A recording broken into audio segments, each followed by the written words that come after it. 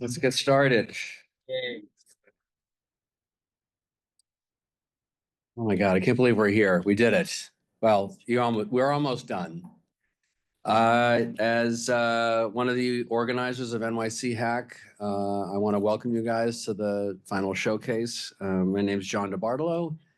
I am chair of the Department of Applied Physics here at NYU Tandon. Thank you for non-Tandon people for the journey into Brooklyn, which probably goes against every instinct in your body. I'm happy to say that this event was not just put on by me. We had folks from City College, as you know, helping out. Professor Seth Cottrell, who is roaming about somewhere, and Professor Sama Saeed. They kicked things off for us up at the ASRC at City College exactly a week ago.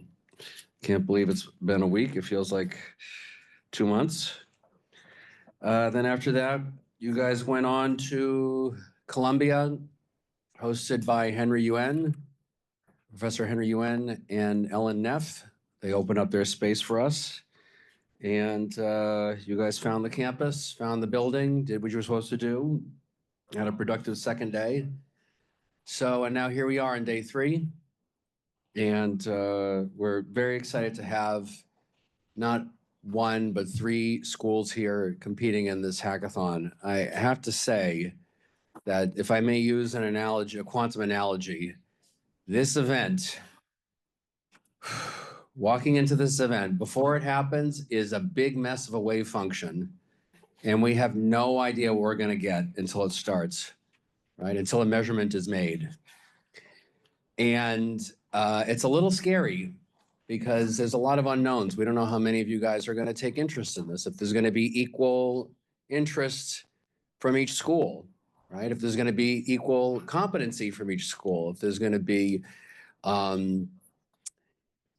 just if the word was going to be distributed by the marketing people at each school in the same way.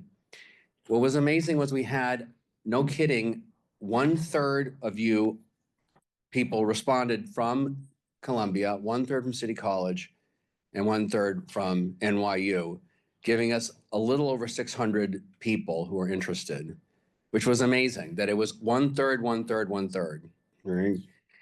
And then when you guys all came together, and I looked in this room at the sort of UN-looking room at City College, and I looked out, and what was amazing was right from the get-go, I didn't see City College students, I didn't see Columbia students, I didn't see NYU students. I just saw a bunch of people who are interested in quantum computing. And it was amazing. Even the room afterwards, when we began the ideation process, it was just a flurry of activity, and there was no lines between who went to school where and whatever. And some of you guys are matched up on teams from different schools. And from what I can tell, it's been an amazing experience. So that was really, really exciting to see.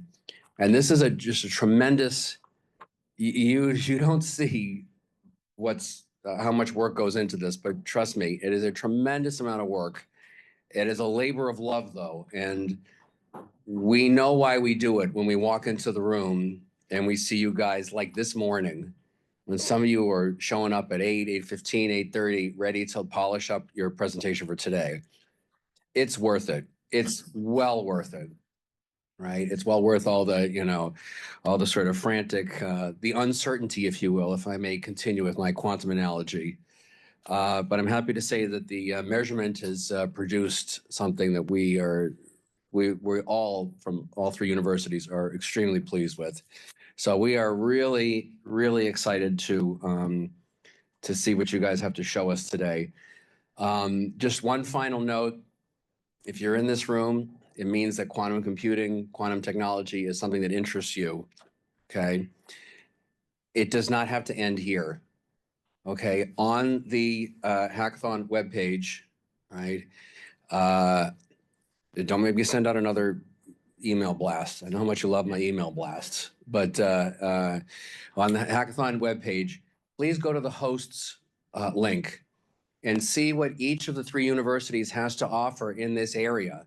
It does not have to stop here. If you're interested in quantum computing, there are people you can talk to and departments you can go to and programs you can get involved in at each university, and you can continue to study this stuff. Okay, please, because if you are here, it means you are good at it. Okay, but this is only the beginning. All right, so I wish you all luck. I said, and I really, just sort of on a final note, at the risk of jumping the gun, there is one really important person in this room that I think we can all safely say that this event would not have happened were it not for this person. And that person is me. No, just kidding. And that person is Amro Imam. And I could talk about this guy for 20 minutes, but let me just say that he's just a hackathon planning machine and the sort of spinal cord of this event. And we all worked hard, but this is literally, this guy is why we're all here today. So Amro is, you know, just was a great student when he was an applied physics student. I had the pleasure of having him in our department. And I also had the pleasure of working with him now that he's working at Sandbox HAQ. He sets some time aside to help us out with these hackathons, and we know his time is valuable, and we really, really appreciate it. So thank you. Just a quick hand for Amro.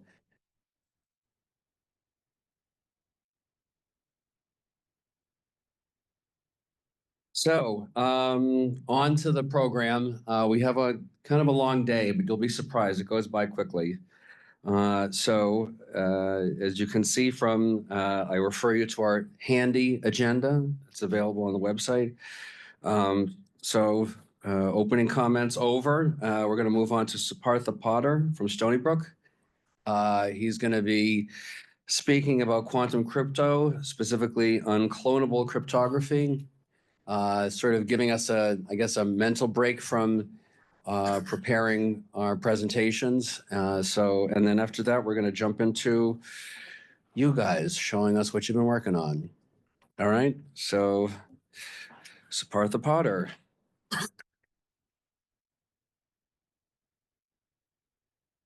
Let's get you hooked up.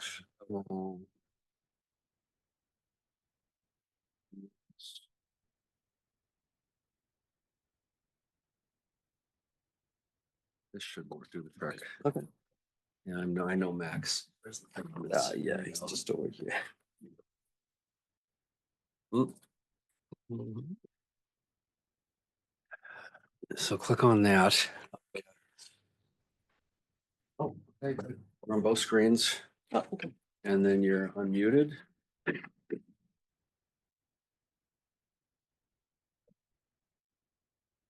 Okay.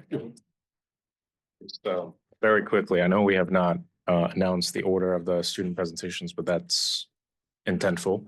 What I will tell you, though, that I can tell you the categories that we'll be presenting first. Be Sandbox, Door Hacks, and then Cubert. Okay, all right. I won't take too much time. But let me, talk a little bit about unclonable quantum cryptography, which is slightly different than what you have been doing. So let me start with what this topic is. This will be, I won't go into any details, like it's like very high level talk. So, why talk about unclonability, right? Is because, quantum state, just like any other resource, like pizza, right? We are right after the lunch, so let's talk about pizzas. If I give you one piece of a pizza, right? You cannot create two pieces for yourself, right? And quantum state, unlike the classical data, has this property that if I give you an unknown quantum state, you cannot perfectly copy them. So in a sense, you can think of quantum state as a physical resource, right? So the question is, how can you use it for cryptography? So that was the question that, we are not asking. This was asked like long before even like the dawn of quantum computing. So it was actually asked by Wisner. You have probably heard about him before. So believe it or not, like around like 40 years ago, he came up with this idea that, what we can do is that we can use quantum phenomenon to design money. Because, like if I give you a bill, of course, like I cannot copy it, but given enough technology, you can copy it because it's classical data, classical page. So there is no stopping. Like you can really copy it if you want. But if the quantum state is unknown, then physics is stopping you from copying it. So his idea was that, what if we give you, a bunch of quantum state, let's say all these polarized photons, and you do not know in which direction they're polarized. Okay, so they're either polarized like vertically or horizontally or diagonally. Okay, and only the banks, they know how they are polarized. So if you take this bank note to the bank, they will measure in the right basis, and for them there will be no error, right? But if you try to hack them, and if you try to come up with your own copy of the money or try to copy them without knowing the measurement, you're going to make error and bank is going to catch you. Okay. So later we figured out that, okay, there is some flaw with this scheme, but the idea kind of started like, very, very long back. So then people didn't really stop there. They asked like, okay, what else can we do? And the first big thing that we again know was BB84 protocol, right? And this is one of the biggest protocol, which kind of had like poured like a lot of funding into quantum. And you can kind of say that, okay, this protocol was kind of single-handedly, along with the source and all, is kind of, lifted the whole field together. So, it's the same idea, right? Which is like, Alice, when she's sending, some data, bit 0 or 0 or 1, she can either encode in, this basis, like horizontal and, vertical basis, or the diagonal basis and send it to Bob. And Bob doesn't know where to measure. So what, well, okay, I should have used a Bob there, but think of like another Alice too, okay? But if she's receiving the data and measuring in random basis, half of the time she's going to be correct, right? So later, if they check like when they were correct and only keep those measurement results, they can extract some key out of this. Okay, so this was kind of the primary idea. So you could look at a simplified version of the protocol. In the first encoding phase, Alice uses encoding using the random basis, and then Bob does the measurement in random basis, and then they publicly check which of the bases are correct, and based on that they comes up with a key. The main point is that if there is some eavesdropping, then it will get detected because eavesdropper doesn't know which basis to measure, so eavesdropper would inevitably introduce some error. So okay, I won't bore you too much with this protocol because I know that you all know this protocol, but the question is, what else can you do, right? We are talking about unclonable cryptography, so BB84 or what else, right? So in general, we can ask this question that what else can we do? So the question is, given a quantum state, can you encode more than a message? Can you really use it as a functionality? Okay, so this was the idea of quantum unclonable cryptography. So you can think of it as this type of operation where you have, let me use the pointer. So let's say you have some functionality f that you want to encode in some state psi f. And what you want to do is that there will be some verification procedure which will be public, known to everybody. And it will let you, this state, along with the verification procedure, will let you evaluate the function. So that's kind of the goal, okay? And why do you want to do this? Because I want to keep only one copy of the state. So imagine like if I give you the description of the f, then of course it's classical description, so you can copy. But the idea is that what I really want is that I'm going to give you this state psi f with some guarantee that you cannot copy it, right? Perfectly copy it, because you don't exactly know how the function is. So that's kind of idea, that's kind of the goal that we want, okay?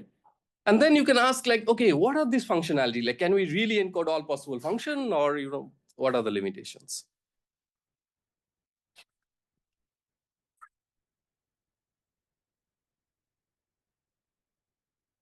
Okay, so let me demonstrate this with one example. This comes often when we talk about like classical, dealing with classical data. And one of the aspect is, let's say you are renting some record, okay, from a store. Or let's say even you are buying a record, okay? So you go to the store, you buy a copy, you take it home, all is good, right? Company sells one copy and then they make some money. But imagine, the shop owner or someone else is evil, okay? What they want is that they want to create a copy of the disk and maybe keep one copy and still sell the one to the vendor. Can you really stop them from doing it?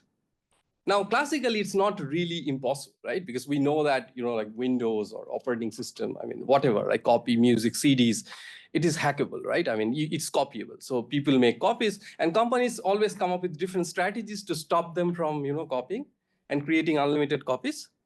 So, there's always this constant battle going on. So ideally what happens is that maybe the pirate can think that, okay, maybe like maybe I cannot create two identical copies, but what if I create one copy which is kind of okay, so that I do not disturb the original copy. So in that way, I can still sell the original copy, and voila, I have another copy for myself, which is not quite the same, but maybe doesn't have the HD quality, but I'm still fine, let's say, okay? So you can still sell it in the black market. So you can still do this type of thing. Or even worse, it could even be that, okay, I don't care about the original one. Let's produce 100 fake copies. And fake copies are not as good as the original one, but still retains the quality a little bit.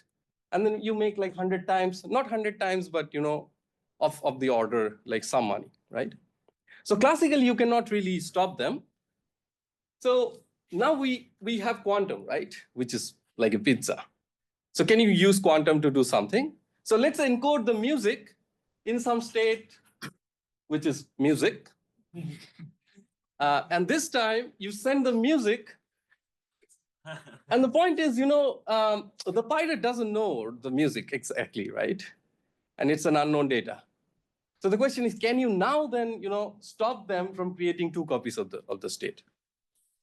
Now again, I mean, we're in a situation where here we are talking about, okay, creating two identical copies, this might be too hard to do. But then again, you run into those trouble that, okay, what if the pirate doesn't create two unentangled copies, but rather create a larger state such that individually they kind of look still the same, okay? So the whole area of cryptography that deals with this type of thing is called unclonable cryptography, and there has been several progress in recent years. And as you can see, most of the work is like started around 20. So I would say like this is really a new area, and there are a lot of things to explore. Okay, so what do we know so far? So I'm not going to go too much details into this. I just want you to know that such area exists, and then I'll give you a new flavor of unclonability. Okay, that I want to talk about. But so what happens is that in some result, people came up with quantum copy protection scheme for some family of function. There's also this notion of secure software leasing, which is kind of like you hand out the copy, but then you want one copy back to the original vendor. Okay, so you cannot create like two dishonest copies. Okay, so there has been some efforts made. And there's also like some other application of unclonability in the sense that you can create like encryption scheme, you can create certifiable deletion in the sense that I give you a data and then later if you delete it or not, classically I cannot tell, but you can use unclonable cryptography to make sure that if you delete, then I really know that you have deleted. Okay, so you can do all this type of stuff. But let me tell you something that hasn't been done. Okay, so something which is quite new, in the sense that you can then ask, okay, what else? Okay, like we can encode data as a like music as a quantum state. What else can we do? Okay, So in this direction, we can actually look at, this type of prover and verifier game.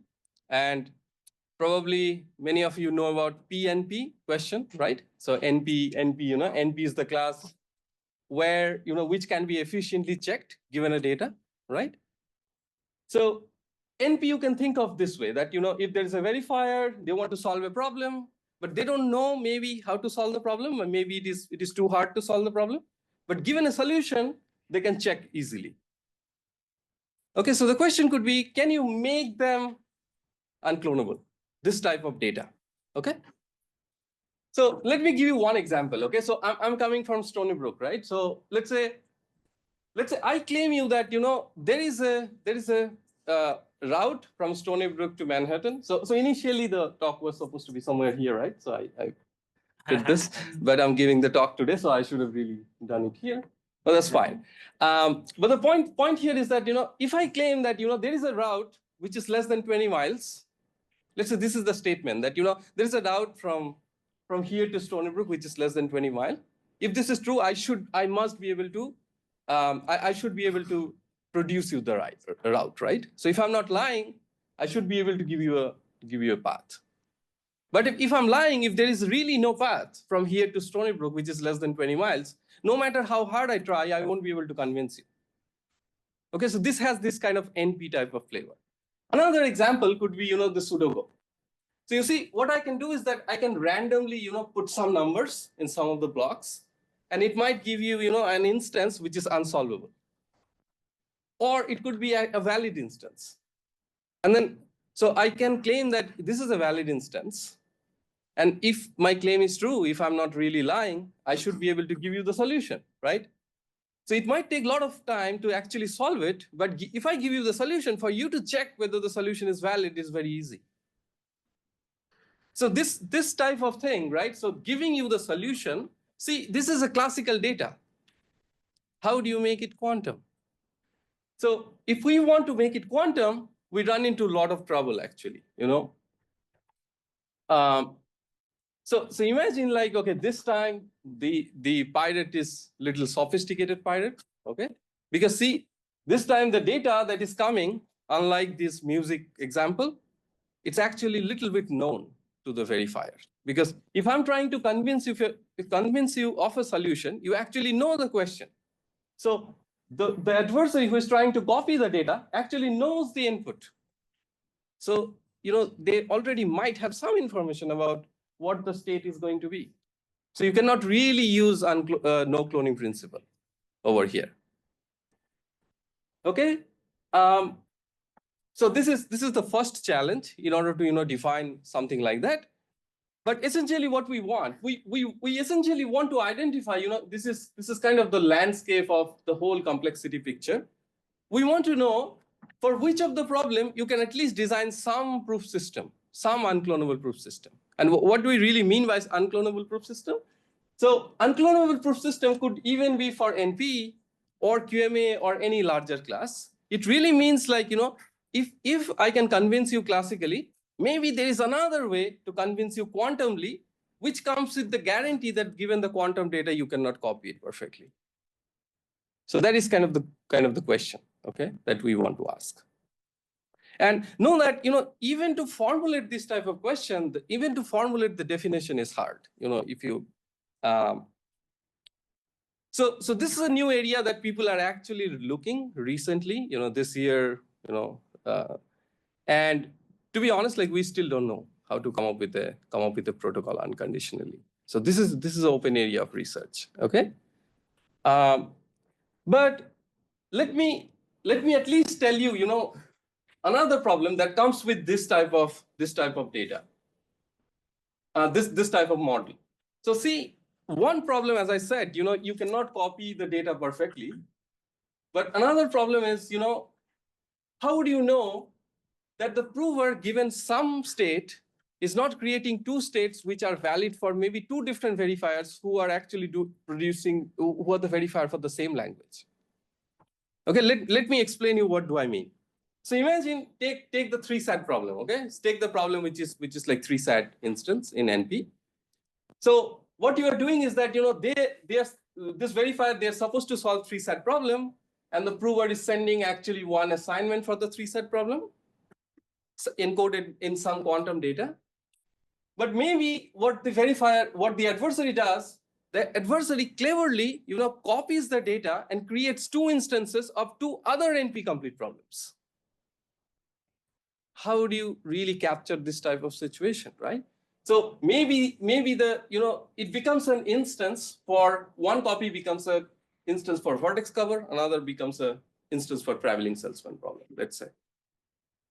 So if you do this type of things, see, since the problems reduces to each other, given this part of the solution, they can still, convert it to a 3-set problem.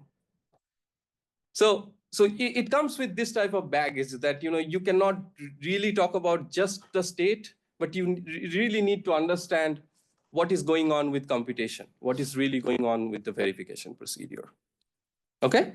And there's also other risks, other things that comes with this type of model. So for instance, if I allow interaction here, it becomes very easy.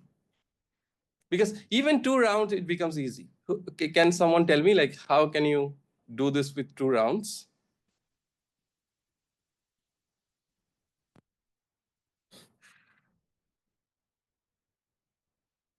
Okay, so what you can do is that maybe you use like some quantum message authentication code, or maybe plain encrypt the data, and using maybe some you can use even like use any quantum authentication code, okay, message authentication code, with the guarantee that if they try to tamper, you're gonna know it, and only when they have copied, only then you release the key in the second round.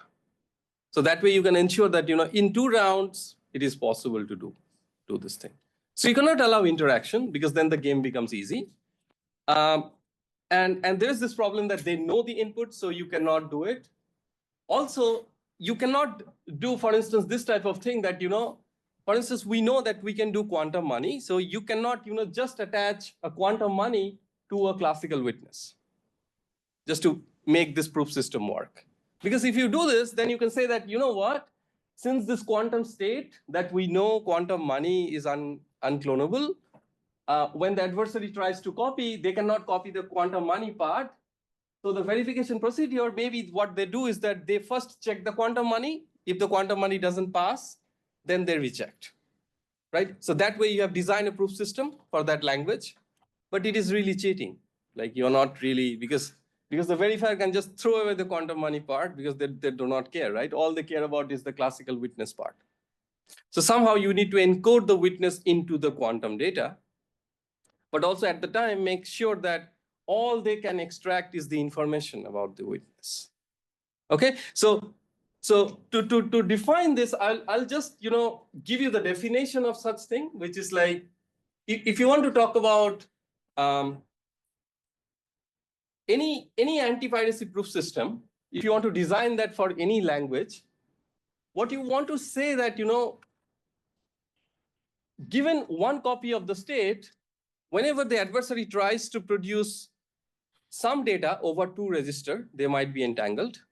You want to make sure that these 2 registers are not good for any verifiers of the language. Okay, there might be like many different verifiers for the same language. You want to make sure that it doesn't work for any of the verifiers. Okay, and we want to call this type of verifiers admissible verifiers, as long as the verifier works. And that kind of makes this thing very tricky. And at the end, what we really want is that you give the joint state, and the probability that both of the verifier, they output 1 when the cloner gets the input and the state, and they produce this joint state, right? Probability that both of them accept, given any verifiers V1 and V2, it is negligible. Okay, so this is kind of the definition that we are aiming for to define this model. But the point is, like, any unconditional result in this direction is still unknown. So in a sense, I mean, this is barely scratching the surface. So what we can currently do is like we can design some language in terms of Oracle, and we can show this type of thing work. But to be honest, like even to find any language in NP for which you can design this unconditional, it is still unknown. So I wanted to give you this flavor of like what we can do really with unclonability is beyond just BB84. Okay. So I won't give you any more details about this. But the point is, I mean, the takeaway message from this talk is that, in order to understand unclonability and use quantum, we are barely scratching the surface. So there is like so much to still do and learn, and really understand the power of what can quantum data do. Okay, so with that, I'll stop here.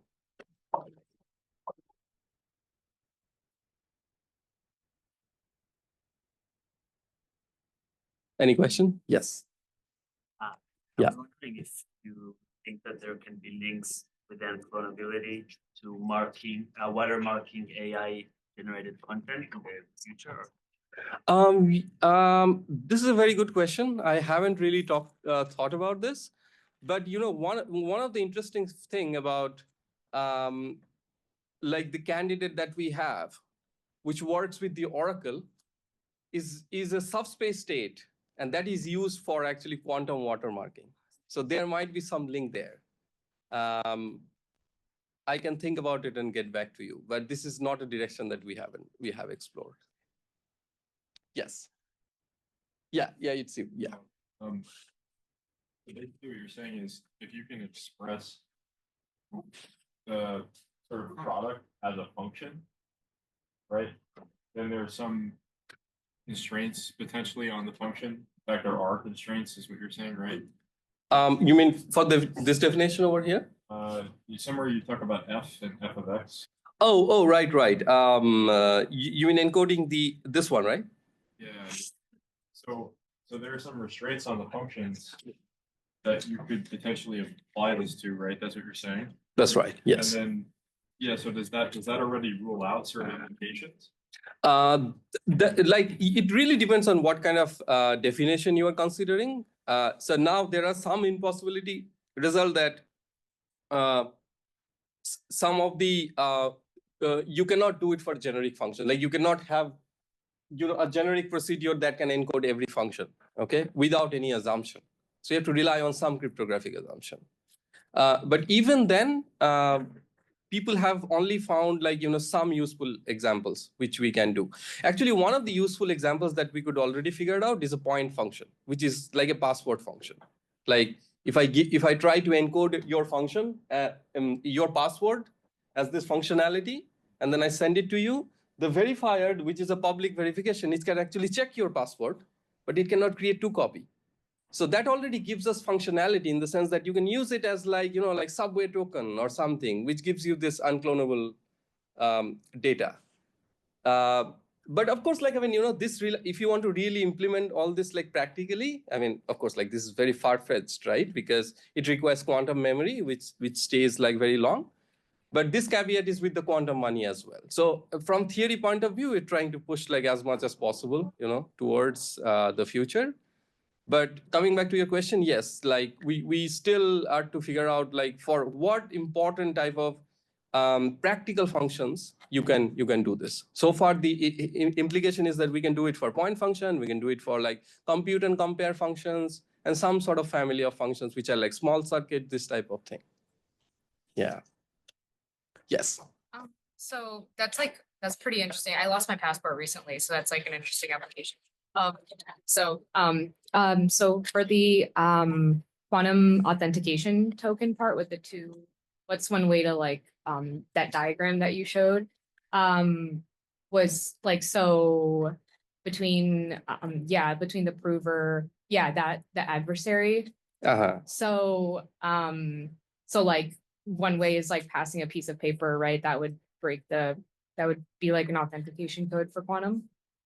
Yeah. I mean, the adversary would, but then the adversary would make that harder for the verifier to not understand classically or quantum? Oh, yeah, okay. I mean, one thing here is that, they really want to convince that the witness that they're sending is correct, right? So it is really one bit of information. So you can consider one model where the adversary himself performs the verification and just convey the data, right?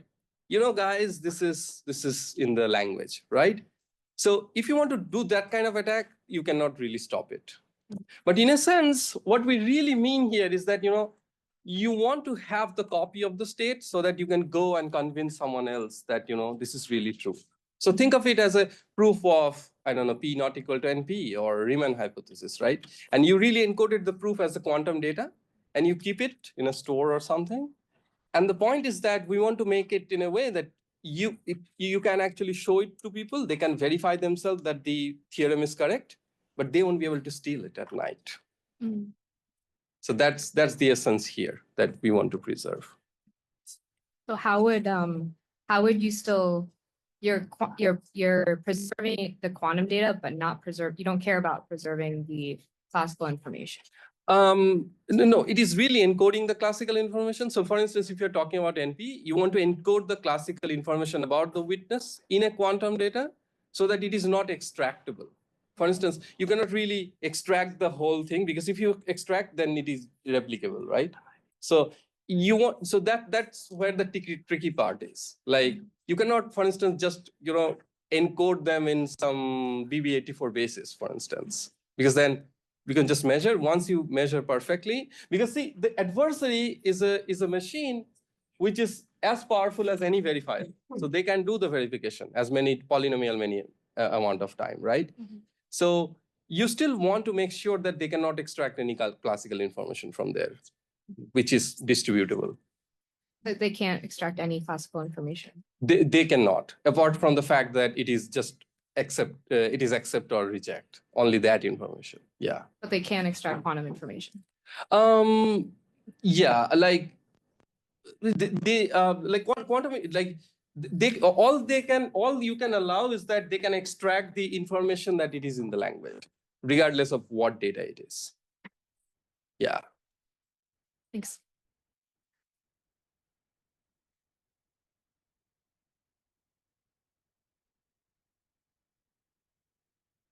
Else?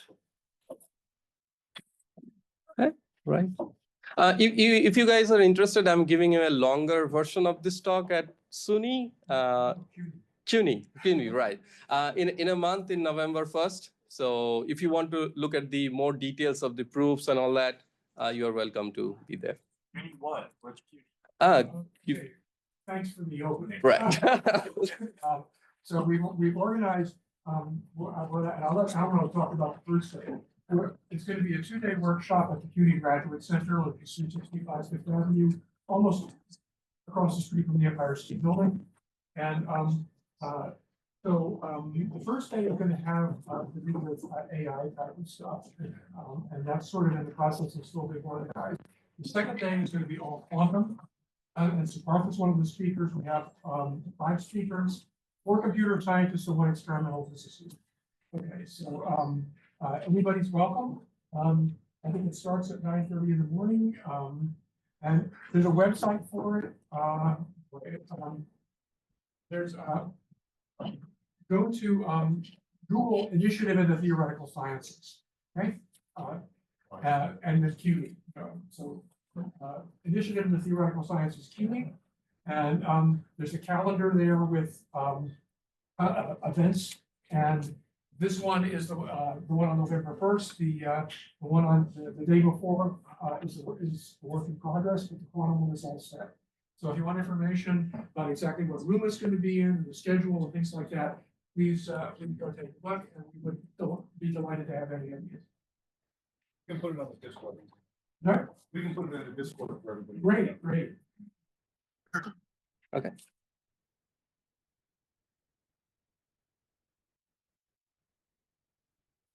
Wanted to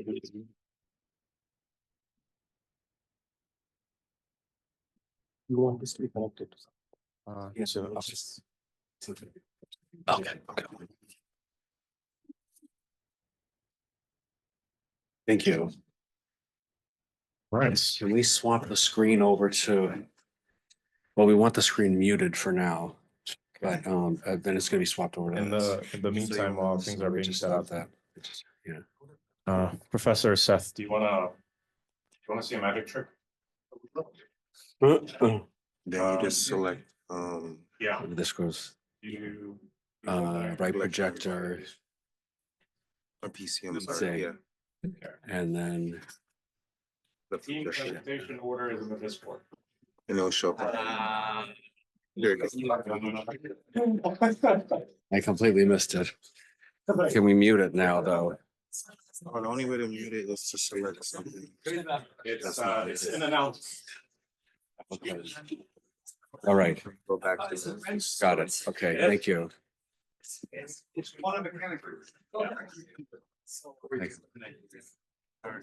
Oh, got it. Thanks. 20 seconds.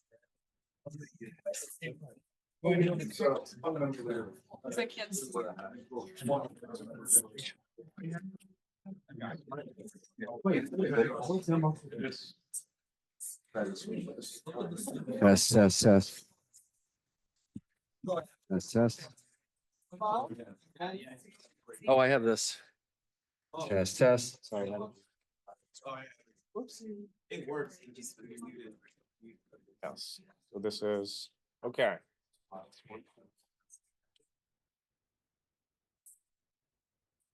right, before we start the presentations, I would kindly please like to thank our judges that have made time on a Saturday, on a weekend, similar very much to you.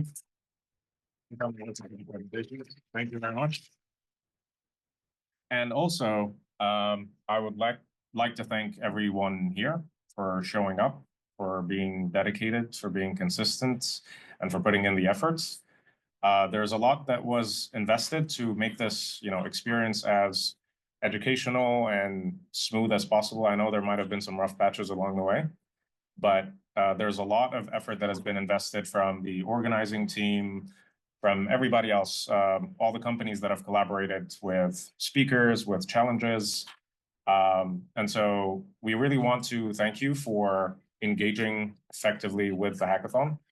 And we're hoping that you take something out of it when you go home.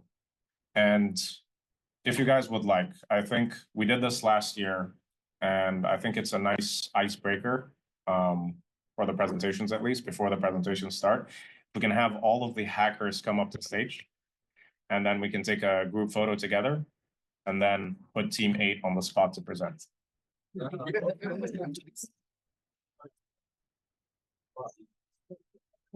Hackers us.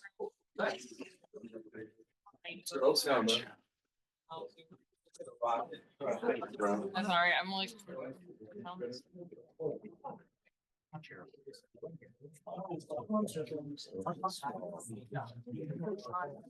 see.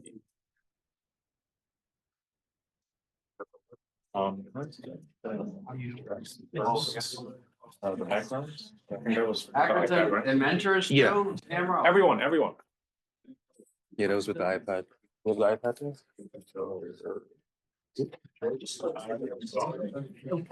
Unless you're.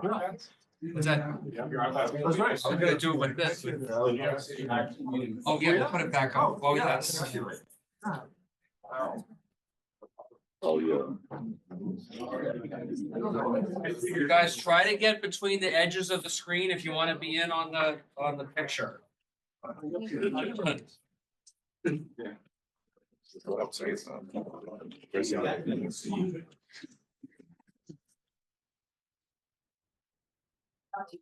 I'll be there in a minute. Which one are We need to put well, you know what, if it projects, it'll project on people's faces. On their faces? Yeah. Okay. There's You a lot don't of want layers. NYC HAQ on your faces, right? Get in here. Are you a hacker? Make sure, like, compress a little bit so it's on the edges. Oh, you're doing it automatically. Okay. Yeah. So.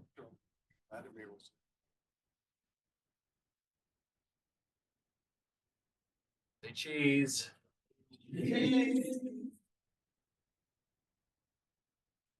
Can you please check if it's getting everyone? I think you need to come in more on the. I got it. Okay, let's, get everybody. Yes, but. Yeah.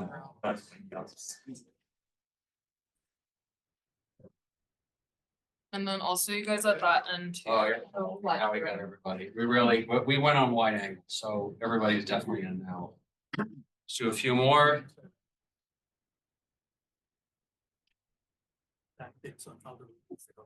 Sorry, I'll just get down.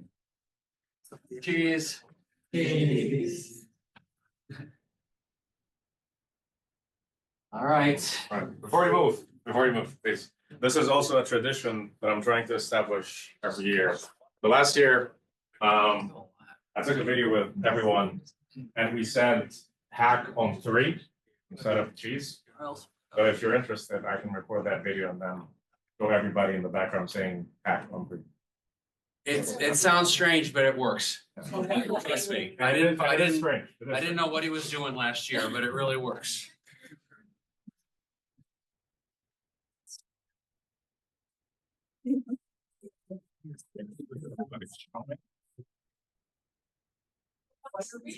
Yes. Yeah. Actually, I'll go a bit further. Okay. All right. So I'll start at 1, 2, and then 3. Everyone says hack. Okay. Okay. All right. 1, 2. That's it. Thank you. How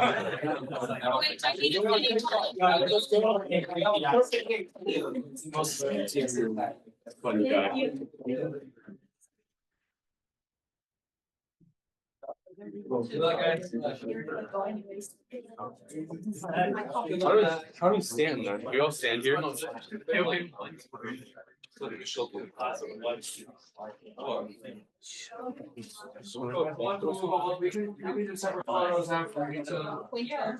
Oh, we're not team 1.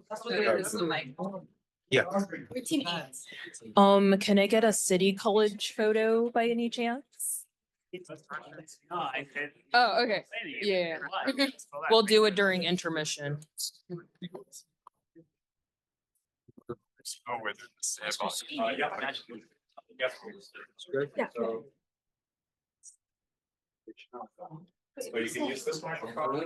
This one. So is it just on automatically? Yeah. Thank you. Test. Okay. You have 3 actors. So this one. It's good. You can. This one's. Yeah, because someone. Yeah, I'll While they're here. I'll stand here. Thank you. Spread out. And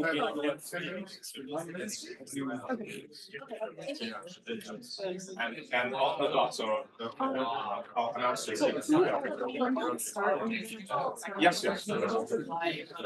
Yeah. All right. Just a couple of notes about the time for the presentations. It's going to be 10 minutes on the dot, just so that it's fair for everyone. Professor Seth here will be timekeeping. He will give you an indicator when you have a single minute left to present. And at 10, he will come and run after you. So please don't go over the time. Our judges are here and they're ready. Please, before you start your presentation, and this will not be taken as part of the time, announce which team number you are, just so that they note down which team. And you could also say your name if it's not on the board. I will give everyone like the indicator as to when to start, and as much as you possibly can, try not to block the screen when you're presenting. The camera is essentially covering everything here, so feel free to place yourselves wherever. You could all be here, you could be in the middle, you could be spread around. Any questions before we start? Yes, please. Can we get like a 3-minute like marker as well, just like to help us pace ourselves better? All right.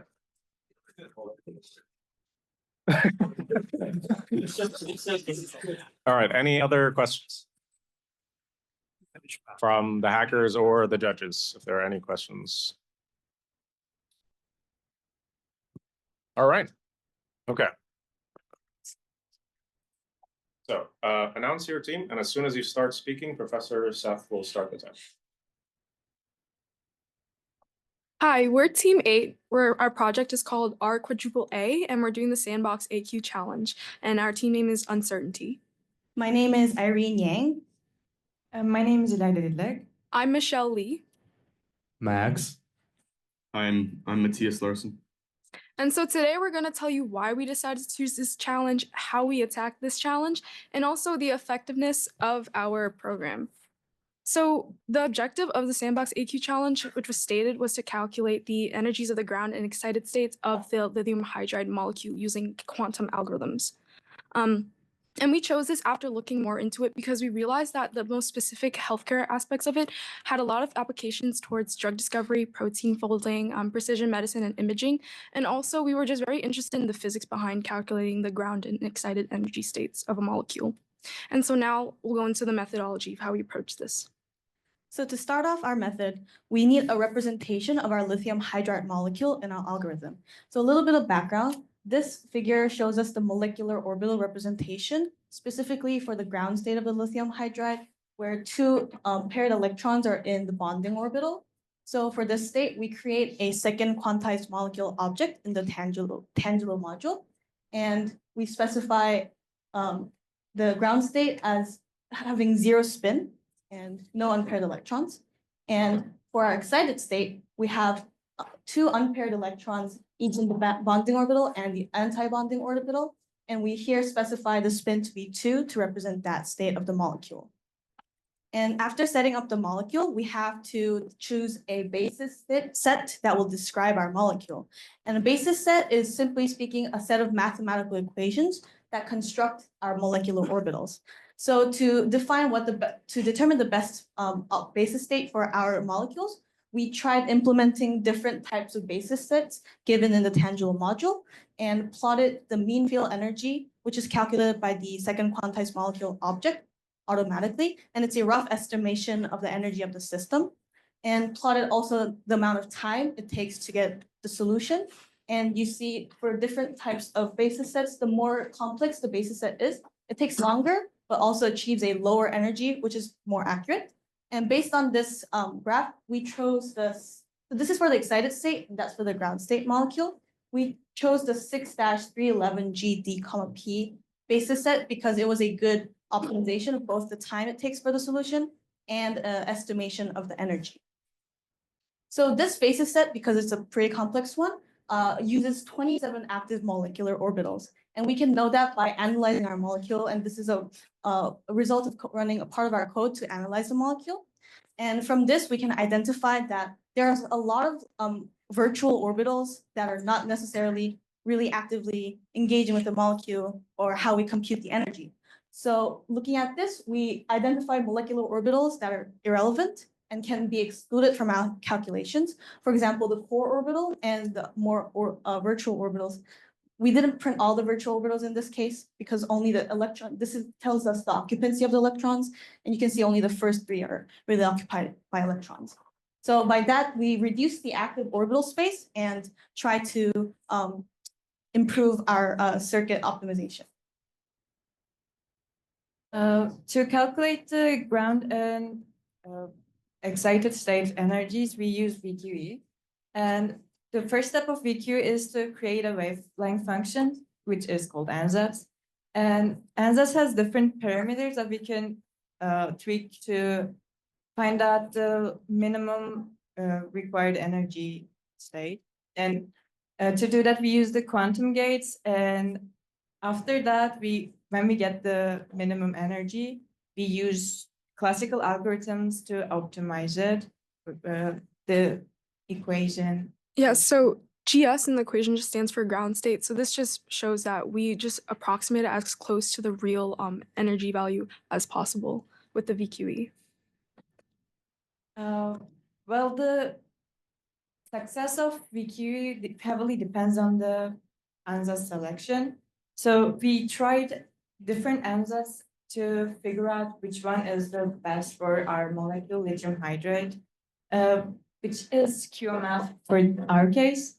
But it can be different for when we scale our project to larger molecules, because ansatz heavily depends on the size and the complexity of molecules. So. As for our results, we can see the quantum versus classically computed calculations. Please note the percent error, which is very, very low in ground single state and almost negligible in excited triplet state, which further proves effectiveness of weak UE and also shows the potential as quantum hardware advances. Yeah, so important part of understanding the behavior of molecules at the quantum level is to know how it evolves over time. So one way to do this is you have to apply a unitary operator to Schrodinger equation to get your eigenvector, but this is pretty hard because when you have this unitary operator, it's hard to analyze this. So one way to do it is using Carter-Suzuki decomposition, where you can basically split it up into easier to manage parts. For example, if you have a spatial and a time term, you can split it up and you can analyze the time term easier.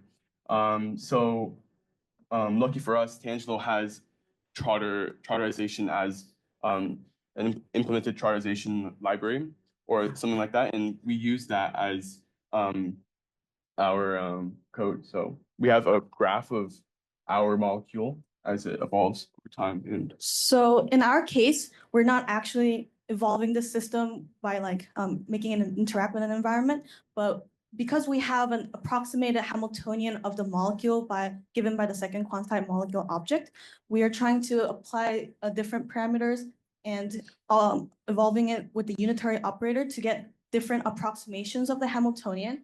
And so it says time, but it's basically like a different parameter. And so you can see we plotted the lowest eigenvalue of the different approximated Hamiltonians for different time parameters.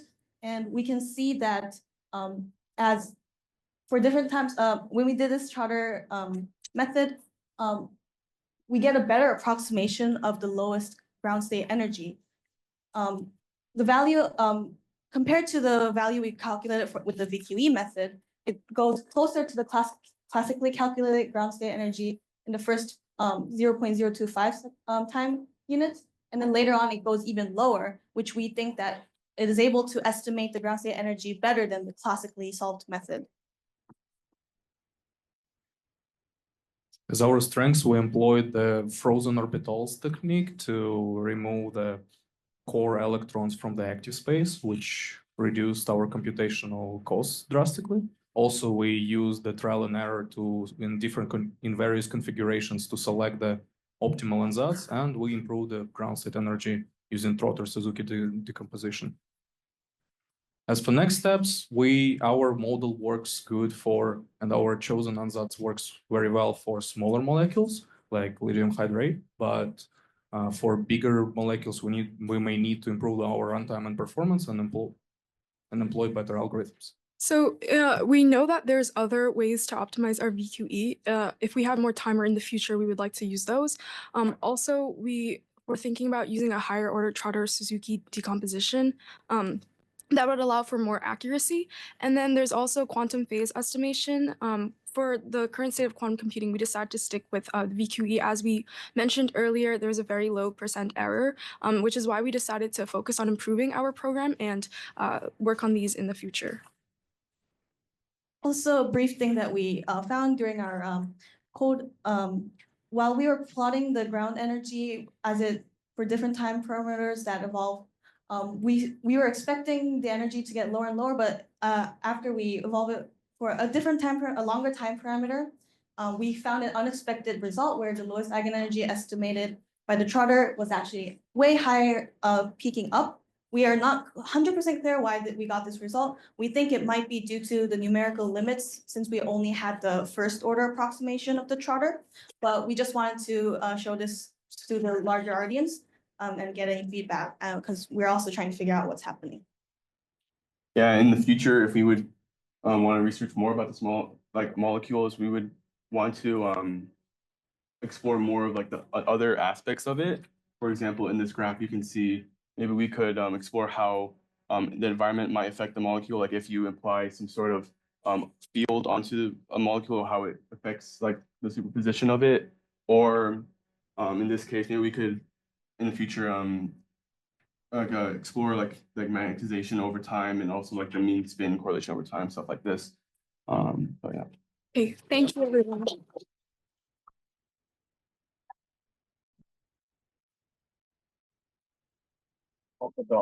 If you have any questions, feel free to ask. We practice that.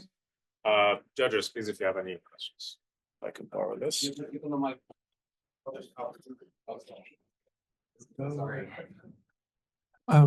Okay, I'm still not getting the time dependence here because in principle, if you've got the ground state, it should devolve.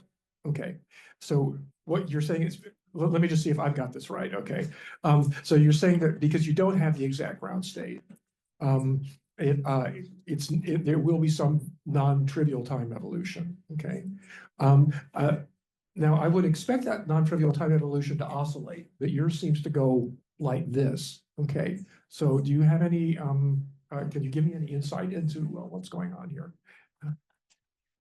I was also expecting some kind of like harmonic or like sinusoidal, but we weren't seeing that.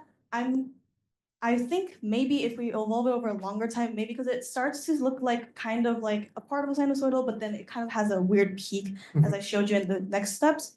But then that peak was not really, it didn't look natural or a really continuous function. And we're not 100% sure why. As I said, I think it's because of the numerical limits of, we're only doing the first order expansion approximation of the Trotter Suzuki.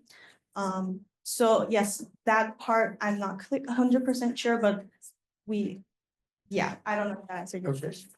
Well, and let me follow up with a totally unfair question. Okay, so this is not a real question. Okay, do you have any idea what lithium hydride is used for? Because I'm only aware of one use. Hydrogen bombs. Oh, I was gonna say that. Yeah. Okay.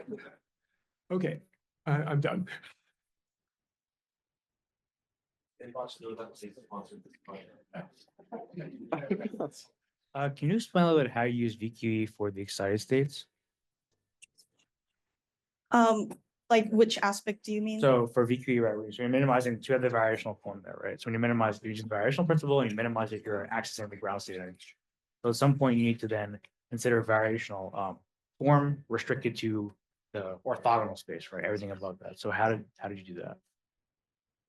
The orthogonal, sorry. So yeah, so for example, so if you take the VQE cost function, right, which is the variational form that you have, like the Rayleigh quotient, and you minimize that, you're gonna cause the ansatz to produce something that's in the ground state space. But to get excited states, you then have to consider that variational form on the basically project this space orthogonal to the ground state space. So how did you do that? So when we first, like in the very beginning, call the second quantized molecule, but like have a different spin state, by doing that, how I interpret it, we're like setting a different molecule that has a different property and we're calculating its lowest energy. So it's kind of like the lowest energy that the triplet state has, but like compared to the singlet ground state, it's an excited version of that singlet state. And we approach it in that aspect. I do know that there's other aspects where you can get like the singlet state excited states, but we were going in this approach with the triplet states versus the singlet states, if that makes sense. Okay, so basically the framework itself will you can specify whether you want excited states or not. Yes. And a second question, I think it builds on the time evolution. So I guess maybe if you can explain like what was the initial state there and why would you expect this to converge to the ground state? Because you said you have this time parameter, but it's not exactly time. So I was kind of confused. Like why would you expect this to go to the ground state? Right. So when we call the second quantized molecule object in Tangelo, it gives us like an approximated Hamiltonian for our system. And the eigenvalues of that system is supposed to give us the ground state energy, excited state, or all the other energies. But we know that it's an approximation of the Hamiltonian. And basically, we're doing the Trotter decomposition where we are operating this Hamiltonian to get different forms of it. So it's like a different approximation of the Hamiltonian.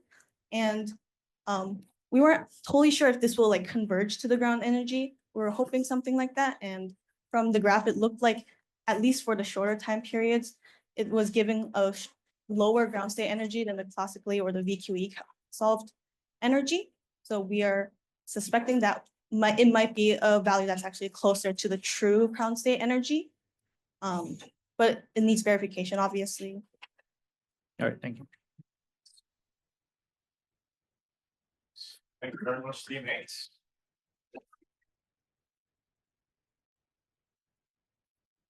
Before you guys leave, we have some certificates for you on the way. Yeah. Of course.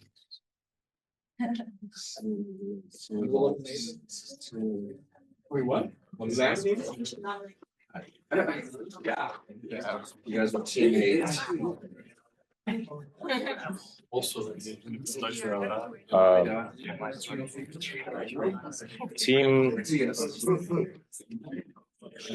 Team 9, please report to the stage.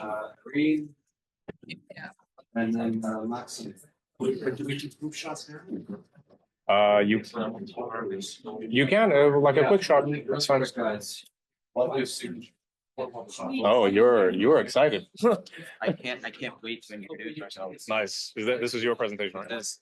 PDF? No. Maybe the PDF. Yeah, because there's a Canva. Oh, okay. Well, If you guys have a Canva link, we could also show that, but if the PDF is fine. the PDF is fine. Yeah. So if you guys want to write this site.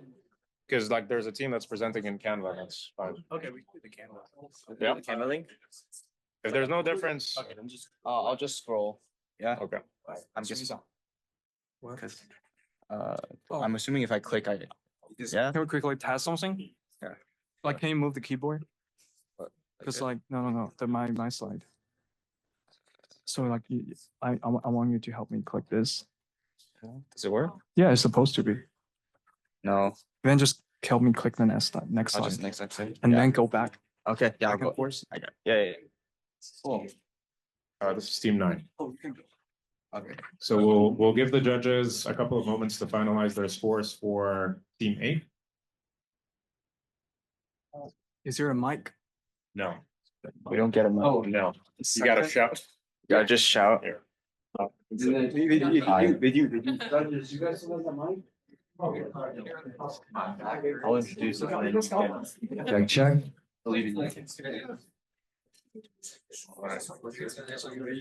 Yeah, with this one. Yeah. All right. We're now starting, well, let's give it a couple of moments first to get confirmation from the judges.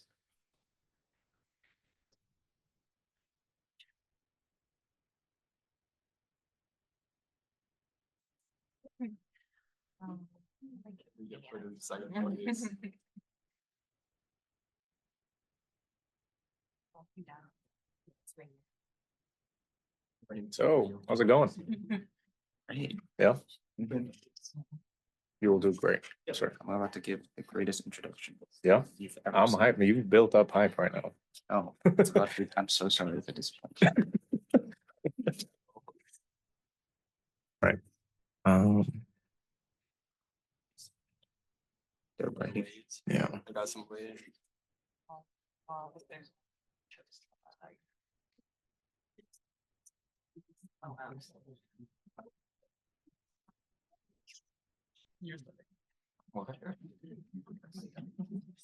Like jumping.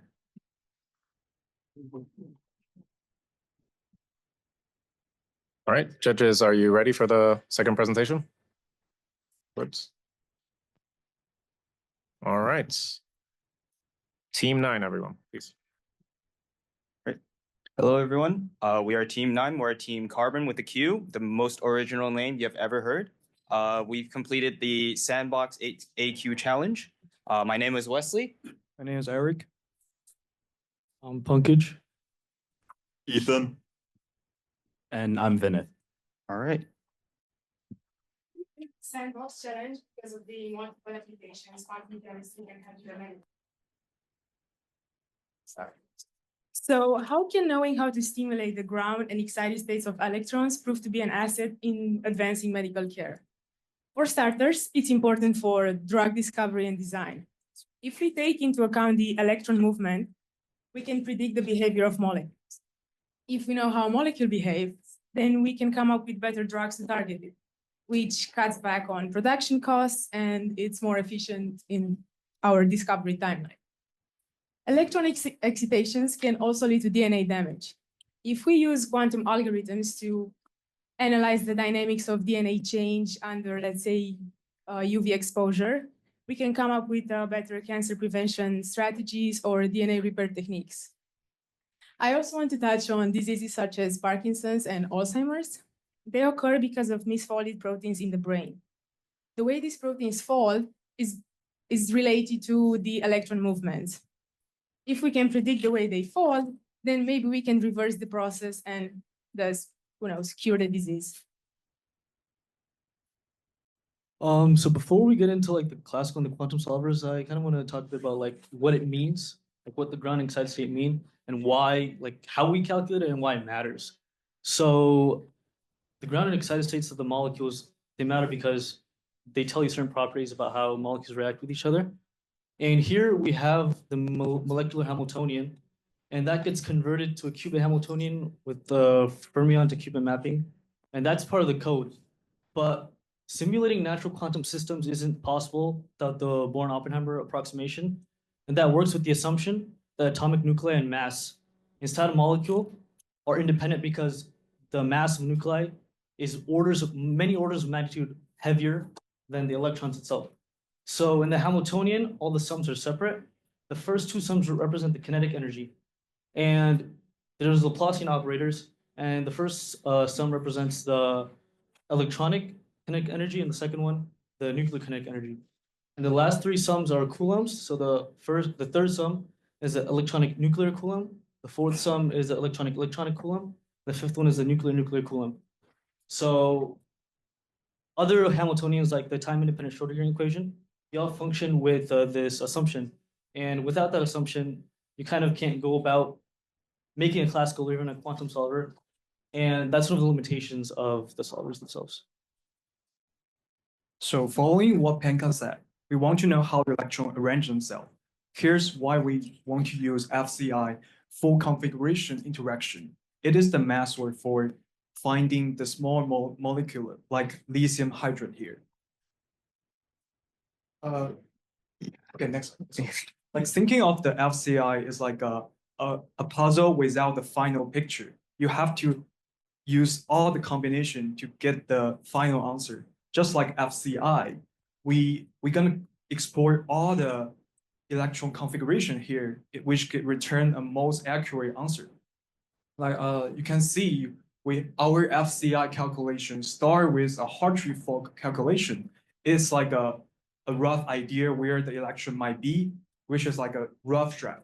And then we use FCI calculation to refine it by scanning through all the possible electron configuration, which return a precise answer. As I attached our output over there. And the graph over here is a ground and excited states energy of lithium hydride. The red line here refers to the grounded states, and the blue bars is the excited states. So the red is approximate to -8. And as you can see, once the states go higher, the energy increase goes back. So why we focus on lithium hydride? It is a small molecule. It has 2 atoms, which is ideal for FCI. Once we can solve a lithium hydride, we're gonna tackling a larger, more complex system. So there is some challenge, like computational expensive, because as the molecular become larger, you need more number of configuration. And that is exponential. Then we can use the quantum computing to solve this problem. So now we'll talk a little bit about the quantum algorithm, and it starts with variational quantum eigensolver, or VQE, which uses second quantization as opposed to the first, which assumes that there's symmetry and that you can't distinguish between electrons. But instead, we're using second quantization, which removes symmetry so that each electron is distinct. And then the objective is to compile the Hamiltonian into a linear combination of Pauli operators, which are just these 2x2 unitary matrices. And to do that, we already discussed the molecular Hamiltonian.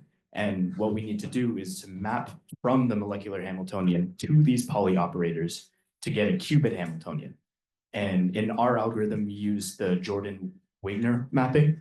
That just through trial and error, we found that that was optimal. And as a result, we can calculate the expectation of the lowest eigenstate of the Hamiltonian, which corresponds to the ground energy. And our final result for VQE was pretty close to the previously calculated classical result, off by some pretty small decimal places. So here, Trotter-Suzuki is what we use in order to simulate time evolution of the quantum system. That's what it is.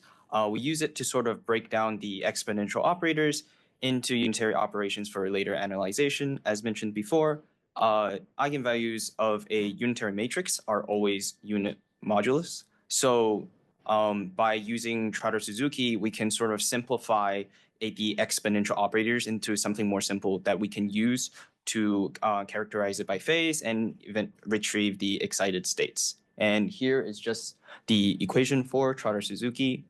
And so yeah, and then now once we have a unitary matrix U generated from the Hamiltonian, as shown there, we can estimate the phase of an eigenvalue of U. And that's due to the properties of unitary matrices. As was just said, the modulus of the norms is equal to 1. And as we learned in the workshops, the sum of all of the norms must be equal to 1 because they're all probability. So unitary operators have this property. So as a result, it preserves phase information, and we can apply quantum phase estimation to derive the phase estimation. And to do that, we apply this quantum circuit here, which includes 2 qubits plus an ancillary to the unitary operator. And then you apply an inverse quantum Fourier transform. The forward Fourier transform is there, and our objective is to solve for theta, which is the phase. And because it's unitary, the problem of solving for the phase is equivalent to the problem of solving for the eigenstates. So we can extract the eigenenergies by using quantum phase estimation. So because this was only a week, we didn't have time to implement it.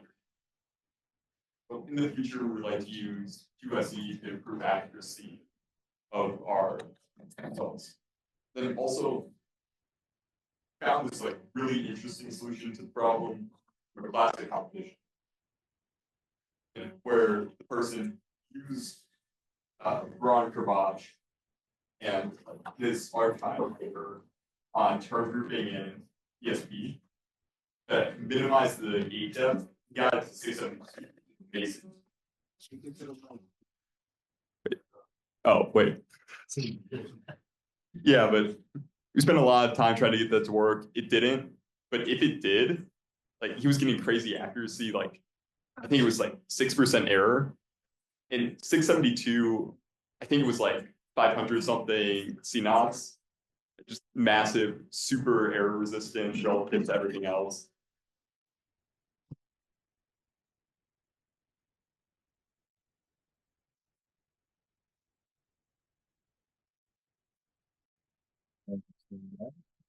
Judges?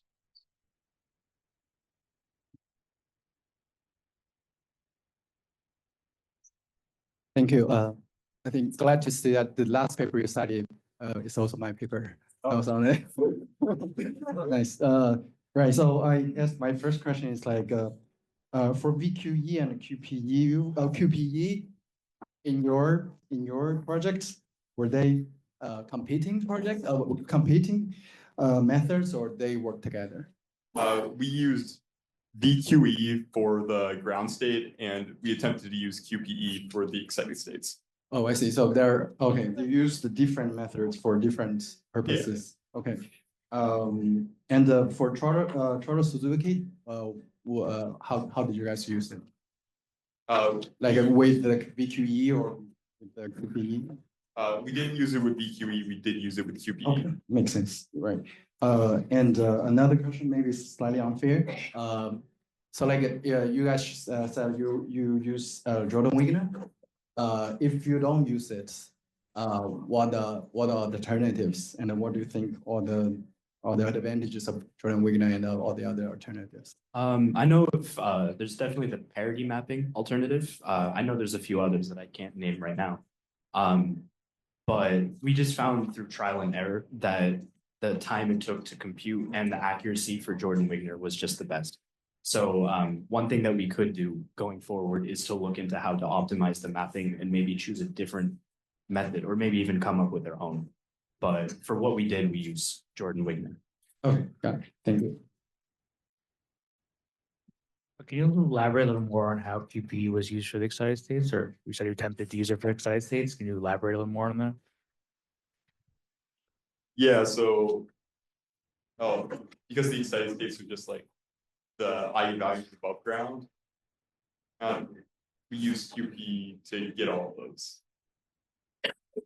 So do you use the fact that, so how do you know which one? So, well, not, actually, you're getting, you're getting all the excited states, or was only for getting the first excited state, or? Like, we're getting the first few eigenvalues. Yeah, 5. And you know those from what? From classical simulation? How do you know like from the we're because the ground state is the first eigenvalue of the matrix. We're just getting the next ones.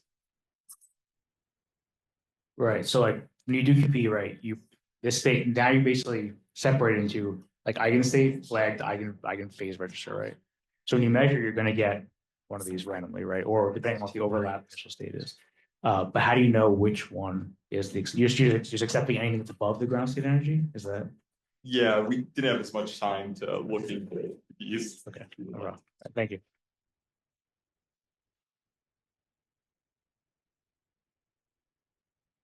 Hi, thank you so much for the presentation and for all the work. I have one question. So regarding the excited states, have you calculated them, the energies? We're working right up to the deadline, so we got something that we think might be the energies. Okay, but the number that you show is the ground state. You managed to estimate the energy of the ground state. Okay, thank you.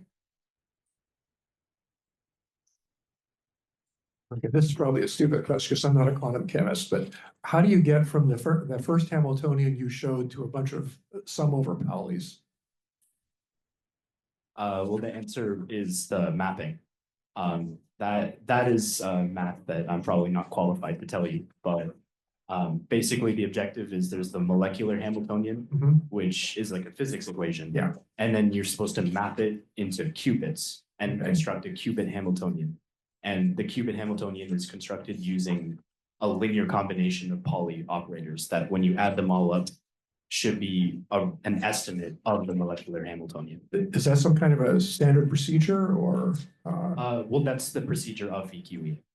Oh, okay.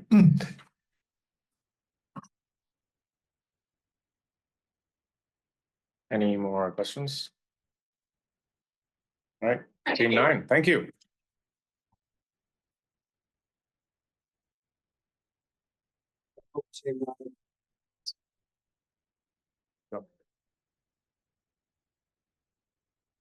It's one out of left. Ethan. Fine, Kaj. Guys, collect in the back for a group shot. Christiana. Denise.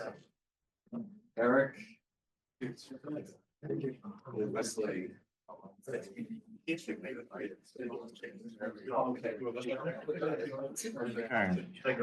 Awesome. 2 presentations down, 2 more to go for the Sandbox AQ challenge, and then we'll take a short break before moving to the Dora Hacks challenge. Team 1, can you please report to the stage?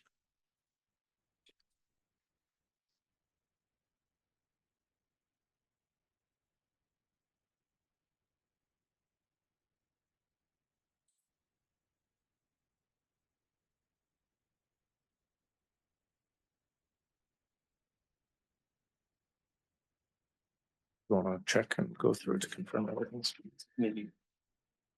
Hi guys, we're Team One. We were too busy trying to understand everything that we had to for quantum chemistry to come up with a name, so we stayed with Team One. Sorry about that. But yeah, my name is Yuval. I'm Yonara. I'm Rohan. I'm Brian. I'm Han.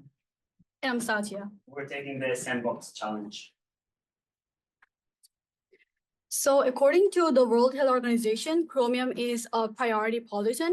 And we have two states of chromium, chromium-3 and chromium-6. So trivalent chromium and hexavalent chromium. So chromium-6 is known to be more toxic because it's a strong oxidizing agent, which makes it easier to enter cells and cause DNA damages, and also which leads to even cancer. So there are two biggest sources for chromium, chemical manufacturing and combustion of natural oil, gas, and coal. And we also use chromium in daily life, for example, wood preservatives or paint pigments.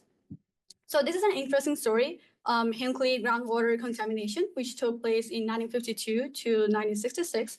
So what happened is that the PG&E company, they dumped about 370 million gallons of chromium-tainted water into the surrounding ponds in the town, which caused 60 deaths and 196 cases of cancer.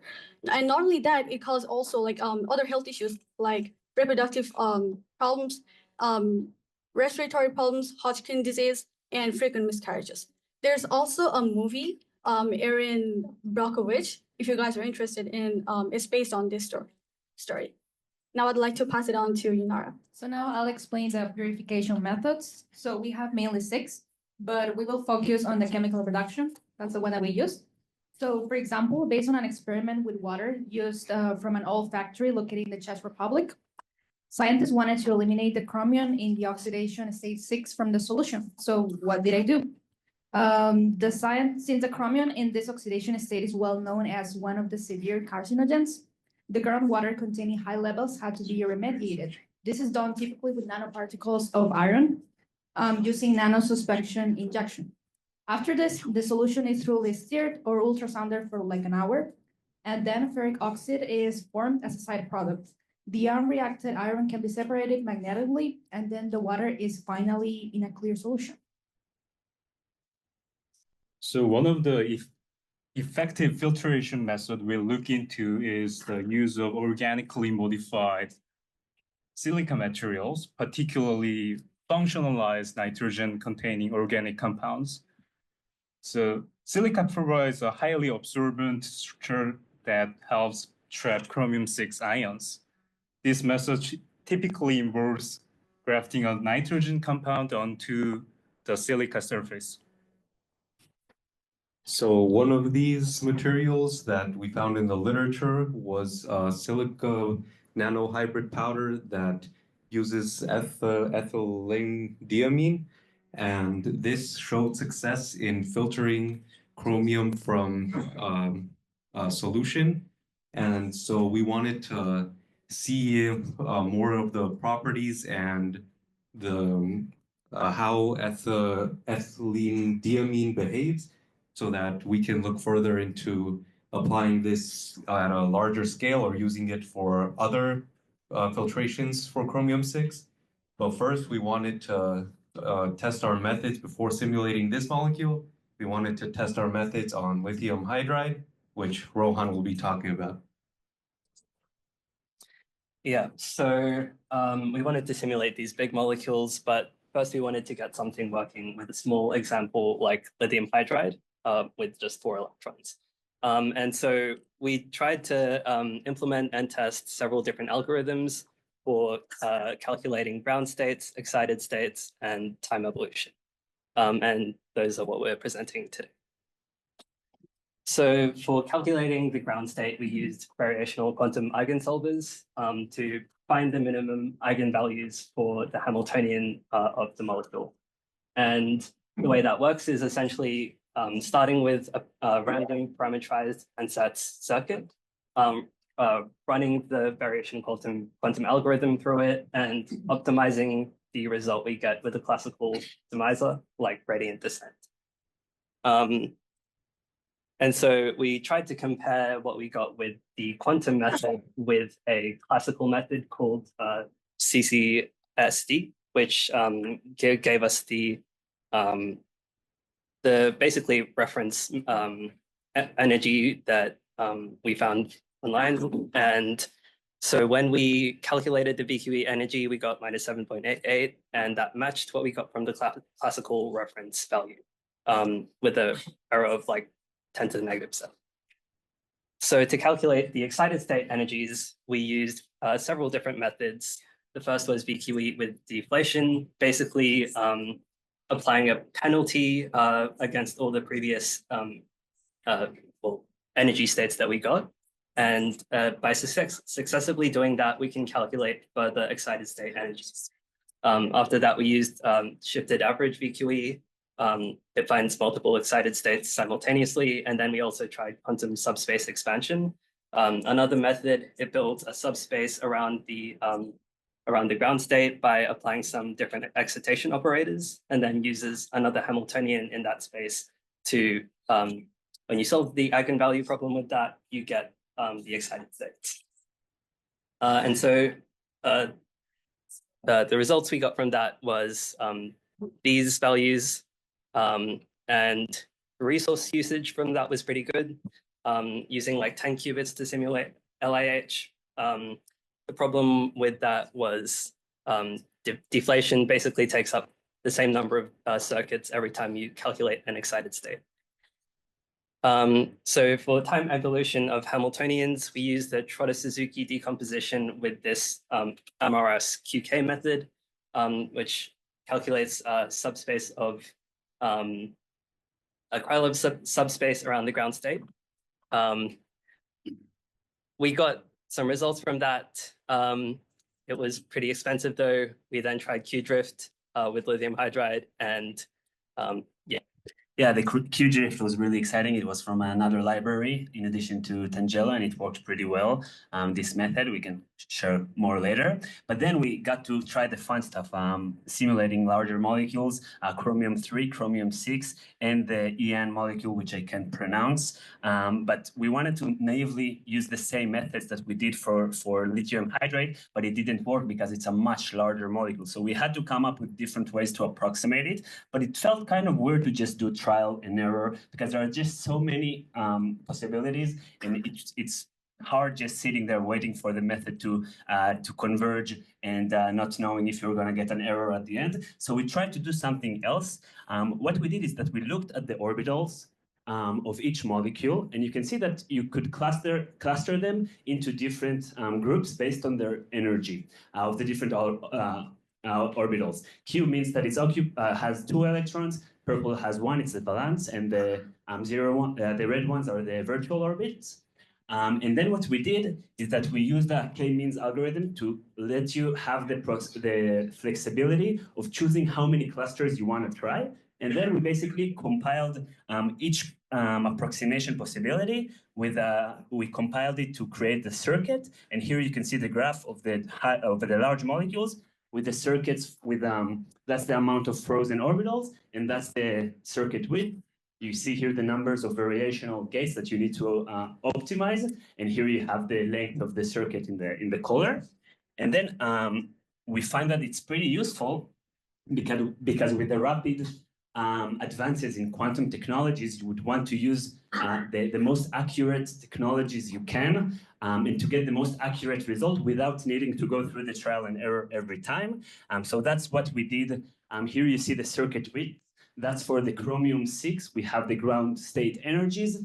And here we have it for the larger molecule, which is a pretty large molecule. So it's nice that we got to find some results in the lower end of the circuit width. And then we also have the classical optimizer solver to show the results that we got using that. And you can see that as obviously the circuit increases the more accurate you get. But our program that you can find in the Git repository, you can see you can just run it. We have a time limit frame that you can just try, and it will start with the easiest circuit and then run based on the time that you tell it to, and it will get as far as your backend would let you. And just for future thoughts, we're going to try, we didn't have time to implement the cool algorithms, QDrift, the time evolution that we did for lithium hydride, but we want to do that and finish all the papers. Thank you. Yeah, and we'd love to take some questions. So for this larger molecule, like if you want to switch to totally something different, like, I mean, what modification would you make, and then how difficult are those? So with our program, you don't need to make any modification. You just basically have all the steps of taking the orbitals. Then we have an algorithm. You just specify how many clusters you want to put in based on the graph that you see for the different orbitals. You can see the clusters, and you choose how many you want to try. The best way would be to try all the options, but as the number of electrons increases, it will be difficult. And we also have a logic that we didn't have time to explain, that it will freeze only continuous parts from each side of the lower energy and the higher energy. And that's what we try to do, that like it will make reasonable assumptions. And of course, if we would have been able to consult more with the quantum chemist, we would been able to improve it more, but we got some pretty nice results. And once we had errors for the molecules, it would just skip to the next circuit. And because you have a lot of circuits, you would get like an approximation, an average of relevant results. Thank you.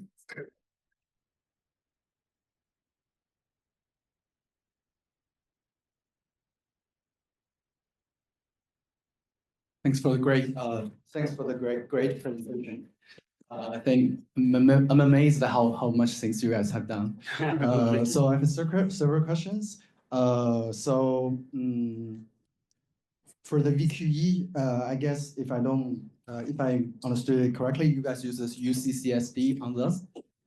We used CCSD as like a reference algorithm.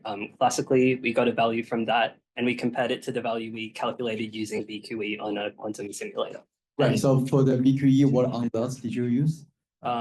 We tried several different ansatz. I think the default one we started with was then optimized to be we optimized it to be an optimal one, and we got like the exact value that we needed.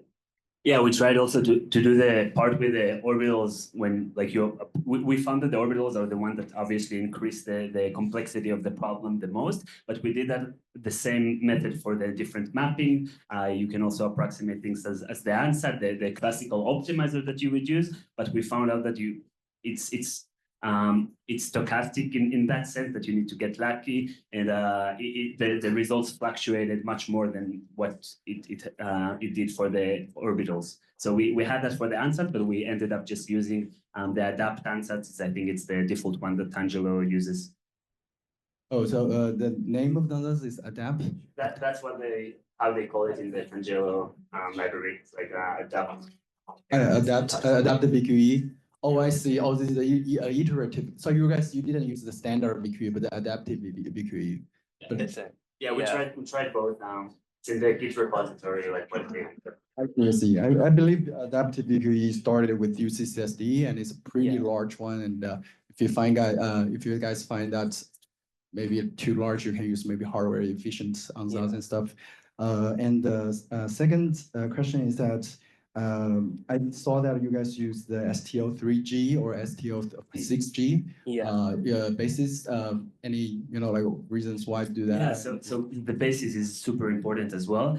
We actually found that for the chromium, because it's a metal, we couldn't really use that basis. We had to use other bases that we just found recommendations for online that would be best for metals. From that family, and it provided much more possible functions to approximate the orbitals, and that's why we needed to come up with even more approximations, because you see here you have in the other graph you have more than 50 orbitals, because it's not the simplest basis. It allows you to search from a larger space, but we did try to change that, but we ended up changing the electrons because it was the most influential. Got it. Sorry, I still have like 2 or 3 questions. Sorry for taking the time. So also you guys mentioned you used the QDrift, right? Yeah. So it's a tricky question. So like, what's the pros and cons of the time evolution you do with trotterization and the QDrift? So the results we got with the trotterization kind of matched with what the first group got. We initially had like a decreasing energy value, but after a certain time limit, it came pretty erratic and like gave nonsensical results. When we did the same thing with Q-drift, we did get a kind of like oscillating like energy value over time. So and Q-drift, when we ran it, it was much more like efficient with the library we used. So those were kind of the differences. Could you explain the science behind it a little bit more about Q-drift? So I didn't entirely understand how Q-drift worked.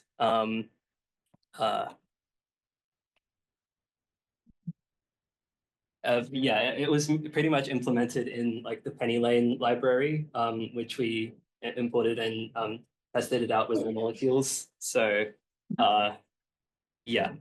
Right. So I think it's a little bit unfortunate that you guys didn't try the Q-drift with the larger molecules because it scales much better than polarization. Yeah, that's what we were kind of for almost free. Yeah. Yeah, and here we also found that you would need to get to the qubit Hamiltonian for both of them, and then for the Q-drift you would also just specify a time step that you would just run the algorithm. And what we wanted to do, but we didn't get enough time to, is just to find the like many different possibilities of qubit Hamiltonians, and then just run Q-drift on all of them to compare the results.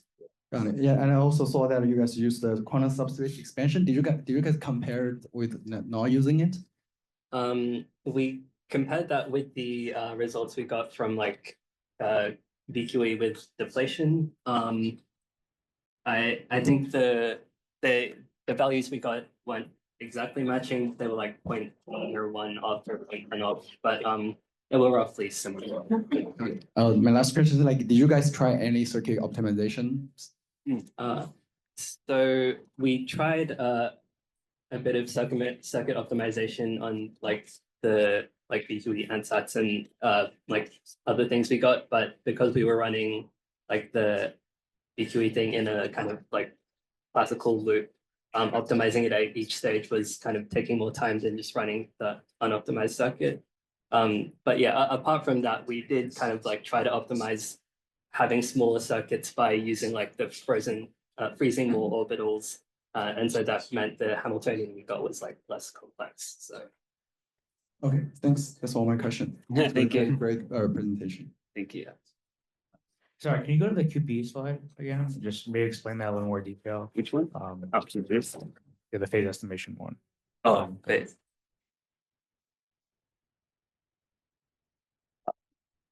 Wait, the phase estimation?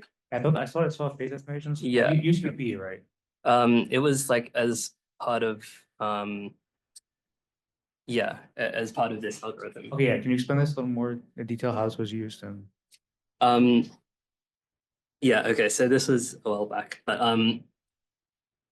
so with this Moras QK algorithm, you start with a few different reference states around like the ground state, and you create a kind of subspace with those vectors. And I don't know all the maths exactly, but it kind of like copying it from what other libraries did and from like other implementations, we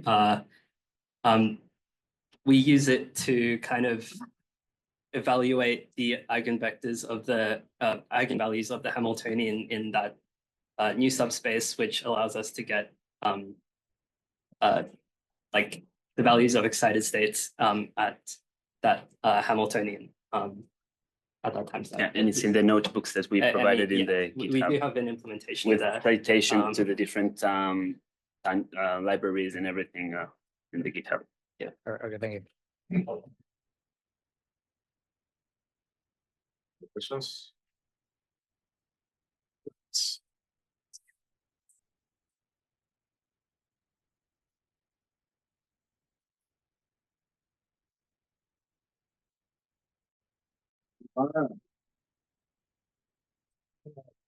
Same one. Let's make sure you get your picture in the back of the wall. Rohan, Brian, Nadia.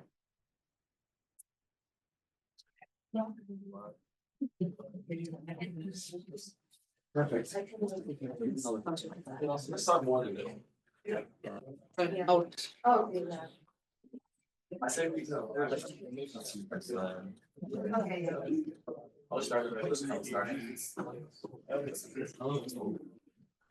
Are the microphones working?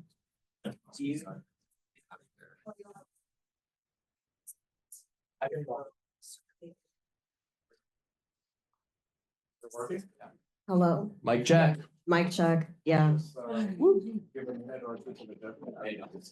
Okay.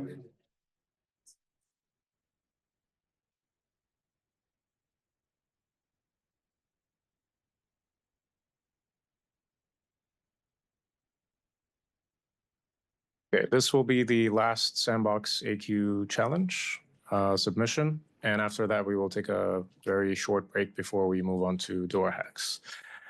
And there's also a very big, important announcement that I'll be making right before the door hacks challenge. Because interestingly enough, everybody here has opted in to participate into this hackathon without even knowing what the prizes are, which is extremely commendable. But I promise it will be worth it.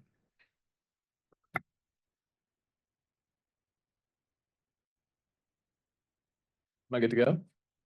Oh. Judges, is everybody? A couple of moments for more.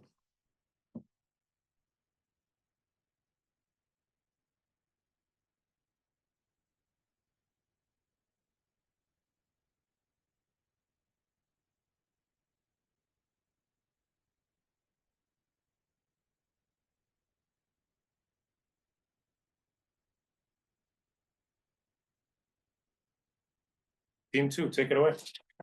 Thank you, everyone. We are Team 2, Team 0 Kelvin, because we are very cool.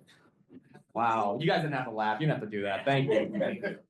All right, now we chose the Sandbox AQ Challenge. Let's take a moment to review what that challenge actually is. So we were tasked with simulating the ground and first excited state of LIH using quantum algorithms. Now, why are we using quantum algorithms? I'm pretty sure classical algorithms work just fine to find the ground and first excited state of LIH. I can import FCI, CCSD, as well as the next guy. Well, that's because these classical algorithms, their computational complexity grows exponentially as we get to more complicated and larger molecules. So we need quantum algorithms, like Hamiltonian simulation techniques, to work on these algorithms. So what this task is giving us is a nice exercise going through these techniques and comparing their accuracy and resource efficiency on a nice molecule like LIH. But we have no intentions of stopping there. Yeah, we did not stop there. Anyways, we decided to innovate with the already amazing framework that we were tasked with working with. So we wanted to perform a similar Hamiltonian simulation that could work with more complex molecules. So initially we had to work with lithium hydride, and that's a really good base. But afterwards, we wanted to tackle more complex metal hydrides that can be used potentially for cancer and disease treatment. And ultimately, having this type of simulation run can help with further research that's currently very underfunded. And this has a lot of biomedical applications in cancer therapy, wound healing, Alzheimer's disease, you name it. The problem is that VuKey cannot simulate more complex molecules because of the qubit limitation. So basically for each of the molecules that you have to work with, you have to work within a 10 qubit limit range. And this is why we wanted to work specifically with what we call problem decomposition. So with problem decomposition, for the metal hydrides that we can use using density matrix embedding theory, we can take each of those fragments within the 10 qubit limit and simulate more complex molecules.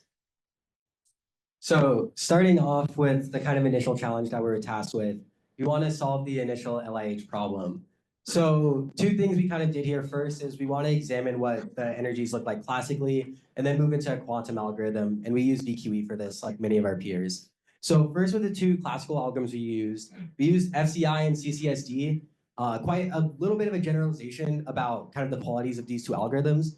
FCI works pretty well, it's accurate, but it's very expensive to compute. The F in FCI stands for full, and that full calculation takes a long time.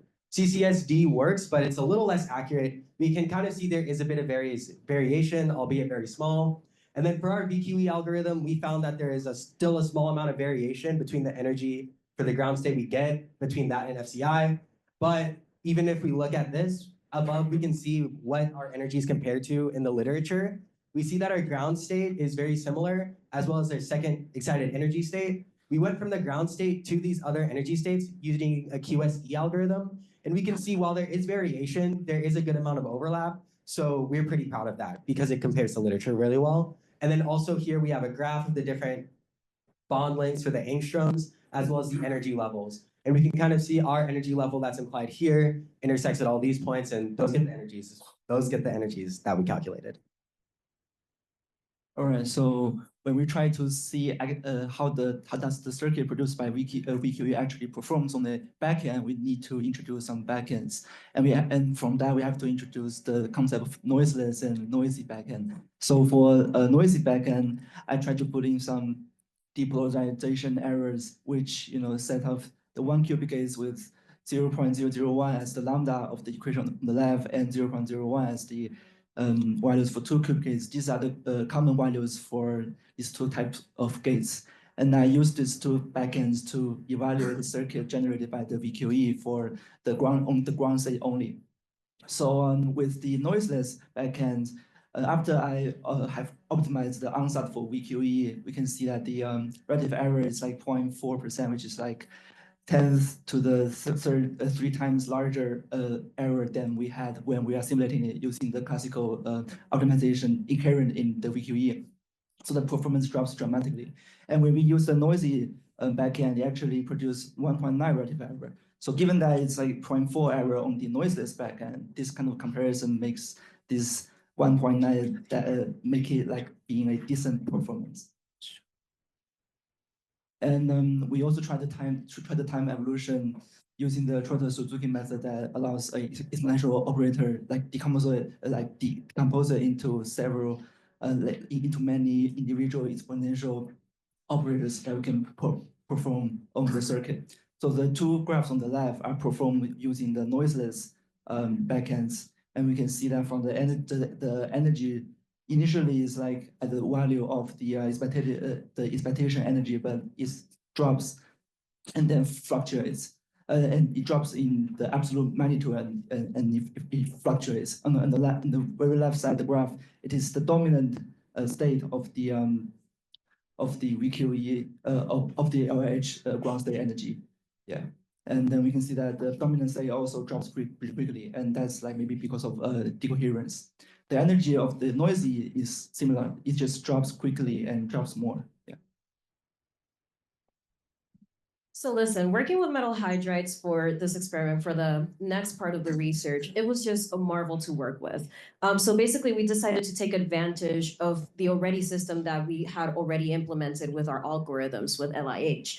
And LIH itself, we were like, how can we apply this in the healthcare route, right? Because with LIH, directly the molecule, it does not have like a medical sense unless you apply it to like hydrogen storage systems or batteries for biomedical devices. But we were like, we need to take this up a notch. So we decided to deal with more complex hydrides, specifically calcium hydride and magnesium hydride, with the goal of ultimately implementing it also to heavier metal hydrides like palladium hydride and titanium hydride that have been used for both cancer research and neurodegenerative diseases. Metal hydrides have been studied in recent novel research involving therapeutics, treatment, and diagnostics. And I don't know if everyone in this room is aware, but something as simple as hydrogen is a marvel of a molecule to work with. Antioxidant properties of hydrogen itself and the ability to deliver the delivery of metal hydrides proved to be a potential great general cancer treatment therapy. And the use of the hydrides and the hydrogens proves chemically advantageous and also biosafe for the removal of reactive oxygen species from the body, which includes diseases like cancers or other types of neurodegenerative types of situations in the body. So for the decomposition, we decided to go for the metal plus the H atom route. And now we will head more into the algorithm that we used for this. Yeah, so obviously, in order to reduce the number of quantum resources used, we need to split up, for example, like calcium hydride. We need to split up the molecule into individual parts in order to simplify the calculation. So for calcium hydride, we split up the molecule into two parts. One is calcium hydride and a hydrogen molecule, and then the inverse of that. And the effect of doing that is that we can ignore the hydrogen-hydrogen interactions that occur in between. And for these molecules, we assume the calcium hydride CAH bond length.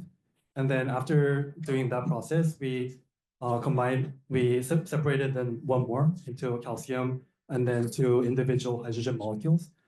And then put them into the processor of the density matrix embedding theory. Yeah. And so as a result, we find that the ground state energies for calcium hydride is about -667 Hartrees, and we find a relative error of about 0.1% to 0.01% when we use the FCI, CCSD, and then the HF methods. And then for magnesium hydride, we find a relative error of about 1.2%, which is a little bit bigger. We find that there's a larger error because like the magnesium hydride is actually a bent molecule, not a linear molecule. And so the HH interactions that we try to neglect for actually become significant. And we wanted to extend this to heavier metal hydrides like lead or like titanium, but you actually need to simplify further, and you can't just assume that the molecules are linear. You need to use methods like active space selection and consider like neglect more orbitals. As you can see, like the lead is very heavy. So there's a lot of cancer-related. Thank you, team. Thank you.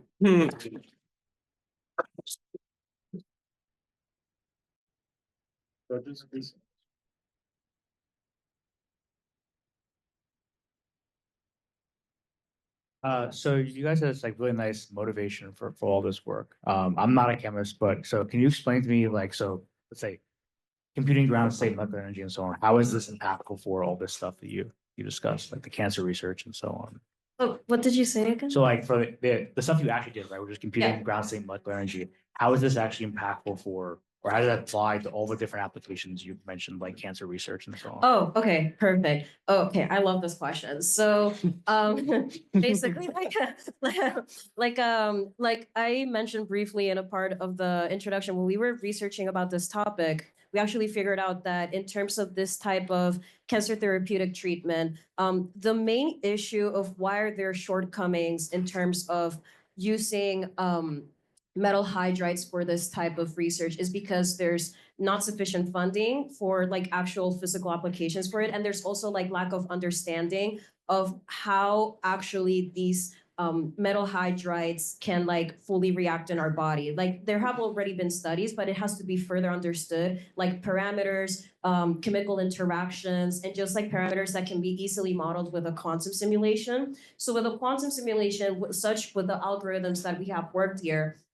basically we can determine different essential aspects of, for example, like bond energies or ground state, excited state, because depending on like what section of the body we're working with, we need to understand these concepts in order to understand the thermal hydricity of these metal hydrides in the body. So having this initial research set and having these initial stats set, we can further understand how these molecules interact, how they react, and just having this baseline can help with further research that currently like needs more base and more foundational, more computational simulation in order to further like actual like clinical afterwards cancer research that's been already commenced. But you know, like there definitely could also be like more support in this area and this type of treatment. You can also see the applications of these metal hydrides on this lovely slide that we did not practice. So telling you the ground state energy kind of gives you an idea of how it will interact with certain parts of the body. Yes. I know you didn't get a chance to finish, but did you use any other methods besides VQE that weren't discussed on here? Just to, I don't know if you got, if you didn't get a chance. For the ground state, for LIH, no. We used a partial VQE subspace solver just to test it out and compare the results. But we didn't put that in the GitHub repo and we didn't expand it. Okay. Yeah. Thanks for the great presentation. I think it's well motivated. So I guess my first question is what's the answers did you guys use with your wiki? Oh, yeah. So I've actually tried multiple mappings and ansatz, and for the LIH, I think I ultimately use QMF, I think. Yeah, I think I use that, or QCC, I can remember right now, but like it's the one that it has to use the first flip and then flip the I think it's QMF, yeah. It's the one that produce not the least error, but it can make the circuits pretty small. Yeah. So you use the DMET for larger molecules, and can you give us some insights into like how much resources did you guys saved there, comparing to not using it? So like the very high level explanation is that if you don't use DMET, then the code doesn't run. If you use it, it does run. Right. So like, can you be a little bit more specific? Like Yeah, how many orbits are, like how many qubits, how many gates? Yeah, so I think like both VQE and like this DMET both use like a few hundred gates. Like I think it was about like a order of magnitude smaller, like the number of gates used. Number of gates. What about number of qubits or orbits?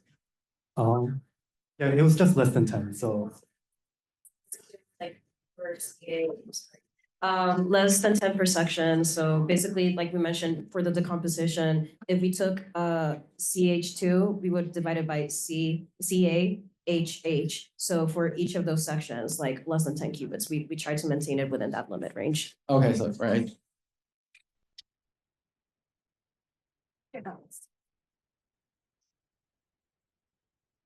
Hello. Thank you so much for the presentation. Very interesting work. And I would like to ask, because I think at the beginning you mentioned something about 10 qubit range limit. And could you elaborate on that? What does it mean?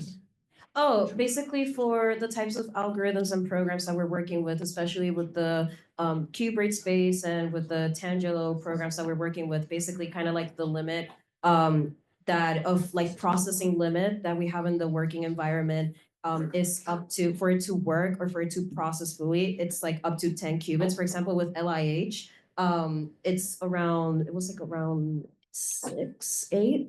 For LIH, it's like around 6, 8, and that's a simpler molecule. So that's why for the more complex hydrides, for example, with CH2, we had to divide them up in CA, H, and each of those sections for CH2 ran in 10 qubits or less each. So that's basically kind of like the limit that you can use in the working space, yeah, for it to process effectively.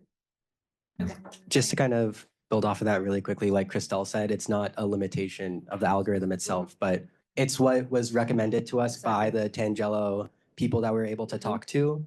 And we want to kind of stay within that limit in order to be able to iterate quickly on our processes and be able to move efficiently as we try the different challenges.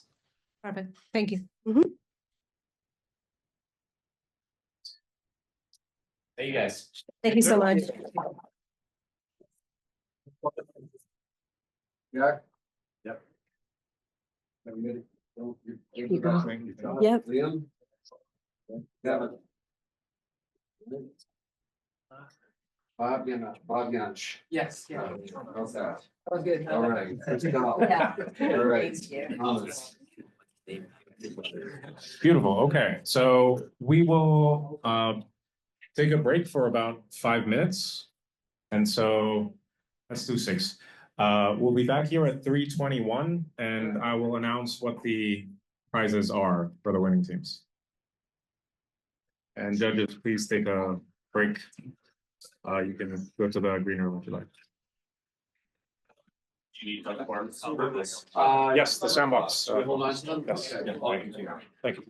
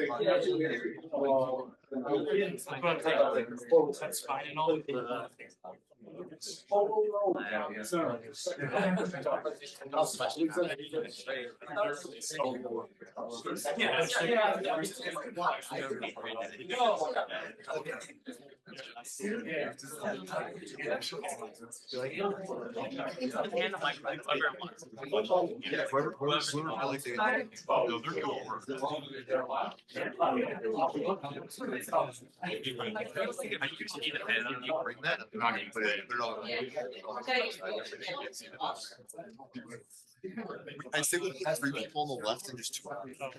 That way more people. You can click your own slides if you're on that side and you can see here just. I was thinking we all stand on that side. Okay, we can all stand over there.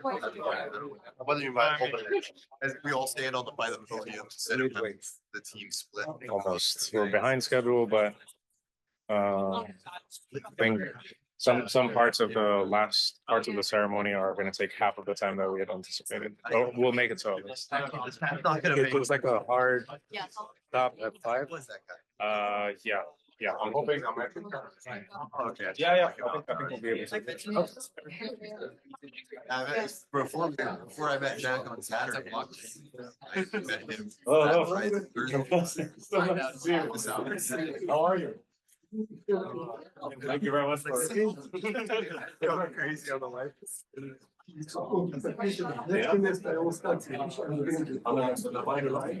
Nice.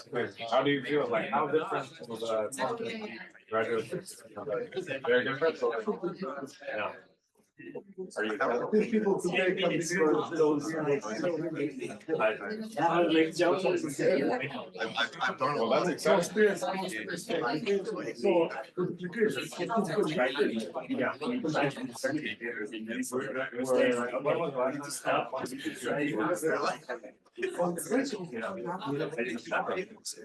just want to be skydiving. I don't care about learning. You know what I mean? Yeah, they don't get it. Oh, wow. Okay, so this is.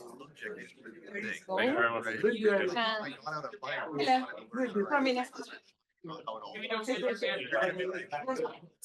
Why do I care? At the time, yeah, because at the time I was still, undercover.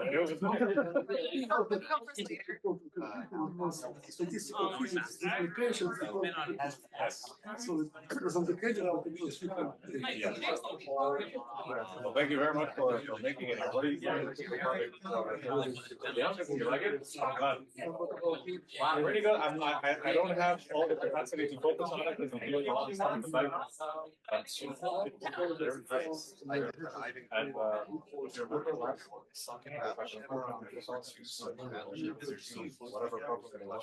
This time we give them exactly with some flexibility. So some flexibility. You want to category. Oh, absolutely. And then the last one. The first one was Hamiltonian situation. Different.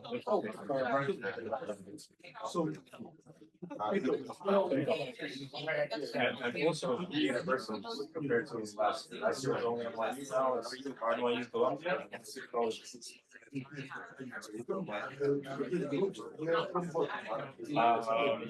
Different groups. Yeah, so some of them were Columbia students, some of them were City College, some were NYC.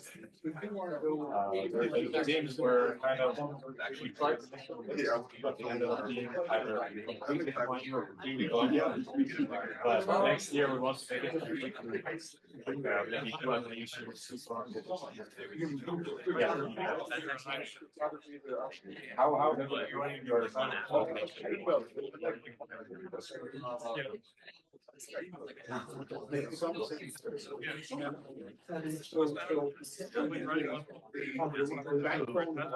I'm still continuing.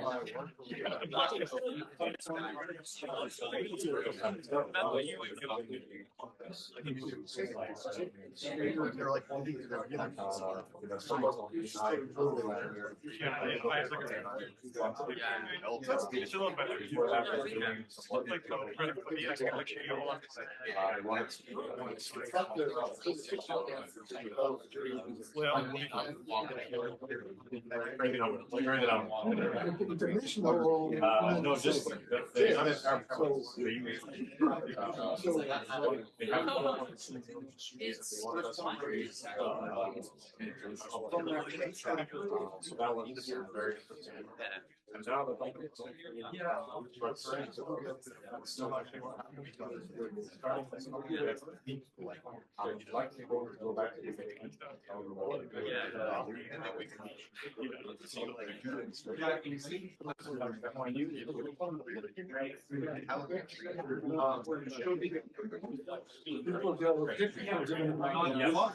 I mean, I'm glad I wouldn't give it.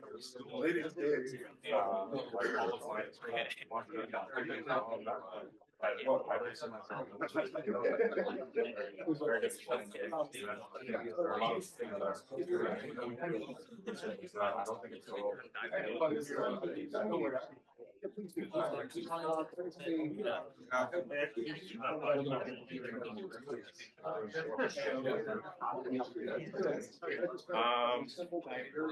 It's much more difficult if you plug in something because we're recording on Zoom here. Yeah, but if there are like any resources that you would like to have available on the computer, you can add it to the Google Drive and then share it. Or is it something to do with the format or? Yeah, you're right.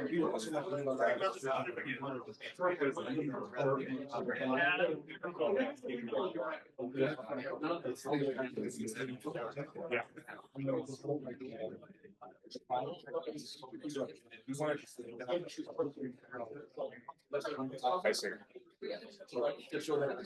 Do you need it to be on your local machine? Like, okay, so would you be able to showcase it on this, or do you need your PC to do that?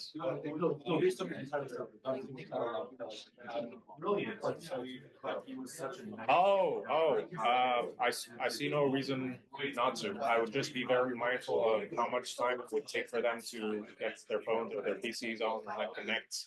Just be very mindful, because that will take out of your time. If it's very much dependent on it, that might be dangerous.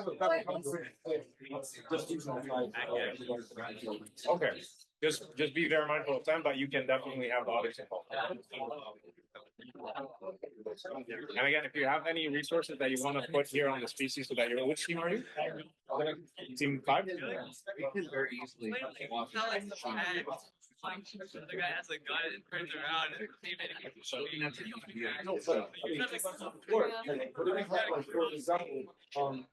and people the repository try to have your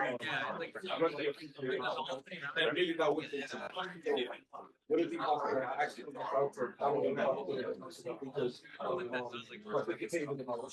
You can. What happens out of it? That's up to you. I save the caution a lot more. It sounds like that alone is going to take you. At that time, or if you like you can play it in a way where you start to involve the audience members early on in the presentation. Don't let your presentation be dependent on the response. If you can flow without the results from the audience, you're good.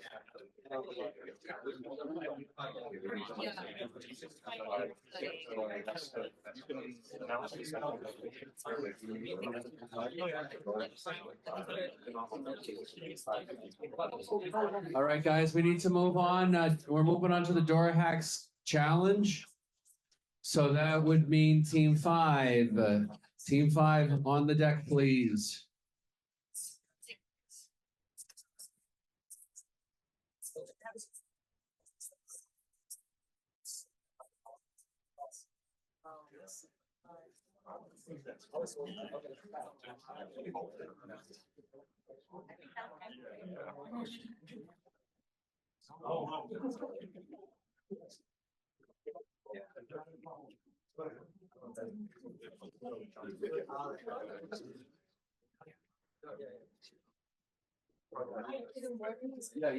I could do this for now. Oh, yeah. When I finish talking, I'm just gonna stand behind 20%. Huh? Whenever if I'm done, I can just stand behind 20% your own.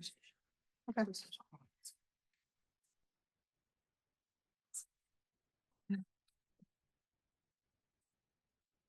Team five, before you start, Amber has a few things to say about the why, what is that? Why are you carrying that around? You want me to get rid of that trade?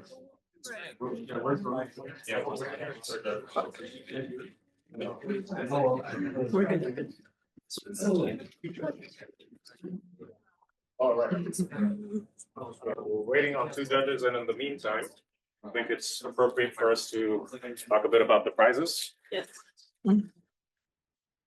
Okay, John, actually, I'd like you to announce the first prize from the university side. So we have 3 challenges, right?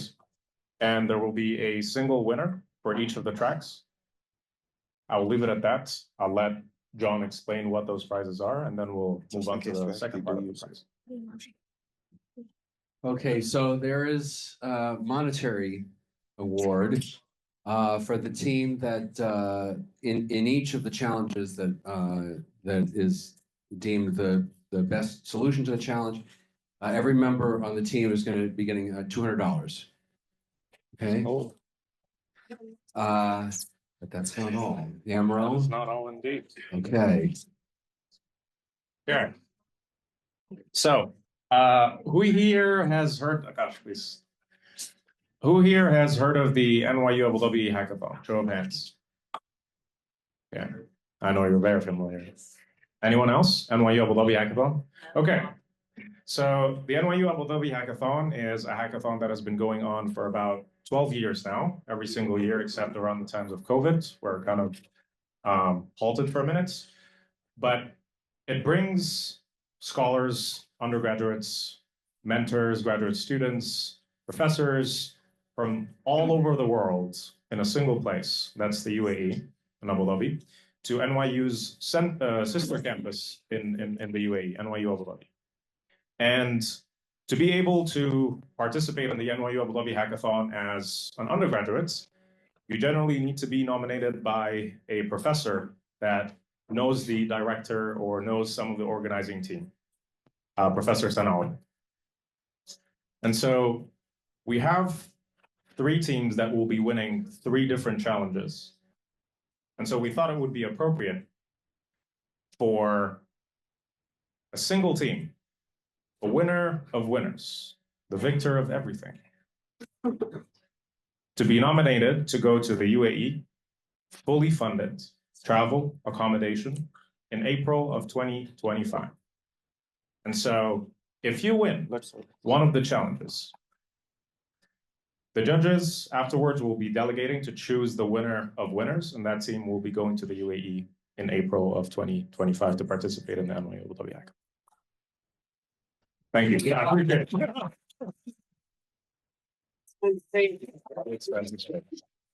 You get free flights, 5-star hotels, college trip, all travel, some travel towards the desert safari, plus food and everything is taken care of, and plus your travel back, everything is included.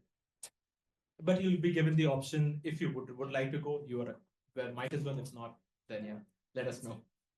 Your $200 could be used to bribe us. Yeah. And most importantly, you're going to get to see Akash next year as well at the NYU Abu Dhabi Hackathon. So that's something to be excited. And then from the separate challenges, there might be like a couple of goodies, like from Sandbox. The Sandbox winners today will be getting some very nice goodies, very, very nice goodies. Dora Hacks and Cubrate might reach out later on with particular things that you can negotiate there. But yes, enjoy the rest of the day and stick around. Now we have the Dora Hacks Challenge. And we have a single team that has subscribed to this challenge. However, that has not made them in any way apathetic to the work that they need to perform to present something amazing to everyone here. So without further ado, Team 5. Okay. Hello, everybody. My name is Melika El-Wadani. I'm Veronica Koval. My name is Christian Rasmussen. My name is Kalelo Dukure. My name is Shaktoshi Naskar. And today we're presenting to you the problem of problems. Well, some problems. So we have post-quantum cryptography, integration, and blockchain. So now we're faced with this problem where quantum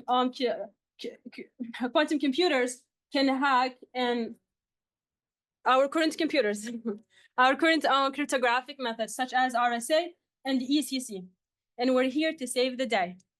So what we did is that we created a new minimal chain with NIST, standardized post-quantum digital signatures algorithms, and the one we choose is the lithium, to develop modules that ensure quantum resistance for future blockchain applications. And so a little bit more background. NIST, well, the National Institute of Technological Standards, I flipped it a little. It introduced these 3 algorithms, and all of them are for digital signatures. 2 of them are lattice-based, and 1 of them is hash-based, which is Finax Plus. So there's a little bit more background about Falcon. Falcon is a fast Fourier lattice-based compact signature algorithm, and it's also lattice-based. The one we chose is Crystal's dilithium. It relies on the computational difficulty of lattice problems in module lattices. So why did we choose dilithium? For the following reasons. When we compare it with Finax Plus requires large signature sizes, which hurts efficiency. We don't want that. And Falcon is just complex to do it, to apply it. You don't want that either. But dilithium is easier to apply and it's efficient. And also NISTS, they recommended dilithium. So that's a plus. And now off to Galileo to speak us about applications. Oh, no, Veronica, never mind. So we built a server and 2 clients from scratch. One of the clients is the pre-quantum blockchain, and the second one is the post-quantum blockchain. Both use SHA-256 as the hashing algorithm. We decided, since the current threat with quantum computers is their ability to detect primes, which is more of a problem with signatures, we decided to leave the SHA-256 as is. And if in the future the quantum computer can break through the hashing function, it would still need to break through dilithium to break our algorithm.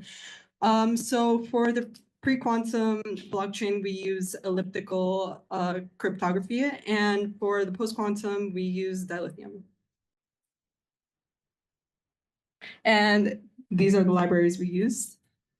Just quickly. Oops. Ooh. Yeah, as she just mentioned, we developed a server and 2 clients for the blockchain. One of them uses pre-quantum cryptographic functions, and the other one uses post-quantum cryptographic functions. So if you could just skip to the next slide first. The reason why we have a central server is that usually in a blockchain network, you would have nodes connecting to each other peer to peer. But we realized that there would be a lot of issues if we tried to do that all in 1 week with node discovery and finding a nodes like forward-facing IP address and so on and so forth. So for our testing purposes, this is basically just a proof of concept. We do have a relay server that's just used to broadcast blocks and transactions to the other nodes. So they communicate to each other through a central server.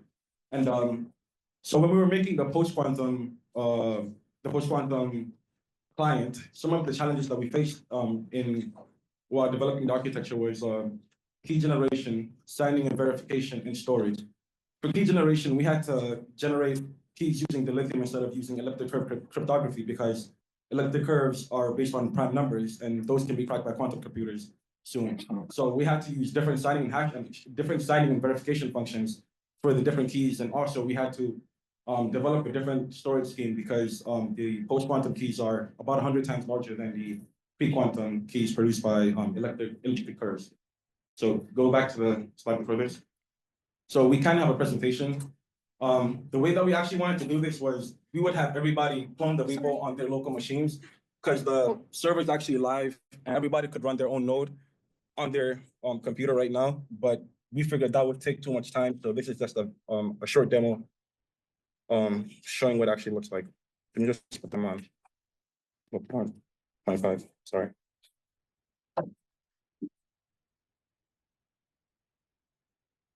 Yeah, so basically what we have for it right now, it's a very basic menu command line application. When you run the client, you're gonna get this screen where you have the option to create a new wallet or load an existing wallet.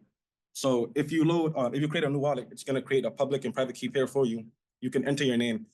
And the reason why we even have names is that because we wanted to have a website where everybody who participated could just go and see their friend's name, copy their public key, and maybe send them some coins or whatever. So when you create a wallet, you see the key sizes, they're extremely large. This is using the lithium. So from here, you can, whenever you create a wallet, because we have a central server, it's still a little decentralized, even though we have a central server, because we're not just pulling blocks from the server. Even when you query the server to the blocks, you still independently verify each block to make sure that it's valid before you add it to your own database, because every node has their own local database. So in this example, we're connected to the server, we're verifying all the blocks, then we're showing the blocks that are currently in the blockchain. And then if I skip ahead a little bit, I just implemented, I think, 2 transactions in this demo video. So that's one transaction, we're sending 600 coins. They weren't deducted because it goes to the list of pending transactions first before they actually become a part of the blockchain. So after you mine the block, that's when you actually lose the funds. And it may seem that he had 1,000 coins and 600 coins were sent, but the only reason that they still have 500 coins at the end is because when you mine a block, you get a mining reward of 100 coins. And that's pretty much it for the demo.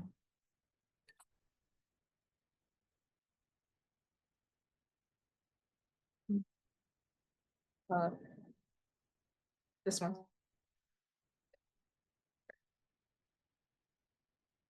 Okay.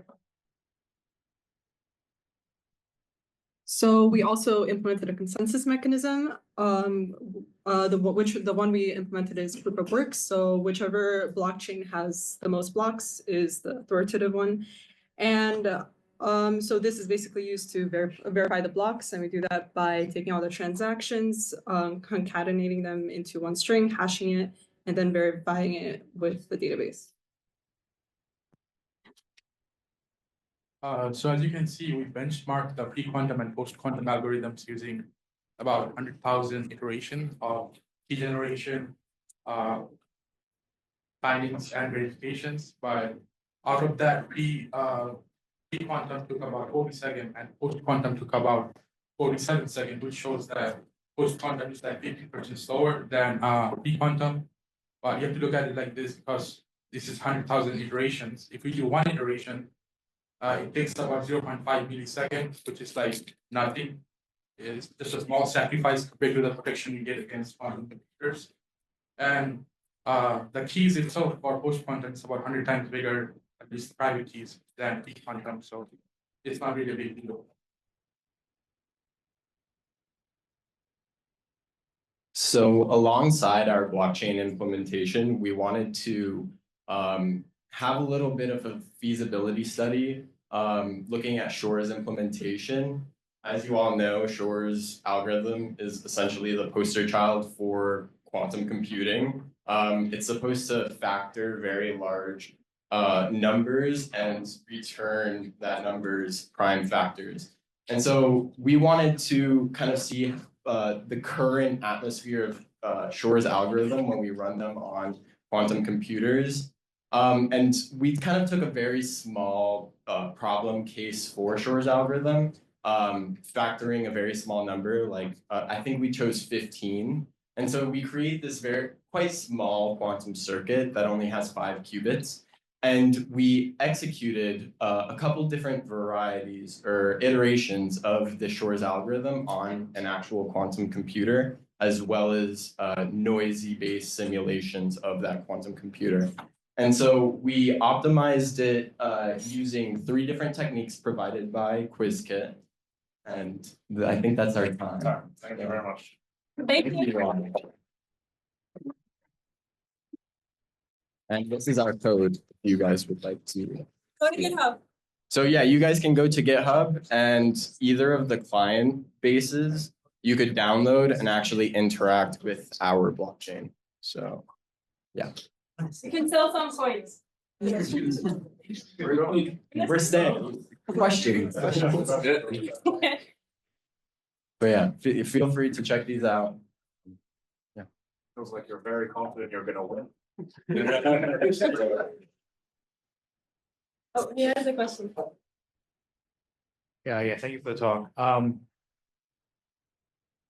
So you mentioned like Shor's algorithm is really for factoring, right? But in the case of the curve, it's slightly different, right? What are the modifications? It's very challenging.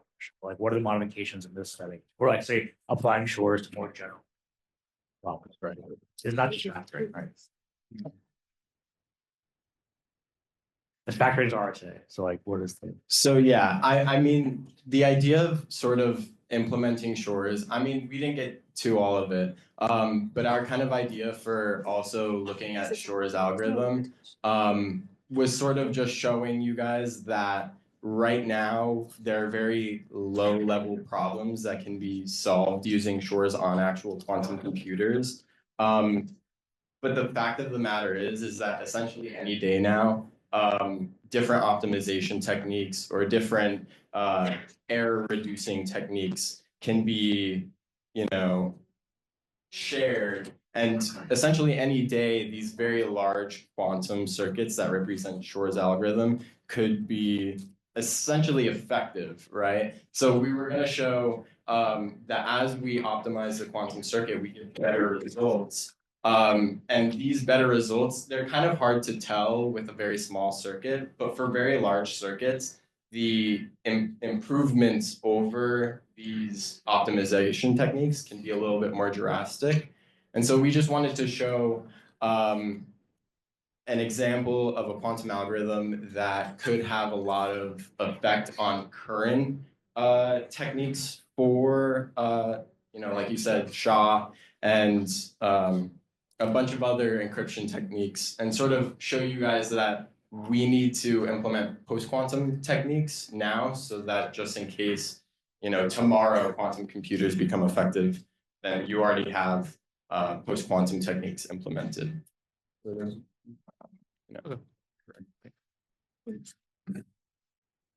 What has been done along these lines of using post-quantum encryption for blockchain in the real world, outside of this example this week? They haven't really been used in production level code bases yet. So like, are you asking if any quantum? Well, you guys did all this in 1 week, but what have other people done kind of in the real world for including PQE? There's really not a lot out there yet, because although these algorithms have been standardized, like there's no standardized implementation of it. So even like during this project, it was very hard to find a library that actually works. So even the library that we ended up using, even when you download it, like it's in Python, when you download it, you have to manually go into your packages and compile the C bindings so that your library can start to work. So I feel like because there's no standard implementation in libraries like OpenSSL, so that's why it hasn't really been implemented into any production level blockchains yet.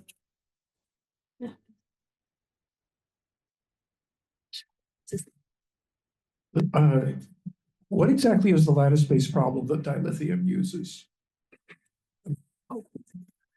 I mean, I know that that lattice-based methods have been proposed for post-quantum cryptography, And I mean, like, for example, there's learning with errors and things like that do you have any idea what the actual the lattice problem is that dilithium is based on, or is that just not part of what you had to do? You had to just apply it. No, we did a lot of research and we chose it on purpose.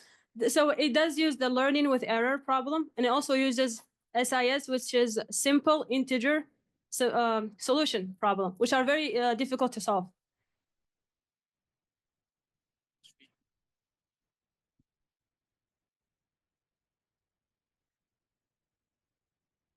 Okay, so this might be a challenge question. So why is this like, why are these lattice-based problems, right, considered over the class of problems that are basically solved by Shor's algorithm and so on? What is the distinct class of problems when they solved by Shor's algorithm that these kind of lattice-based problems are falling under, and why are they believed not to be solved by quantum computers? You know, if not, I'm just curious. If you guys did the research, I'm just curious. I did some research, but I don't know if I could explain it properly. But basically, if you look at it, if you think about a lattice in the 2D space, so you can encode some message, for example, like let's say you encode some message using some point in the 2D space, right? And you add a little bit of noise to it. So it's not the exact point. It's like close to the point, but not exactly the point. And only the person who generated the private keys, I guess, has the correct points. Like you could think of them as basis vectors, right? So with those correct basis vectors, it's easy to find the actual point and to look around it and see what message is actually encoded in the 2D space. But for anybody who doesn't actually have those good basis vectors, it gets exponentially large. Like the amount of the computing power necessary to find the actual point becomes exponentially large, because finding a point in 2D space might be easy, but as soon as you start adding more dimensions, 3D space, 4D space, 5D space, so on and so forth, it keeps on getting large. So you might be moving in the correct direction in one dimension, but in the wrong direction in 100 different dimensions. So without those proper lattices or the proper, like these unit vectors that I'm talking about, it's very hard for anyone else to decrypt the message, but the person with the proper vectors can do so. Do you know why Shor's algorithm can't solve this problem? Exactly why I can't solve. The thing is, I don't even answer this. I'm just, Can I attempt? yeah, go. Yeah, I want to just try. So it is because it's based on learning with error and the SIS. That's why it makes it very difficult for Shor to like attack this, or for any quantum computer for now, because it's based on mathematical ideas that are like almost NP. They're like very difficult problems to solve. Yeah. I mean, it's almost like how current encryption for classical methods is for like regular computers, right? And so for finding prime factors, you can kind of brute force it using the sort of mathematical space that computers use. But as soon as you're going to this sort of vector space problem, you can use the sort of vector space that, like the fundamental vector space that the quantum computer uses. But since you're also trying to solve a problem within the vector space, it becomes just a very hard problem, even if you're using sort of vector spaced math within your computation. And so, yeah, that's kind of what I would compare it to. Okay, thank you. Also, They're really making you work for it. Okay, so you said that with the modification, your new algorithm runs like a little bit slower, but have you really checked, like, I mean, what would be the scaling with the key size, like key length? Sorry, could you repeat that? So if you keep on increasing the key length, like, I mean, what would be the slowdown? Like, I mean, do you have any relation? Like, do you have any polynomial dependence on that, or? No, we didn't check. We didn't actually check how the key size independently slows down our network. But with this example that we ran, because we did do 100 key generations, so I'm assuming that the key sizes being different will be considered in this estimation that we have from running it 100,000 times, because yeah. Yeah, you're right. So I don't know if I'm making sense, but we did generate, we generated the keys of 100,000 times when we signed and verified transactions. And we did it for both pre-quantum and post-quantum. So whatever difference the key size makes in performance, I feel like that is already reflected in our calculation. Yeah, it is. Okay, I see. And one more question, like how modular are your codes in the sense that let's say we find like a polytime algorithm for LWE or something tomorrow. You need to change your program to fit it for like some other standard. No, it's super modular because we spent about the first 6 days writing the pre-quantum implementation, and then we made the post-quantum implementation in 1 day. We just had to change the signing functions. So it's super modular. Like you could just pick pieces out and replace them if you need to. Okay, I see. All right, thank you. Team 5, thank you. Thank you. Thank you.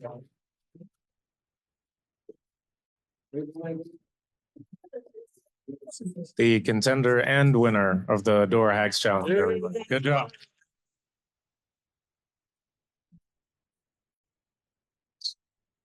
All right, we will take a 5-minute break and we will commence the Cube Rate challenges very shortly. Judges, please finalize your scores. And then if you'd like to take a look over the judging rubric for the Cube Rate challenge as a refresher, please.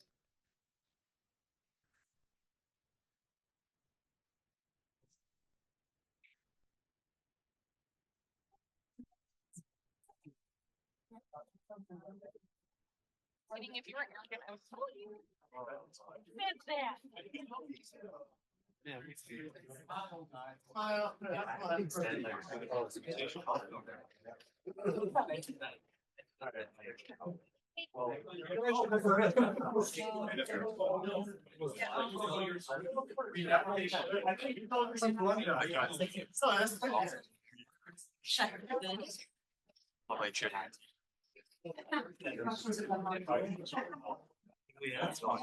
The judge is asking the question. You can't keep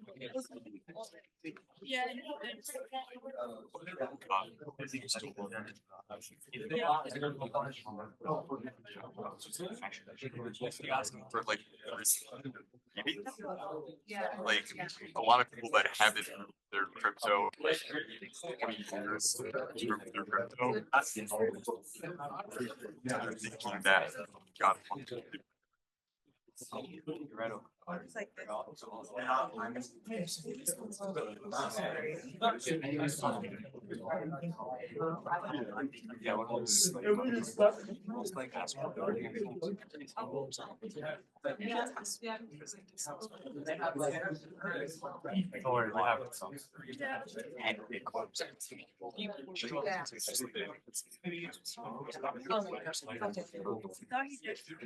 Yeah, he kept it, but he lost the so that's just like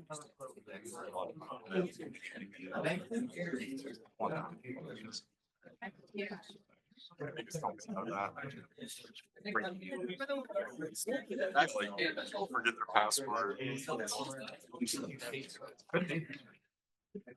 Probably paid like 15% of whatever's in it. It's like it's gotta be like a million. We're starting in 3 minutes. That's gonna suck. Yeah,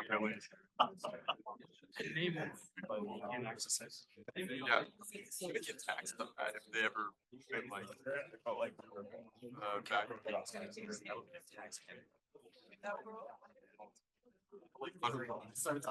I am if he doesn't have I started talking. Am I?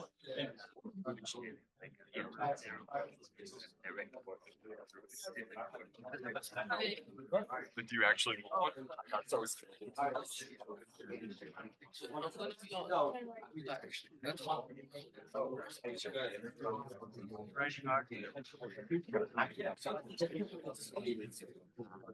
I know that guy. I can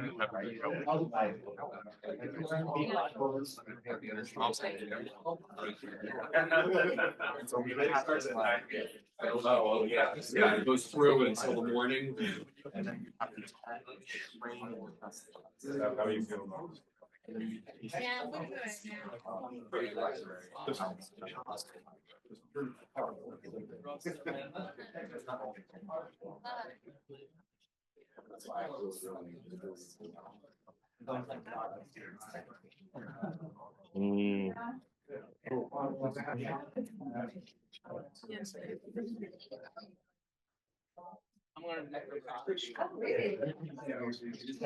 was that? Team what? Team 6. Oh,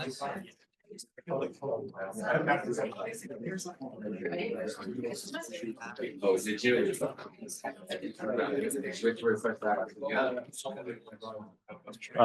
Anyone here from Team 6? Team 6? Need your access to your file again. We need access to your file.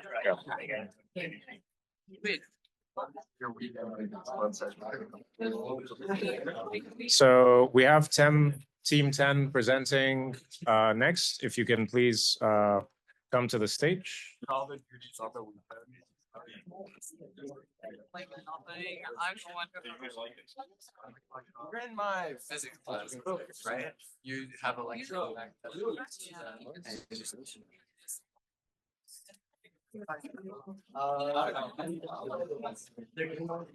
I'm sorry, I'm a measly CS student. You could also use this. Which one? Yeah, I was certain. Yeah, you look mad earlier. I was like, I'm done.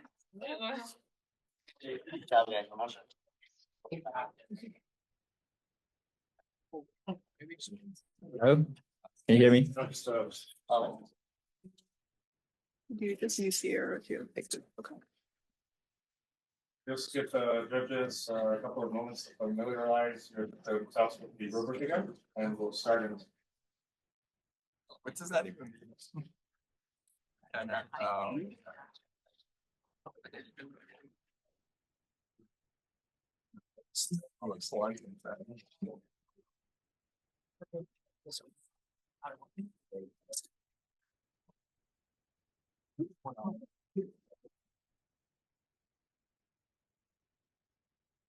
And also for the interest of time, we will probably be restricting the questions from the judges to only 2. And it's fair since this is the first time someone presents from the category. So as long as everyone from that same category gets 2 questions, that's fine. Ask loading. Sorry to our hacks.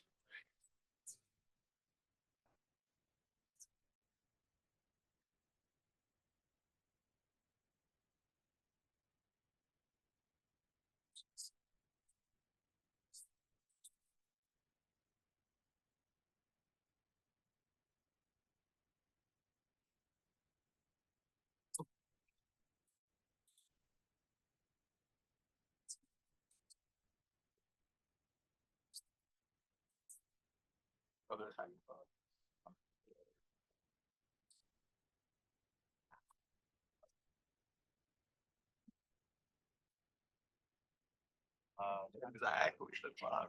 I don't want to go over.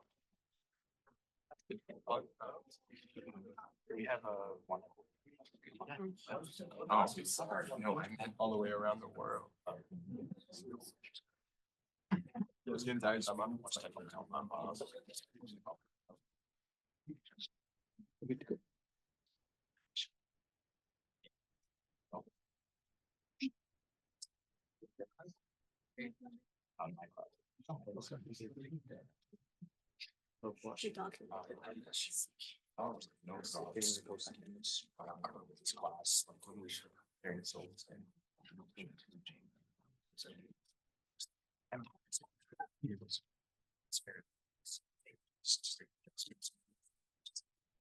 Okay.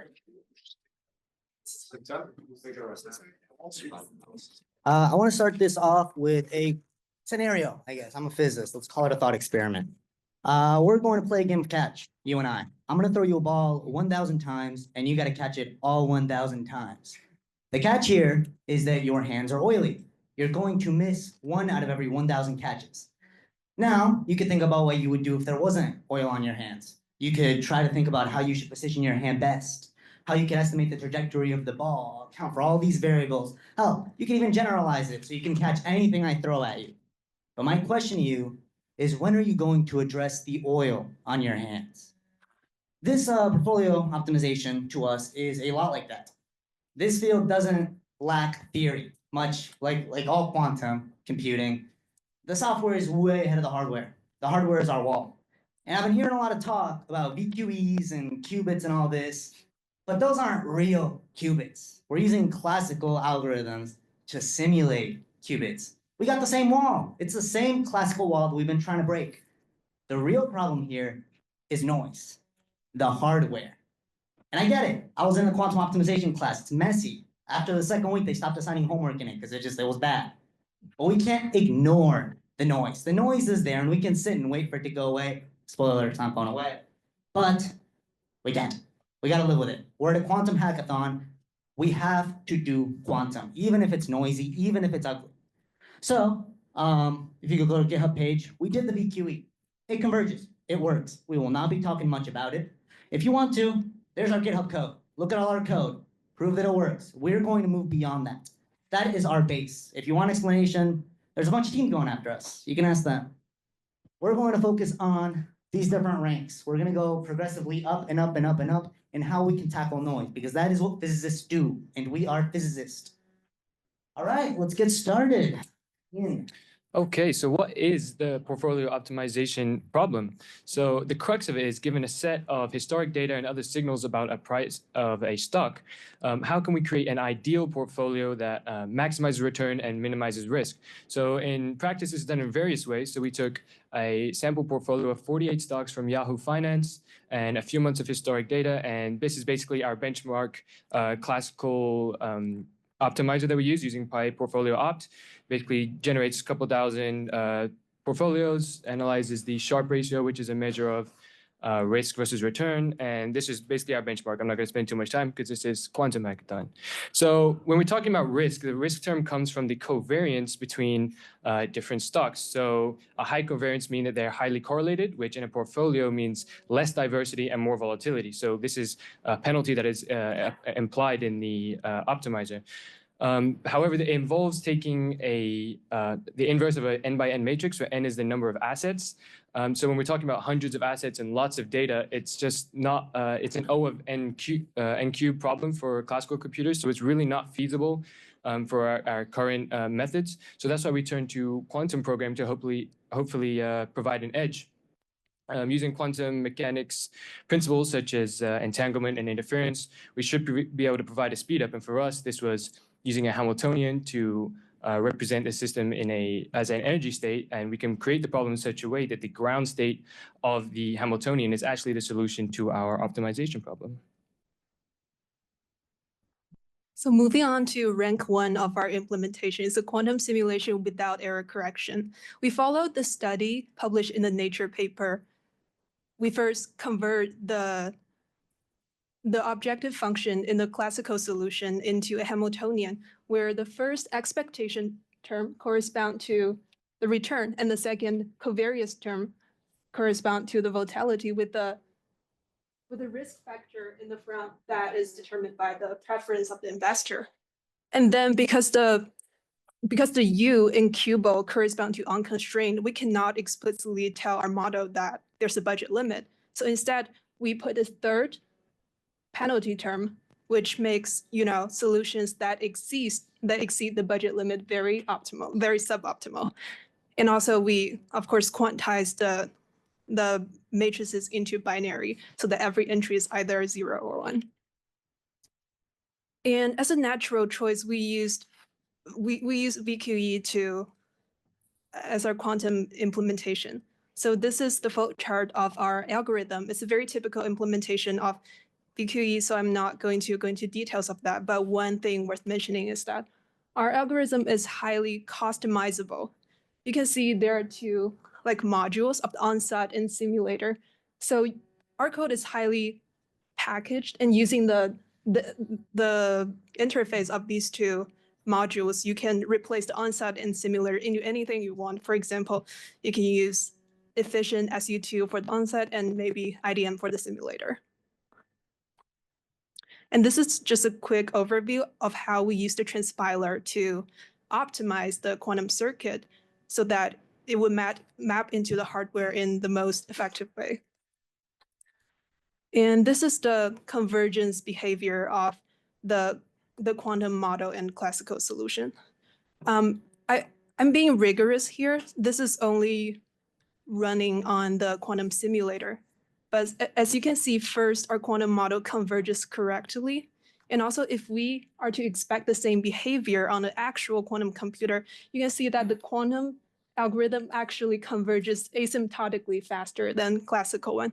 So that indicates that using quantum computing, there can be a very great potential in scalability for solving the portfolio optimization problem. Alrighty, so then we move on to rank 2, which is some basic error correction that we're adding. We're going to be utilizing the pass manager function. So first we want to talk about the native mapping of hardware gates. There's the CX and ECR. Actually, go to the next one, please. Yeah, I drew a little picture. So there's these hardware native gate sets that each quantum computer has. And actually, when you're using all these different gates that aren't included in this, the quantum computer has to actually estimate the gates that you're doing with this set here. So they're all approximations. Next one, please. So we used IBM Sherbrooke, I don't know how to say that. And you can see that it uses the ECR base. So all the gates that we want to use, you can see we use RY. RY is not there. We're going to have to approximate it. Next one. You can see this is a very common approximation of the RY gate, obviously with some error, but regardless, continue. This is a generalized circuit. You can see we replaced the CX that is native to the ECR with an ECR. The RY gates over there are being replaced. Continue. And this is the big circuit when we actually scale it up to 16, which was the base that we worked in. You can see it gets a little bit complicated. Next one. And then the second thing that we implemented was the efficient qubit mapping. As you can see, not all qubits are created equal. Some have a lot more error than others. So what we want to do is we want to take the ones that are going to work the best together, the ones that are best locally entangled, the ones with least error, and we want to map it to that, our whole circuit across that. Next. So you can see here, even though it looks like it's a continuous thing, these qubits are actually being mapped to completely different things that aren't necessarily next to each other.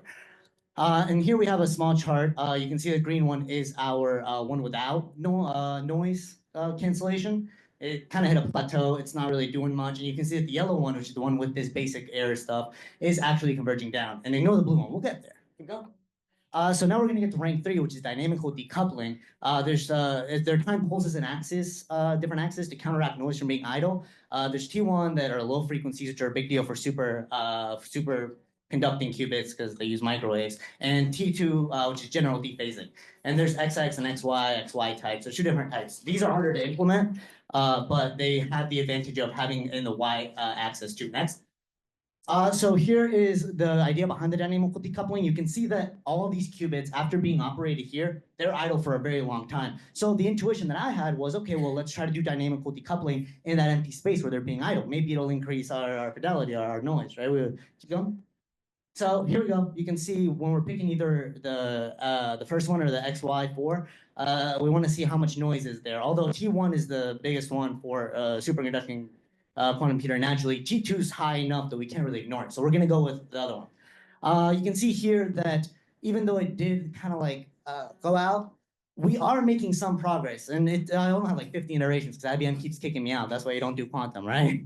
But we're making progress here. You can see how little noise there is in this stuff. And I think that if we were to apply stuff like an SPSA, we could improve this in a way. Keep going. And yeah, so the method we are using to propagate errors is the SPSA method. It stands for simultaneous perturbation stochastic approximation. It's basically a random gradient approximation process. And we know that random processes are naturally robust and resilient to noise because it is random. And we add an SE, that's for shot efficient, because we are modifying the classical SPSA method. We're modifying the shots we're going to take on each trials to eventually approximate that like the minimal we want. That's time. Thank you very much, Shinza. Any questions?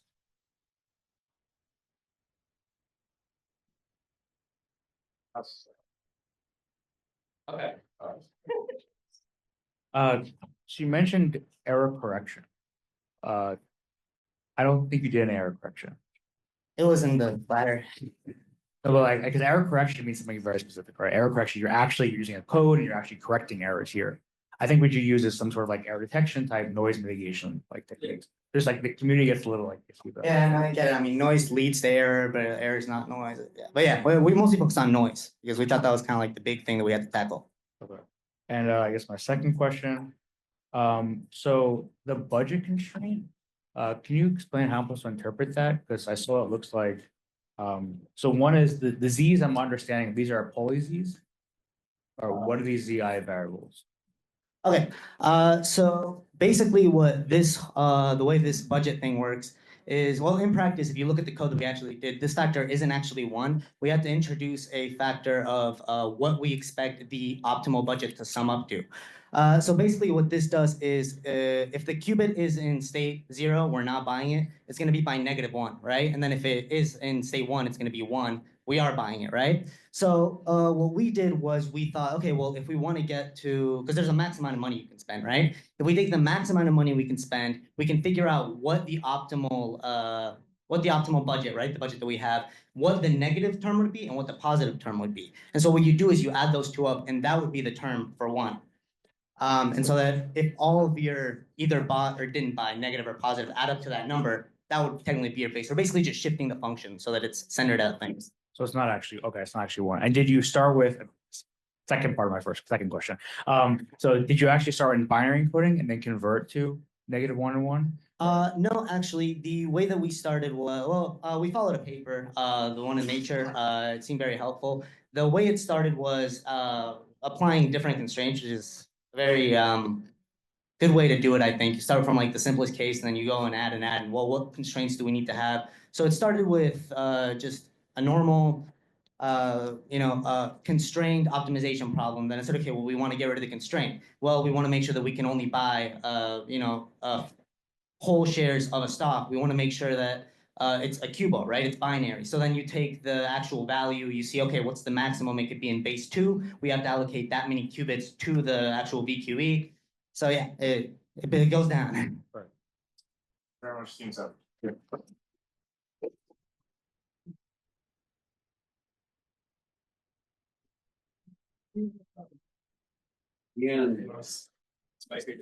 Team 7, can you please report to the station? You say, thumbs up.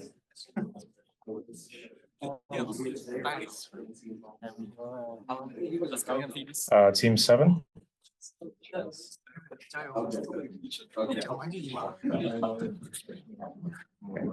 We'll give our judges a moment to finalize their scores and we'll start shortly.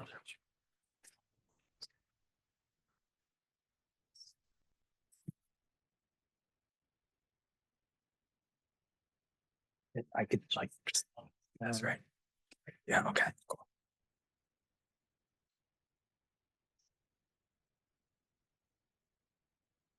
Yep, just a minute. Oh.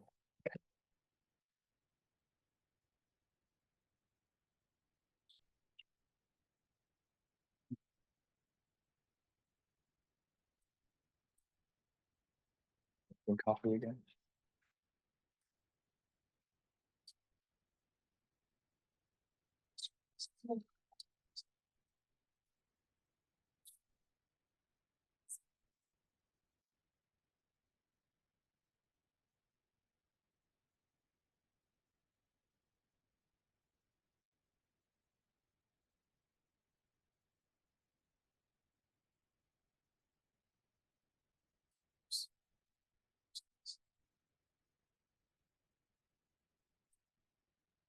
Team 7, take it away.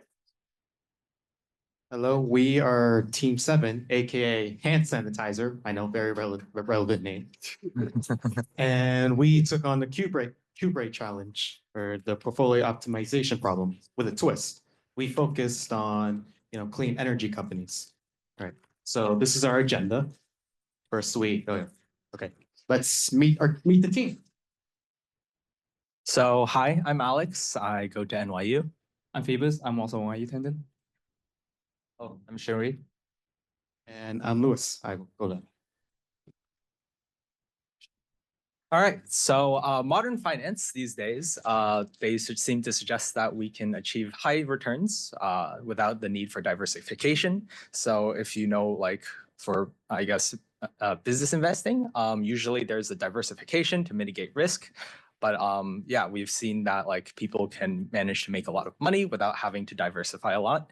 And so because we are being more selective with our portfolios, we need to also be more precise when balancing our portfolio so that we can maximize our returns. And so that's why we focus on investing in like a specific sector. So when we trade within a sector, it boosts like the sector's market health, as well as increases liquidity within the area. So how can we use quantum computing to compute the optimal trading scheme, given the portfolio of green energy companies, which is our main focus for our project? So our main target is for customers who are interested in investing and improving like the market health of the renewable energy sector. And to do this, we will be using the variational quantum eigensolver algorithm. And then also we will be factoring the company's ESG ratings, which is just like determined factor as to how like environmentally, socially, and like governance friendly they are. So quick literature review for our VQE implementation. So the ansatz that we have seen, it tends to vary by problem, but we found that like for quantum hardware, it's good to like use linear optimization. So we managed to vary factors so that we could optimize for that. Our objective function, we found that like most portfolio algorithms uses like a Q-weighted mean variance algorithm. And so that essentially weights like the covariance with the like projected risk factor. And also we have the Hamiltonian definition, which is computed from our objective function. For the ESG portfolio optimization, we reviewed existing strategies using ESG to optimize a portfolio. So we found 3 main strategies that existed. So one was rebalancing an existing portfolio, but like weighing each stock, like how much to invest in each stock by the ESG rating. We found that this tended to weight a lot heavier on the ESG rating than like actual profits. So we decided to look at more papers. So there was one that filtered the portfolio pool based on the ESG threshold and then optimized just like traditionally. But then like that doesn't seem to be very robust towards like investor thoughts. And so we ended up finalizing on a like penalty function for like low ESG ratings, and then optimizing the updated cost function. So for our implementation, we first needed to decide which stocks to invest to. So we looked at the ESG ratings for all of these stocks, which determines like the transparency and like the social health of the company. And so high ESG scores will indicate that the company is like more proactive. And so generally there should be more resilient and stable of an investment. So different from group 10, our goal from the start of the hackathon is that we're going to get the math down very specifically and very solid. So we have a very formal problem statement, which is we're aimed to develop a portfolio optimization that selects a subset of assets from a bigger pool, which integrating the return risk and ESG considerations for the customer that are investing in ESG-friendly energy sector companies. And so what we do is we have a pool of n assets. We pick a smaller number n assets, and each assets, if we're going to invest it, is a binary variable. We're going to represent it with 0 or 1. For example, here x equals to 0, 1, 1. That just means we're investing in the second and the third. We're not investing in the first. And for the next slide, we have the return. We have the objective function here. So first thing we do is we formalize the return and the risk. The return will be simple. Take a look at the left-hand side of this equation. It is a sum representation of what is the return, expected return of a stock times if we're buying that stock. So we're minimizing this function, we get the maximum return. And here, down here, we have the covariance matrix incorporated into our risk. When minimize the whole thing, this function will be maximized, which means the risk will be minimized. Okay, here's an example of the vector and the matrix we have. To the left, we can see the vector of all the expected return, which is computed from a year of financial data, the closing prices. To the right is the covariance. And here we have our objective function. With the penalties. The penalties are comprised of two parts. The first part is that we want to specifically tweak so that we only invest in like a small number of stock. For example, 5. The example is 5 here, and see the number 5 here. So when this function means when we invest in a stock greater or smaller than the number 5, we get a very huge number in our eigenvalue, which defies the minimization. So this term is going to protect us from selecting stocks that are out of budget or select stock less than what we want to. And the second term is the environmental friendly term. It's the ESG term. The ESG term is basically what it does is that when we multiply it sums the ESG score of all the stocks we're buying, and when this number is large, that means the stocks we're buying is from companies of very higher ESG values. And here is the objective function. That objective function has several properties that are very important. First, it's binary, which means it can be incorporated into a quantum system. And second, it is quadratic. And third, it is without constraint. What do I mean by without constraint is that the constraint is incorporated into the penalty terms. Okay. Before? Oh, okay. So this is our Ising-Hamiltonian. The objective function is turned into Ising-Hamiltonian by using a quadratic program class, which has the two Ising function. What it does is that we don't have the slides here, sorry. So take a look at the first eigenbasis, first poly basis. So when we're deciding whether we're investing in the last stock, here the Z determines the Z will give a high eigenvalue for if we don't select, if we don't select the stock, and we'll give a low eigenvalue if we do select the stock. So here, this polybasis, the eigenvalue will give us the return of the last stock. That's just an example. Okay.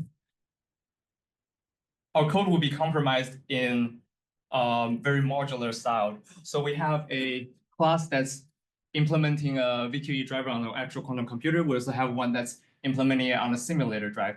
And all of those are using the object Hamiltonians, which could be a sample and objective. So this is very modular and easy to move around. When you want to add another Hamiltonian, you could just add it. It could fit any other problems.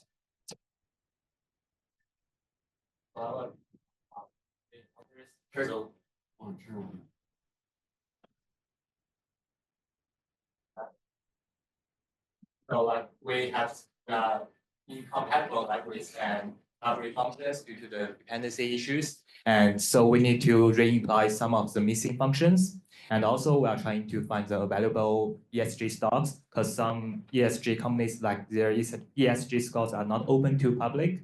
And also we need to balance cost functions, penalty rates. And also next page. We do have more steps to do, like we can optimize circuit for better transpilations. We can run in the noisy hardware and complete the noise simulators. And we can also compare the classical algorithms. We can vary the portfolio size. And also we can make the VQE scales polynomially with the number of options and circuit depths. Yeah, that's all we have. Thanks.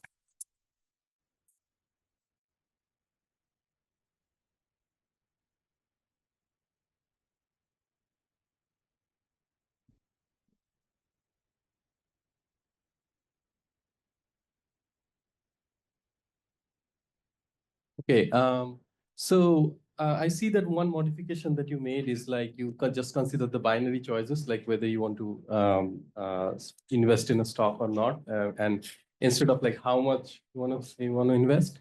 That is fine, but then like when you put this extra constraint that maybe you want to consider only 5 of them or something, right? You have this -5 term. So then did you compare it with the classical? Because then in that case, like it becomes like classical easy as well. Right? Like did you compare the performance? of the algorithm with the classical case?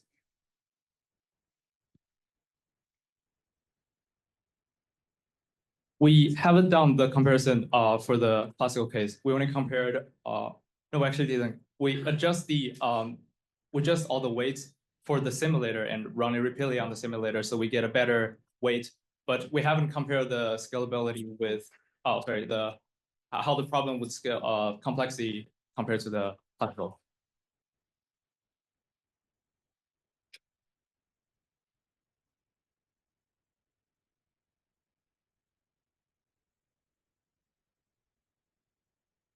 So thank you for the great talk. I was wondering, maybe I missed it, but did you execute on noiseless simulation? Do you have any results on that? Yes, we have the results here, but I don't know why the PPT isn't showing it. We do have it on another PPT. Okay. Thank you. So, thank you very much. Yep. So one more word, the result would be just inclusion or exclusion, and it will return like a bit string that's like 10111, and it will have 51 in it. Others are 0.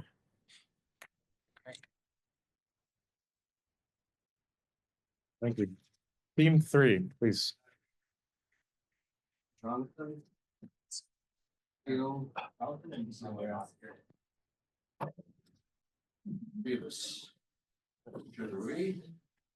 that mic broken? Seems like it's dead. Okay, that's fine. You guys can explain both of these. Yeah, This of works course. perfectly. We'll just pass that to them. Yeah. All right. You. And we'll be using this one. We're just gonna do a test real quick. Sure. How far we can stand from this. Okay. Can you guys hear us okay with this voice? All right. You guys in the back? All right, perfect. Let's give our judges a minute. Yep.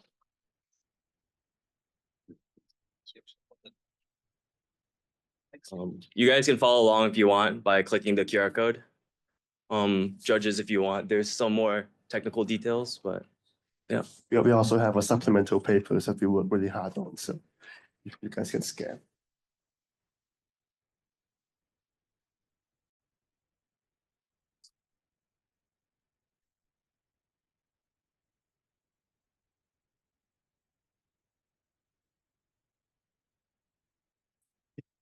Yeah. Judges, are you ready? Sounds great. Ladies and gentlemen, have you ever wondered why one of the wealthiest investors seem to have this almost paranormal knack for predicting market trends? In this presentation, we are going to be looking at the cutting edge of quantum computing. We're going to be investigating the new frontier of finance that I will say will not occur in Wall Street boardrooms, but will instead happen in this bizarre world of quantum computing. This cutting-edge technology will help us to revolutionize our approach in tackling one of the most fundamental challenges in finance, the portfolio optimization problem. Next slide, please. The goal of portfolio optimization is we want to find a way to allocate our portfolio in a way that yields the most reward for a given level of risk. In classical algorithms like, say, Monte Carlo simulation or the minimum eigensolver, the thing that tends to happen is we are drowned in this computational complexity when we increase the number of assets. We are going to show that our quantum algorithms can perform the same task, but with a quadratic decrease in speed. So the overview of the agenda for today, we will first dive into our methodology in implementing the VQE, the variational quantum eigensolver. We're going to be looking at how that compares with the classical solver, and then we're going to be looking at the broader implications. So first, let's go over how we choose the data set. We decided to use the random data provider that generates 25 mock data stocks. And the reason for this is very crucial.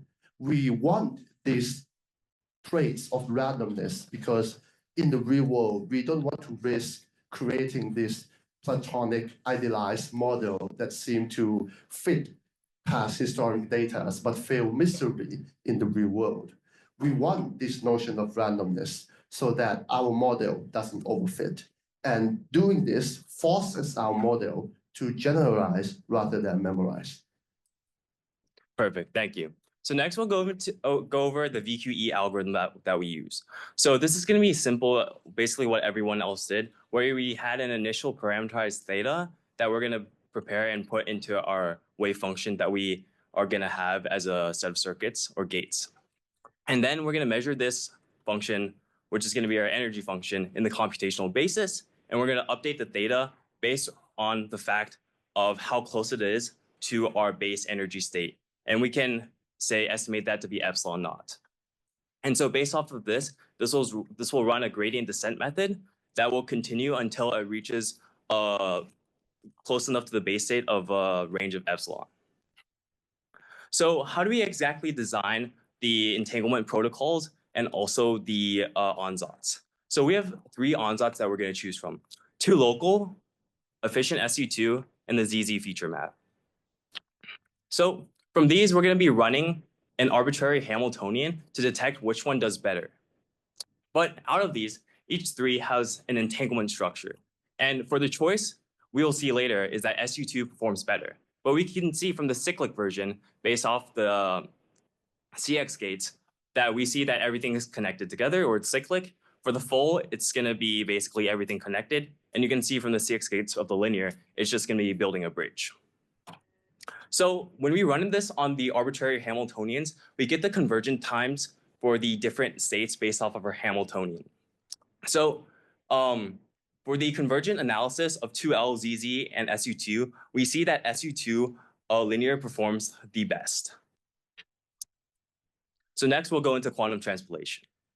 Okay, so the next part of the challenge was to map this to an actual quantum computer and do our best to minimize errors and take into fact that the computer itself doesn't have all the gates. We saw in an earlier presentation that they're limited in their basis gates. So you have to do a series of passes as you move from this theoretical circuit to what you actually have available, the error rates of your actual quantum computer. And for our quantum computer, we chose IBM Brisbane. And if you look here, qubits right here, 37, 52, 56, 57, 58 are the lowest error performing qubits. You can click in on their website and it'll give you the exact error rates for the gates. And they're all next to each other on the lattice, which is crucial when you're applying 2-qubit gates. Once we transpile, as you can see here, the circuit gets pretty big going to basis gates, but these are all next to each other on the lattice. When we ran this on the actual quantum computer, it never converged. We're suspecting that noise was too great, and we switched to trying to model some of the errors and problems that we might have occurred.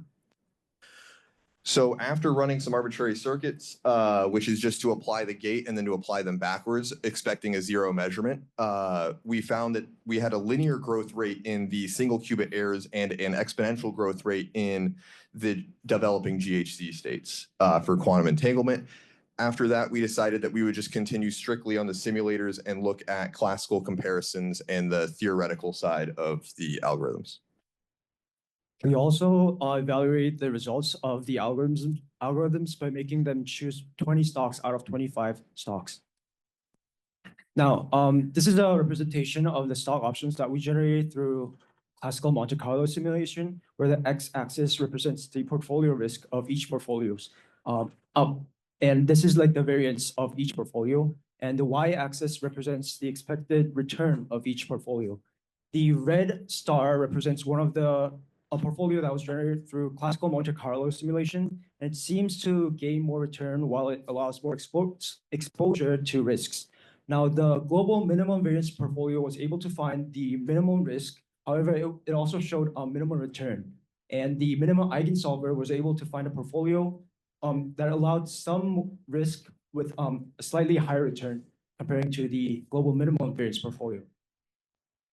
Now, the VQE simulation result is shown with the orange dot, and it seems to performed slightly better than the global minimum variance portfolio in terms of obtaining more return while it slightly increased risk. Right, so what do these results actually mean? So both the quantum and classical eigensolvers both found similar optimal solutions. The difference was in their time and space complexity. So classically, according to the paper listed down here, takes the time complexity to find the minimum eigenvalue. Classically is about O of n cubed. Now for Monte Carlo, we estimate it's about big N times n squared, where big N is the number of iterations that we're simulating through. So for each iteration, you have to calculate covariance matrices, which are of size n by n, where n is the number of assets. Now for the space, we also estimate it's going to be n squared because we have to store n by n matrices for our covariances. Now I'll hand it over to Michael. Yeah, so then we're going to talk about the VQE time complexity. So it's going to be I times n squared over epsilon squared times L, but we can remove the constants L and epsilon squared. And the I is the iterations that we do for the gradient descent, and n squared is going to be the total number of qubits. And we can get this from the QR code we linked, where we basically derive how we did it. And it was a little bit hand wavy, but it was the formulation we did. And then for the space complexity, we see it's going to be O of n, which makes intuitive sense for the quantum VQE. And then the classical VQE is still going to be storing the covariance matrix, which is going to be a factor of n squared. So what now? After all of this, what does this mean for hedge funds, for high frequency trading firms, for all of finance? Well, the main thing that we can look at here is that VQE does have implementations in the real world, specifically in models where we have quadratic programming, basically. But more specifically, concave problems rather than convex due to their solution size. So in the next 10 or 20 years, right, we're not going to have these kind of large or great kind of VQE solvers. But what we can do is look at solutions to problems in the VQE, such as the barren plateau that we can look into, but also looking at warm starting our VQE in order to ensure that we have this lower amount of gate depth, or sorry, not gate depth, but the lower amount of iterations to reduce our I and our time complexity. So in the long run, companies like Jane Street, like Renaissance Technology, probably have already invested in a lot of these kind of technologies, but we'll definitely see more implementation in the future. Thank you.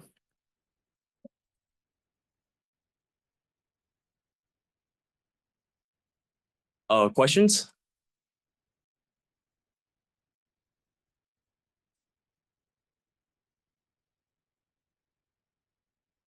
Hello. Well, thank you very much for the great presentation. I think it is very interesting. I have one question about this idea of using random stocks because of this idea of generalization. Because to me, here you are running VQE in order to find the ground energy of your Hamiltonian, and that is going to be the solution for your portfolio. Okay. So it's actually like, given these assets, I would like to know in which ones I would like to invest. Yeah. So the solution would be invest in these like random generated stocks. Yeah, so the solution would be a binary amount. So that's going to be either 0 or 1. And so this is going to be a concave problem because you can see when you do the gradient descent, it's going to be actual points and not an actual continuous line, right? So it's going to be between the values of 0 or 1, and we're not allowing short selling. So we're also addressing another term, which is also going to be concave. So in the end, what this does is that we can basically apply this to like a Black-Litterman model, right? And you have more terms, more constraints, stuff like that. And then in that case, right, these VQEs would be useful. But I'm guessing you're asking why exactly we're using random data compared to like back-tested models, or? Yeah, so your idea is like to train a sort of VQE model and then use it with real data.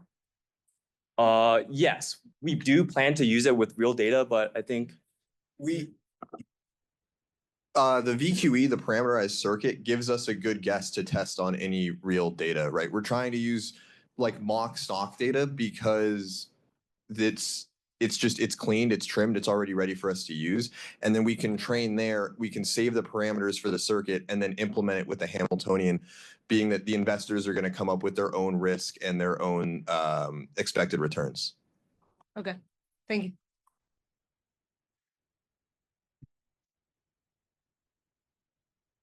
So you mentioned that the VQE only has this n squared space complexity, right? Like n space complexity. But how many terms are there in the Hamiltonian? So there's gonna be a total. Okay, you saw the 3 terms, right? You saw the basically calculating the risk and then calculating the return. So overall, right, it's gonna be having a space complexity of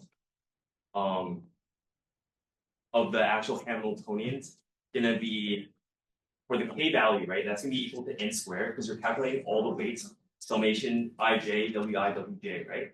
Right. So that's gonna be your covariance matrix, which is gonna be your k. And if you want to get close to the base value of the Hamiltonian, which is going to be your minimum state value, that's going to be by epsilon value, right? That's going to be k over epsilon squared, and the time complexity units. So k, right, is going to be n squared for space complexity, but then time complexity to be k n squared over epsilon squared. So both have n squared space complexity then, right? Because they're Yes, both. for storing the. Yeah, because in your slide you had n squared and n. Yeah, for storing the Hamiltonian. Right. So there is. So then there is That's gonna no. be plot. Right. So there is no quadratic benefit then, right? The quadratic benefit comes in with the actual quantum algorithm. So, but the main problem is that for any actual gradient descent method we do, that's always going to take a space complexity of n squared. So we can't really change that one. So when we're talking about quadratic speed up in the space, it's going to be the actual running of the algorithm. You understand?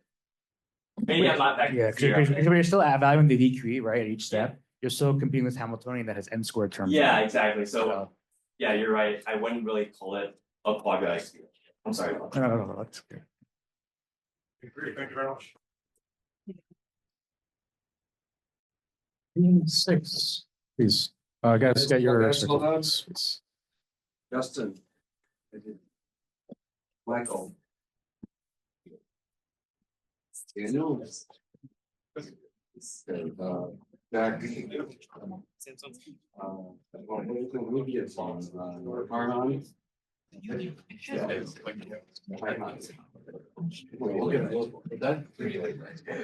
got bronchitis actually.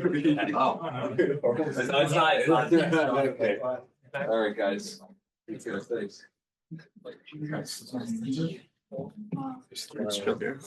Yeah.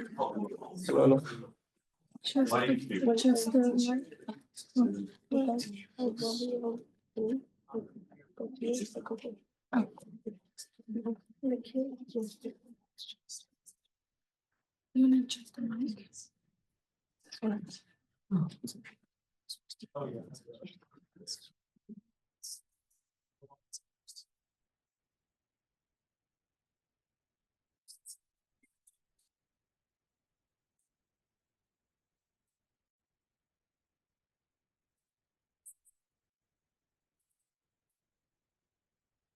Six, please take it away. So, good afternoon, everyone. How are you guys feeling? Yeah? Nice. So, we are Team Finantum. So, what does Finantum mean? Can anyone guess? Finance quantum. Right. Very good. It's finance plus quantum. Today, we are here to present our solution to Q-Braid's track for the NYC HAQ competition. Let me introduce you to our talented team. We have Mason, Elizabeth, myself, Aditya, Amy, Tuba, and Jasya. And this is the overview of what's going to happen for the next 9 minutes or so.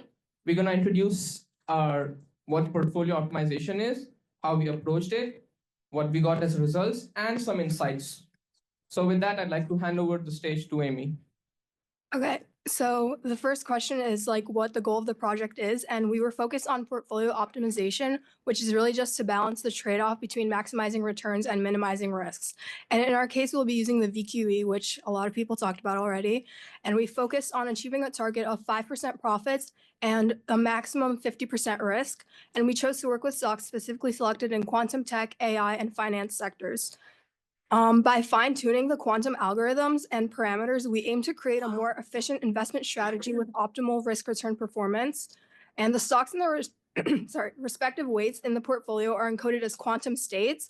So basically, the qubits represent different asset allocations. So for example, the presence or absence of a stock in the portfolio can be represented by qubits in a superposition, allowing us to explore many possible portfolios simultaneously and instantly. So next, we'll talk about our approach on how we went to tackle this problem.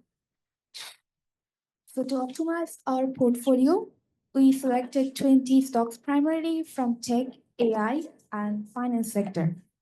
These include major companies like Amazon, Apple, Google, NVIDIA, Tesla, and so on.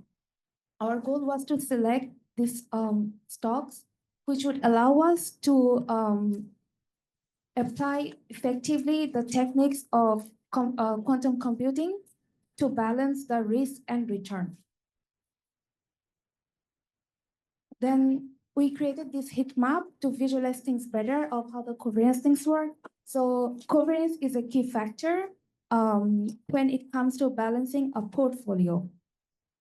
For example, a stock like Apple might be balanced by a stock with low or negative covariance, such as Lockheed Martin, which doesn't follow the same trends as tech giants. And this heat map visualizes the covariances from the selected stocks, allowing us to minimize the risk by diversifying across the different sectors. So we have analyzed the risk return profiles of our selected stocks, focusing on how volatility affects portfolio performance. And this analysis will help us make more data-based, data-driven decisions on which stocks to invest in to balance the risk and return. So this is the risk versus return scatter plot. As you can see on the bottom right, NVIDIA, it has the highest variance with low return, and all the other company on the left side, you can see those are like more concentrated. That's why we have another graph without NVIDIA that shows how each companies are doing with the variance and the return. So for the stock volatility, we chose the time period of 6 months of 2024 from March to September to see how each company did. So for NVIDIA, it shows that it has a really larger self-covariance compared to other stocks. So we think this price movement could be due to highly correlated with certain other tech companies. But still it has significantly higher individual volatility. And for the NVIDIA stock, it's very volatile over the past few years because of the surge in AI and other semiconductor industries. For example, that's why the high variance could be valid. And our portfolio optimization algorithm will consider all these factors and automatically decide which stocks we should invest in to have the balance and risk return.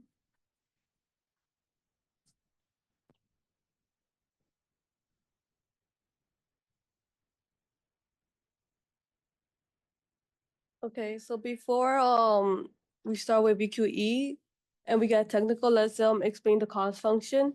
So for the cost account function, it basically will we will use this to map onto like the Hamiltonian to represent our Hamiltonian. We can encode the risk term and the estimate term into the Hamiltonian, which we will use to like implement our VQE. The Hamiltonian represents the optimization function for that we use for our covariance and expected return of our selected assets through the use of Pauli operators. So what is VQE? VQ is an algorithm that is hybrid that uses both classical and quantum optimizers to compute the minimum eigenvalue, the lowest energy, or also the ground state, which corresponds to the optimal risk return trade-off. So the way we approach designing and executing our VQE is we first had to like define our problem, and going back to our goal, it was to minimize 50% risk and maximize 5% of our profits for from the 20 assets that we have selected. And we had to translate our cost function onto a Hamiltonian function to represent our cost, and design the answers of quantum circuit. And the one that we selected is the 2 local. And then within this, it defines the local rotation that we chose, and it was the RY rotation, as well as the control Z gates for our entanglement. And we had set up our Hamiltonian function and also selected the covariance for our classical optimizer. And then we had executed our algorithm, and I'm gonna pass it to Mason as he's gonna like talk more about our algorithm. Yeah, we're just not gonna go back. We're strapped for time, so I'll try to make this quick. So initially, how the program works is we have our first step, obviously the Hamiltonian. So we have our inputs, which are the mean return, covariance matrix, risk percentage, budget, number of assets, terms and coefficients. So we first have to encode the risk, which is covariance between the assets and our return, into the Pauli operators. Covariance matrix coefficients represent the risk, and the mean returns are used to create other terms that reflect potential returns, with all terms added to that final Hamiltonian. So in terms of that final Hamiltonian, we used a sparse Pauli OP function, and it's basically a compact way to represent a large number of Pauli terms and coefficients, and we utilize it for optimization. And now we get to the VQE. So in terms of the VQE, it's a simple setup. We have our ansatz, which is 2 local type ansatz. We have our estimator and optimizer through Cobela. We'll just go next, yeah. So here is our results from our VQE. So we analyzed, like I said, a group of 20 quantum AI finance related stocks into our portfolio. In this specific instance, we ran 200 iterations with a baseline threshold of roughly 1.5. Stocks with aggregated rotation values greater than that 1.5 threshold were selected for investment, and vice versa. So based on the criteria, anything generally speaking with a higher aggregated rotation received a greater budget allocation, and that works the other way around. Oh, damn. Thank you, guys. We'd like to thank all the sponsors, organizers, and universities for organizing this and giving us this opportunity. Thank you. Judges, questions?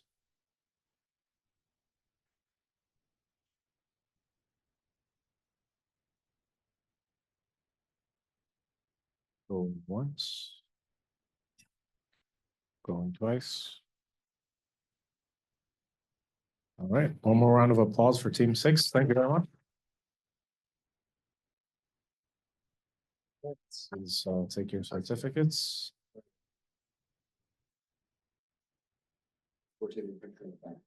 Aditya? Elizabeth Palacios. Team 4 ready? Amy. Suba? And Mason? Yeah. Thank you. Go ahead and back and. Sure. Workshop you guys. All right, before we start this last presentation, I just want to preface that this final presentation is a very special one because we have students that ended up persevering and wanted to continue working on the project despite the rest of the team not necessarily being very cooperative, but he decided to show up today. That will not bias the judges in any way when it comes to the scoring. However, I think he requires another round of applause for making it here.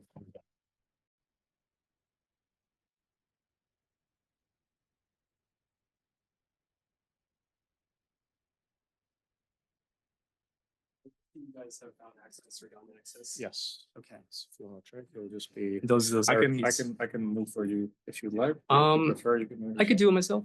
Thank you. Okay. Just give judges, are we ready? You can also use. Yeah, I'll probably be pacing around a bit. All right. So where do I start? Here we go. Hey, hi everybody. My name is Camille Drapala. I am Team 4, also known as Team Quantro. I chose the name as like a play on the word quantum, quantitative finance. And in another language, the word for number 4 is quattro. I figured I'd combine all the names together, and there you go. How I'd like to style this presentation is basically I'll be focusing more so on the functionality and performance considerations of the VQE algorithm as it's applied to the problem of asset portfolio optimization. Oh, is that the second slide? Oh yeah, so yeah, that's what I meant. What I wanted to say is that what I found about this VQE is that it could actually be the problem can be actually divided into 4 main problems. So the recipe of a performative VQE really comes down to these 4 main ingredients. The first one towards the left is the feature map. It depends on your choice of encoding, how you choose to actually represent your qubits and what they mean in this context. The second one is your ansatz or variational form. This is what does most of the actual. May have the largest impact on your actual performance. Designing a very intelligently designing or choosing a good ansatz can make a huge difference in whether or not your VQE can actually find your result in the end. So basically, in the context of this problem, we're kind of searching for a needle in a haystack. Basically, some combination of assets that will yield what you're looking for is as your most attractive portfolio. Last 2 things.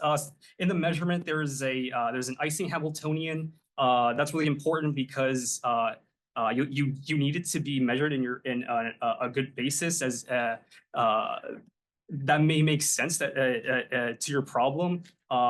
In this problem, it is an Ising Hamiltonian, and what's cool about it is that it's all of its Pauli gates are all Z gates. That makes it very efficient and makes a lot of sense to the problem that you're applying it to.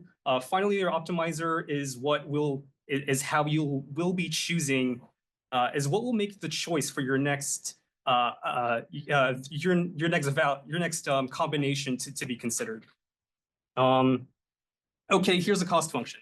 According to financial experts, they tell you that if you want to maximize your return, you want to maximize this function. So there may be some intuition behind that. It is the idea of maximizing your return, which is on the left, versus your risk, which is on the right. What I wanted to focus on is how that risk may look like. It's a function of your X is a set of assets. It is being operated on this function that calculates mean return Q is your risk factor, how risky you are, how much risk you're willing to take on. Turns out that it's really hard to make money if you aren't willing to take on any risk. Your covariance matrix, what it does is, it uses 25 assets. The matrix on the right indicates how they are correlated. So across the diagonal, they're the mostly correlated because it is the same asset, showing how it moves in the same direction as itself. So you could kind of imagine the term on the right as actually representing volatility. So your risk factor will magnify how strongly all these assets are correlated and how large the moves are. So we want to minimize that. We want to maximize what's on the left. When you're actually running an optimization scheme, you want to minimize this, and all you need to do that is just flip these two terms. You could imagine that flipping them across the minus sign, and then you'll be minimizing it. We want the assets to be basically on that purple line. It shows the efficient frontier. That's exactly where that's what represents. You can see as on the y-axis your largest return for the smallest amount of risk. Now, so this will lead me into a discussion about how it actually maps onto qubits. What was missing in the previous slide is this term involving the budget constraint. What's really well, we would like to pose this problem is conveniently would be represented onto a quantum computer as if it was in binary. So QUBO describes quadratic unconstrained binary optimization. So the B's they were the X's, now they're a binary representation. What this allows us is that we could map qubits directly onto the selection of assets, depending on the index that the qubit is found in. What this helps us do is we won't need to necessarily we won't need to use so many qubits to represent the encoding, as if we could directly map them as in a binary representation. So similarly, just kind of showing you some kind of logic behind what this might look like as it is encoded into the input of this algorithm is in case you have a budget of max 2, for example, it might be you might be selecting some asset that are represented by the second index and the third. If you have a budget of 3, you see that there's 3 assets. So basically, you see here this problem is reduced to a combinatorial problem. So this is a known problem. It's quadratic. It's known to be hard. It's hard to find a good scheme for finding basically some combination, some great combination that might be optimized. It's NP hard. This is where QUBO falls in. So it's a good candidate to be studied for. It has a lot of it represents a lot of problems that are familiar in the optimization world. So I wanted to talk about the icing model and how it could be used in this VQE. So it's been used in it's a very common choice to represent quantum simulation. Just because it's very convenient. It's all the polygates are represented in the Z basis. So what we want to do is so I'd like to focus on the term in the middle. That is actually where it is a quadratic term. So that is the term that will dominate the energy. What's the picture on the right, is the left rather, is you can see in the middle, there's a huge interaction term of the spin in the middle. It interacts with every lattice point around it, which serves as a huge detriment to the energy. So what we'd like to do is we'd like to find the most optimal solution by finding how it could be represented in the lowest energy state, and that is shown by looking at what's on the right is ferromagnetic material. So as you can see in the lowest energy state, it is each of the blue, it's basically very even smoothly partitioned. As it heats up, all the spins surrounding it kind of become more randomized, kind of corresponding to a higher energy state.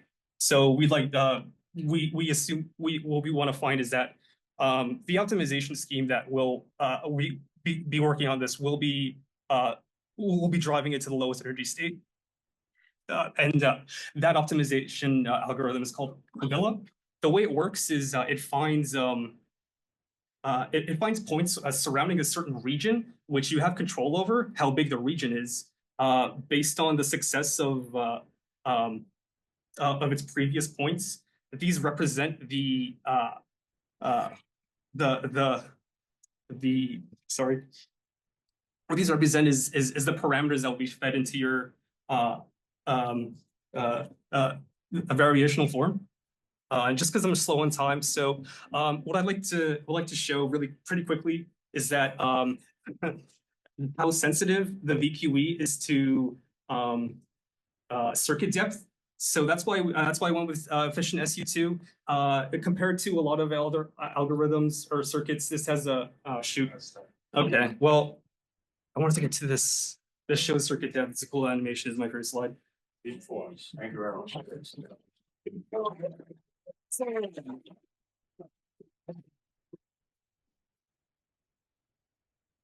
Judges. Well, we still have some questions.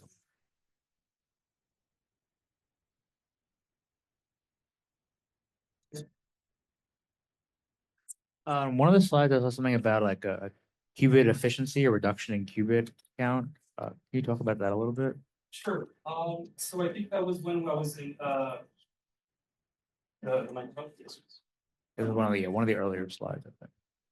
So I think this was a question about encoding. And so if it was about how we represent this problem onto the qubits that are fed into the circuit.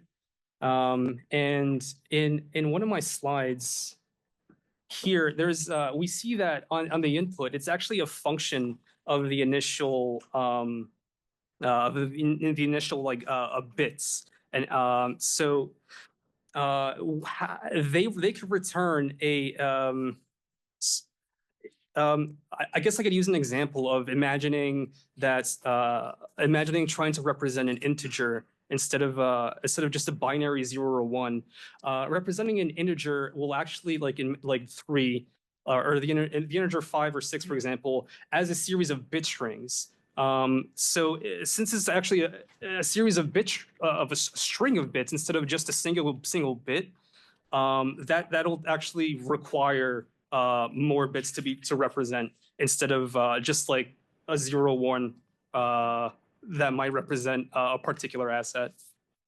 Okay, so actually, like, there's a worse efficiency is what you're, I think, trying to say. Yes. Okay. So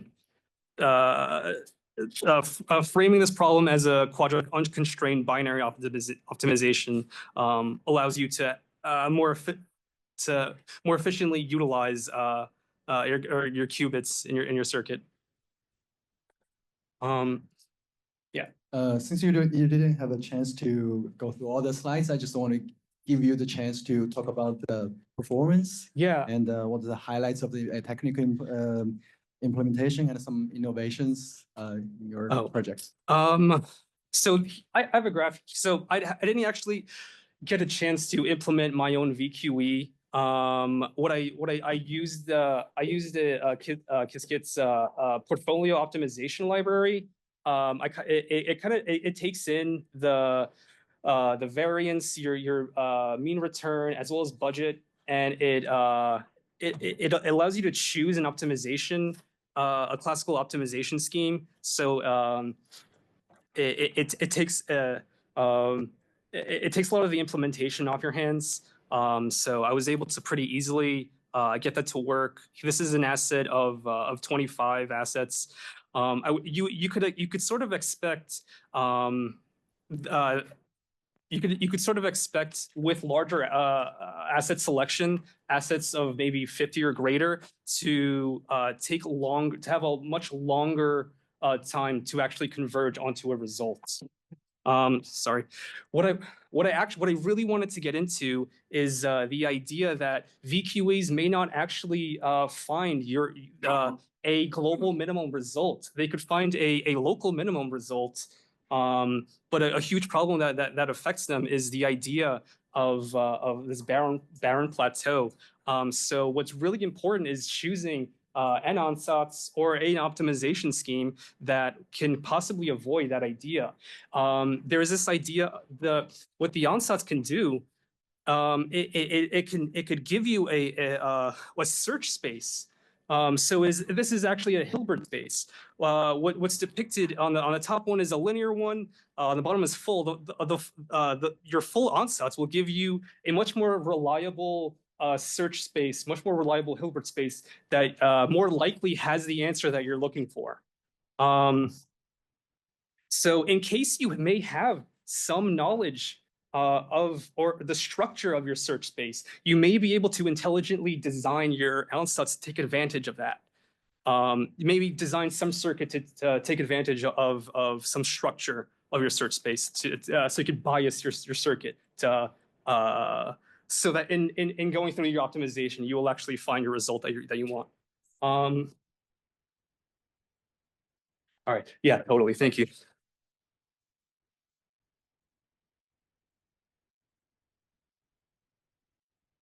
All right.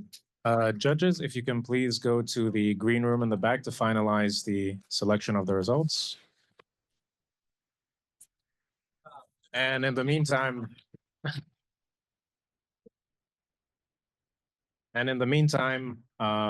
we're just going to hang around here for maybe 5 to 10 minutes. I have a couple of QR codes for you guys to scan.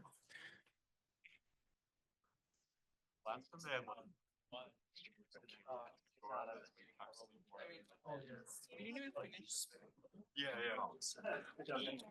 Oh, so there were people with like 10,000 votes. Like there was a race to see who get the script first. What charger do you have? I think they did.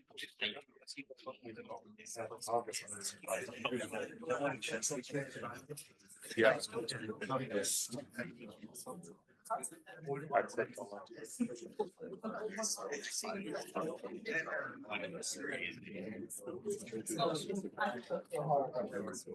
Okay. All right, so we tried this last year and it failed miserably when it was time to choose an audience favorite. Just to preface, this is a completely inconsequential award, but it's still fun to participate nonetheless. If you can, do not select your teams. It will not affect you in any way possible. Every person this time, as opposed to last year, will get to vote only once. So please select your favorite team today from the presentations.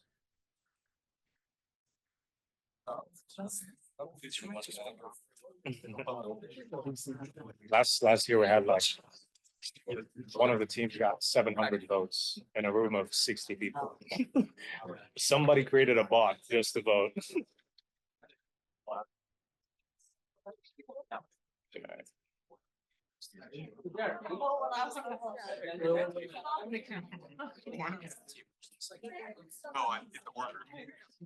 don't even know what. I think that's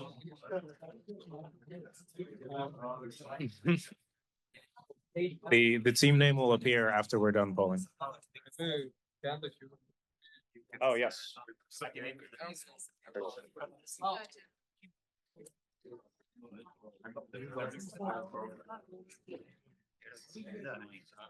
Oh, yeah.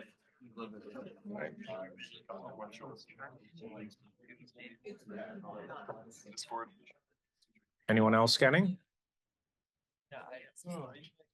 Okay.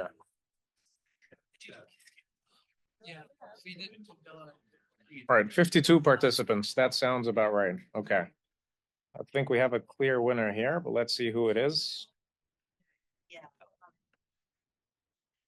It's fixed. Let's see.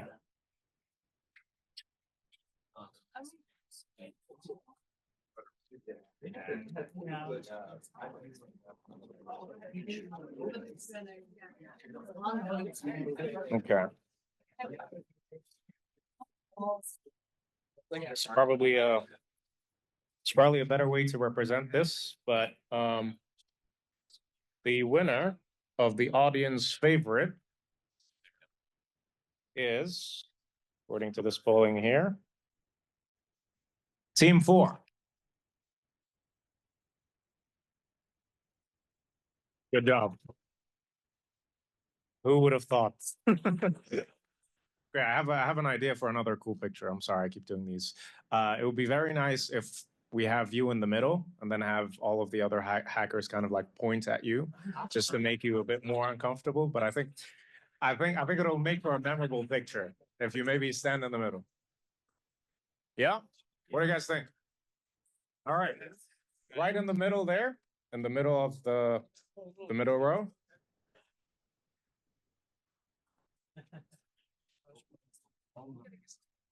And I love my job.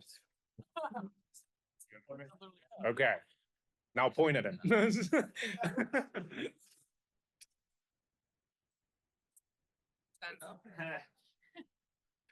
we make a serious face or? It's terrifying what's happening here. Get him.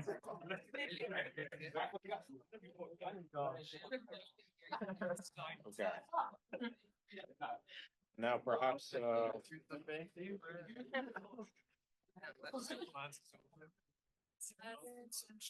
okay, this is a more serious QR code. If you guys can please take a scan at this and give us your feedback, because every year we create this experience catered to the students. So if there's something that you liked, something that you did not enjoy about the hackathon, please just take a minute to fill in the survey. It's should take you a couple of minutes only. Thank you very much.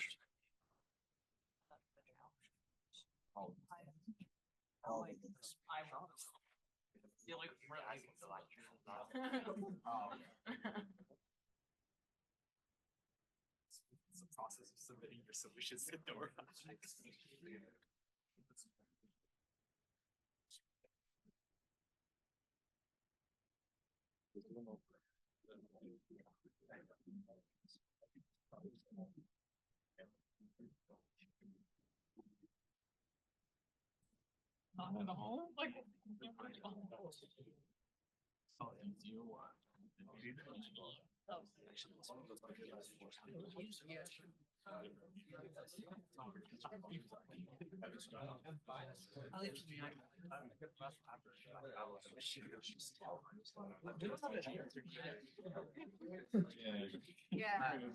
Long ago, his name is He's the guy that she walked to us. Yeah. Have you guys published? I I don't know, I doubt it. It's a video. Yeah. Yeah.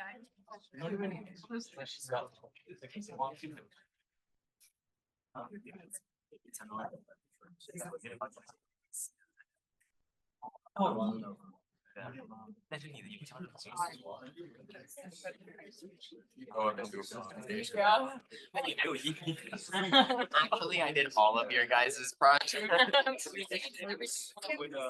I did it last night. So much to explain. You say, I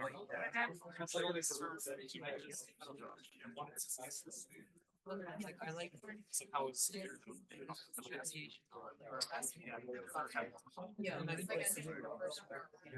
I have a question for you guys. With a show of hands, was having the mentors around at all helpful? If it was helpful, please get your hands up. Wow, okay. Amazing, thank you. Well, can we please have another round of applause for the mentors, please? I think it would be unfair to have the mentors go unawarded for their amazing effort and time that they've dedicated to the hackathon.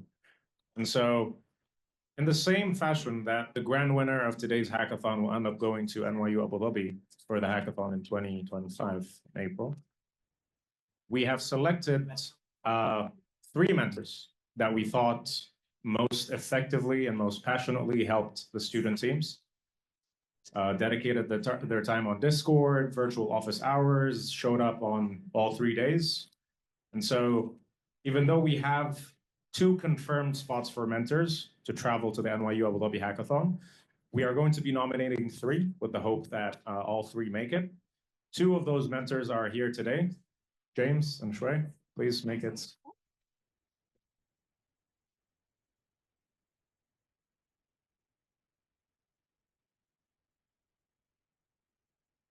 Take a little picture.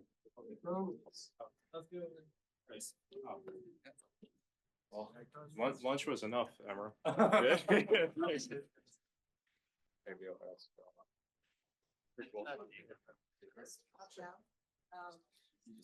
So wait, are we on top? That's amazing.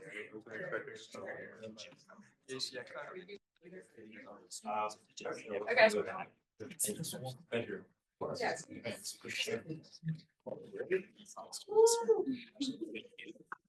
We can take a picture for my mom too. Yeah. Thank you, sir. My mom just needs to know that.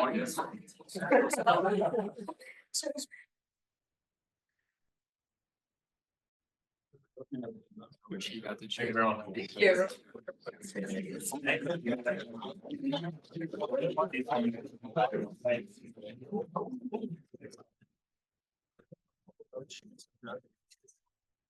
I think I might be out of surprises at this point.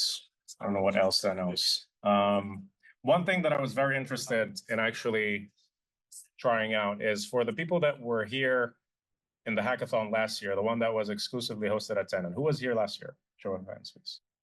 Okay, can you please come to the stage for a minute? No pictures. No pictures. I'd like to ask a couple of questions. Yeah. Yeah, perfect. Okay, I'll separate this. That's over. Okay. So this is at least your second participation in a hackathon that's organized where NYU is involved. Why did you come a second year? Why do you come again? Anyone? Yeah, anyone. This is very informal. It's fine. I'm doing the quantum technology minor here. So I wanted to keep like applying what I've learned. I did an intro to quantum science course last semester, and I feel like the best way to learn is to work on a project. Agreed, 100%.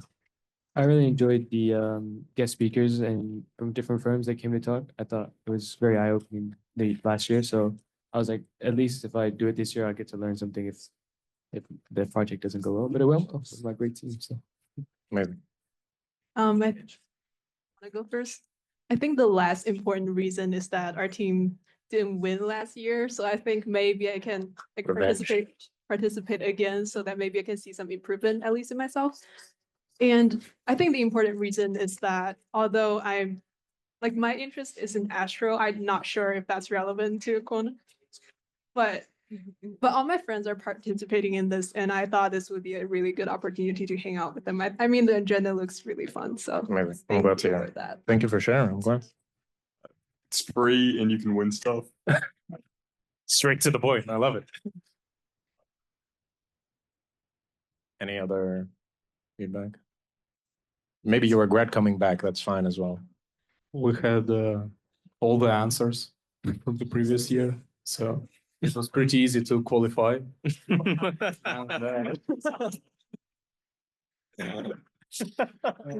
Noted. Plus, I mean, life is very boring, so at least something interesting happening, and like kind of like, you know, get through the routine of the life. Yeah. So yeah, it's just to make life a little bit less boring, and I really liked making fun of people like last year. So this year it's still fun. What am I supposed to say? A very quick point to match the speed that you jumped into the room. We're talking about why the people that participated in last year's hackathon decided to put themselves through this again? It's fun. Okay, thank you. Thank you. All right. Still have to call questions. Okay.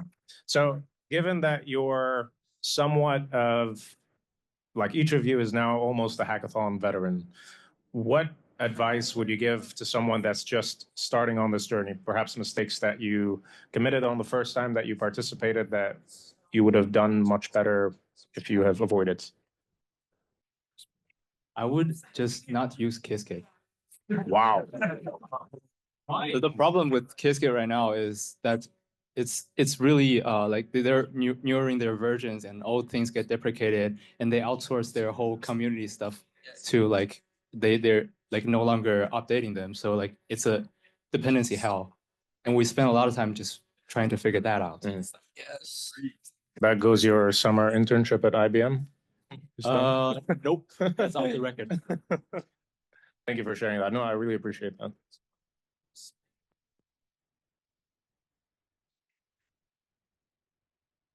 This is a recycled point from a last year's mentor.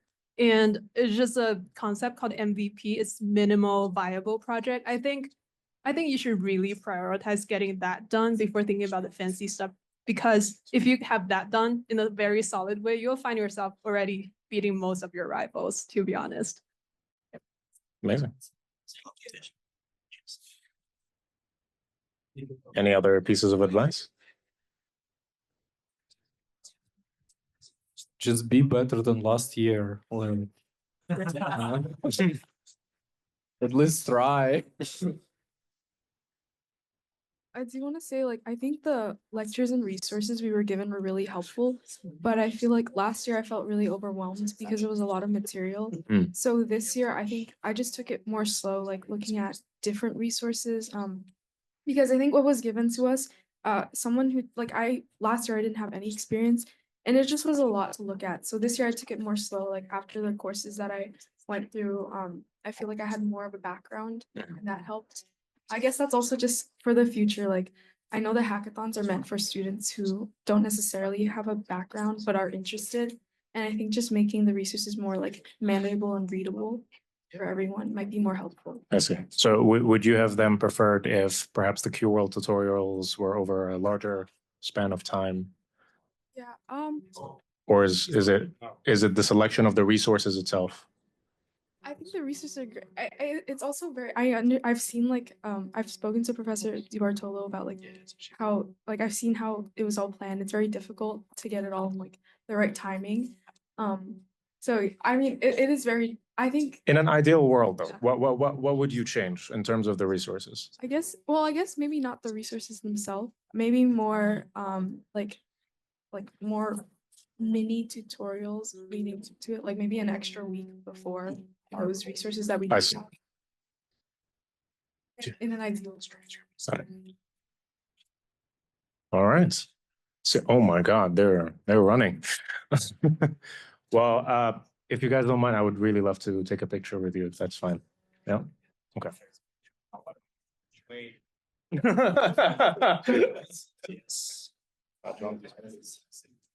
These are the people that made it from last year. Oh, okay. I was just asking them why they made it again here.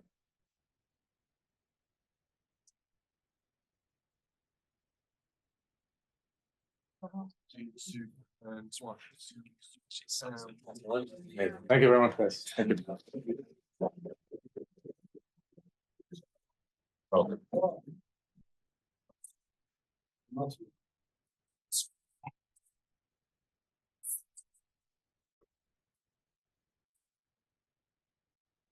No, I would.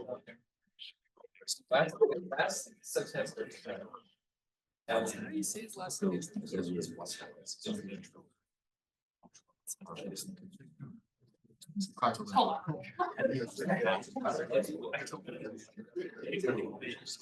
Yeah.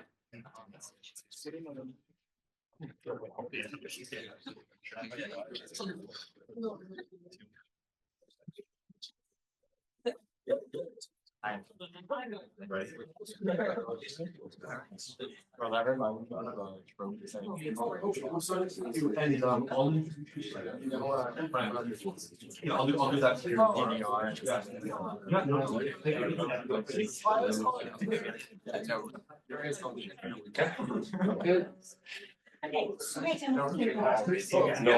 Thank you very much for coming in, for your time, and it's a pleasure to meet you. Very much. I'd love to get a chance to speak to you at a slower pace, perhaps. For sure, yeah. Are you going to the quantum first one on Monday? Definitely organize it. Yeah. Please.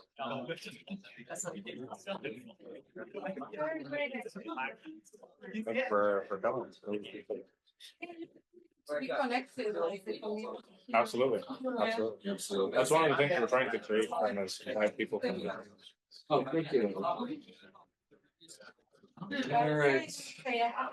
No worries. Thank you for saying as much as you did. Thank you so much. Thank you for being here.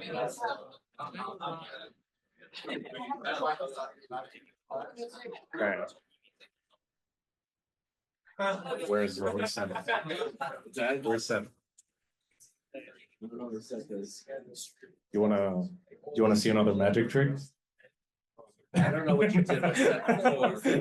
I don't know. I'm scared. Okay. So the order of the challenges was Sandbox, Dora Hacks, and Cuberate. So it only makes sense for us to announce Sandbox, Dora Hacks, and Cuberate. And which is why we'd like to announce that Team 5 won Dora Hacks challenge. Bring your board to the stage. So we should. Oh, yeah. Guys, come. There's also where I want to.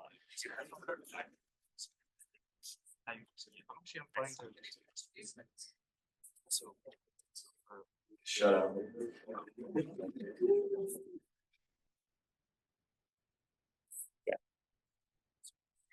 Imagine we just bring you up here, no one's taking pictures. Just hanging around.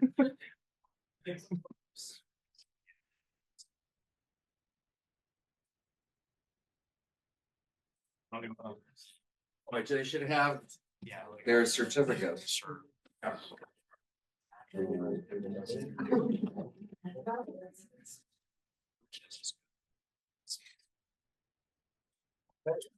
Guys, Dora Hacks.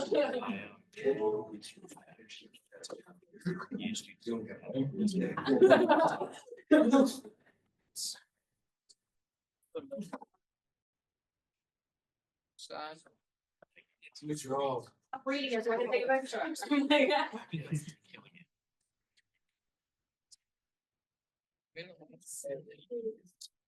I need pictures for my own dog next year. Some of them are like in-house collection. Oh, yeah. Listen, we do have an in-house collection. If you went to the club room, you would know. I'll make my way there next week. All right.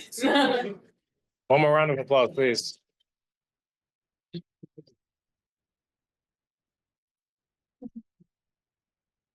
Okay. Who should we announce next? Sandbox or Cuberate? I feel like I got a bit. Start with the lowest amount of teams. Now, second lowest, third lowest. Fair point. Okay. We'll do Sandbox then. And definitely not to confirm what I already had in mind. So we had 4 teams competing for the Sandbox challenge. Who thinks they genuinely won? What team are you? We got this. Team 10 thinks they've won. Anyone else? It's not bad to be confident. So, okay. The winners for the Sandbox AQ challenge are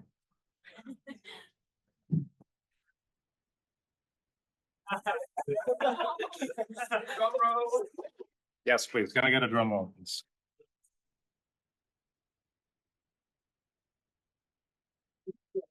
Team one.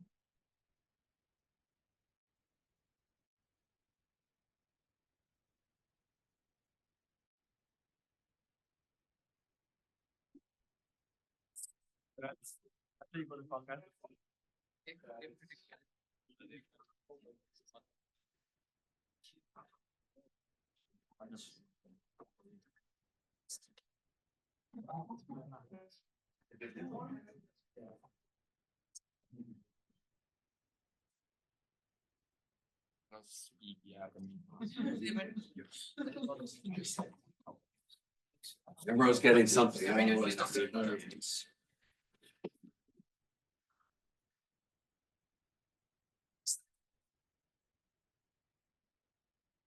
This is in no way meant to show how that we're competing with other companies, but it's just a testament of our love.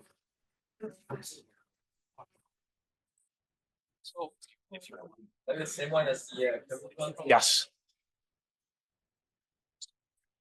Inauguration.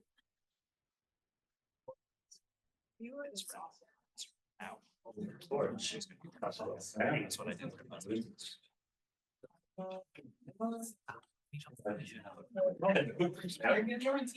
I saw that for like. Also, I do. So.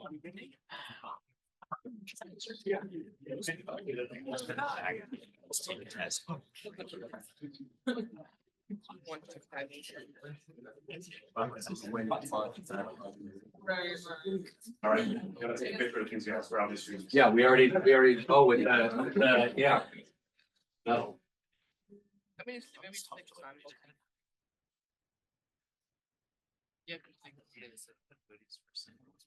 Excellent. Thank you.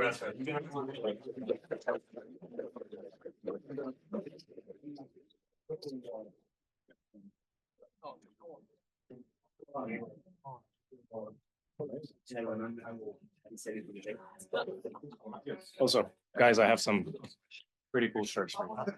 Good. So I'll give you that one, and I'll let you just look at the sizes. If there's anything left, just get back. I got a bunch of different sizes.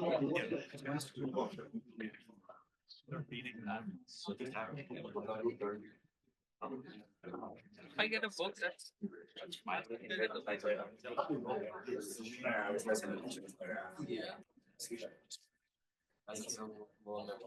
All right, and now we have our final challenge, the Q-Braid challenge. Akash, I think it's only appropriate that you come and announce the winner of the challenge. Please, Akash.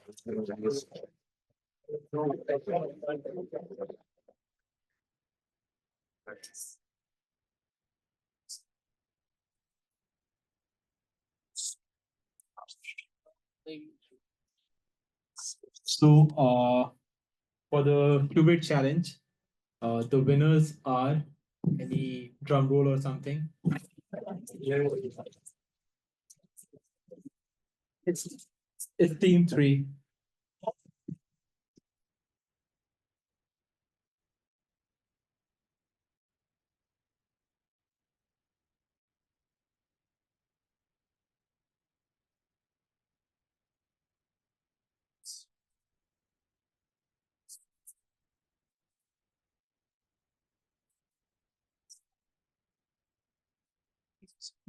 I say go on and post it. And post all your former teammates.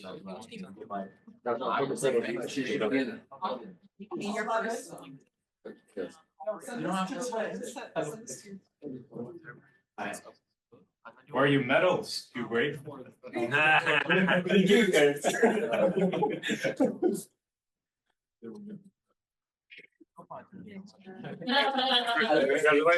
I'll give you the Congrats, guys.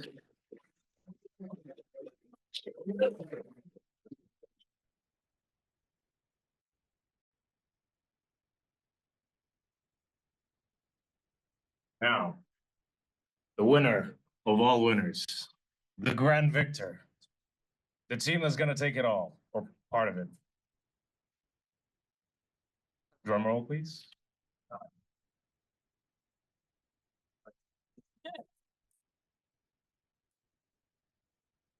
I don't want to announce it so soon. I don't know. I feel like I need to let need the tension to build up a bit. The team that has won the challenge of the challenges, that has emerged victorious in this amazing pool of very talented hackers is Team 1.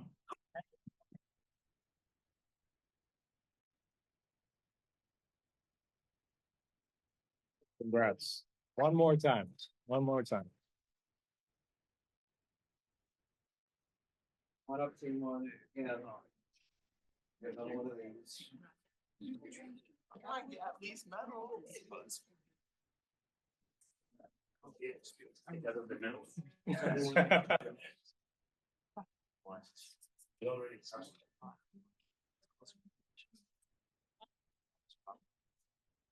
Yeah. One more.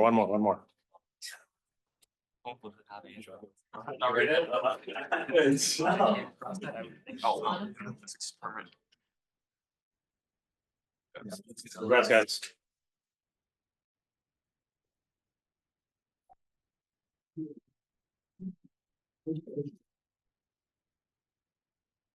All right, guys, that pretty much ties it up. Thanks for your patience. Thanks for your hard work. Thanks for your interest. This has been an amazing experience for us, as I hope it's been for you. So have a great evening, everybody.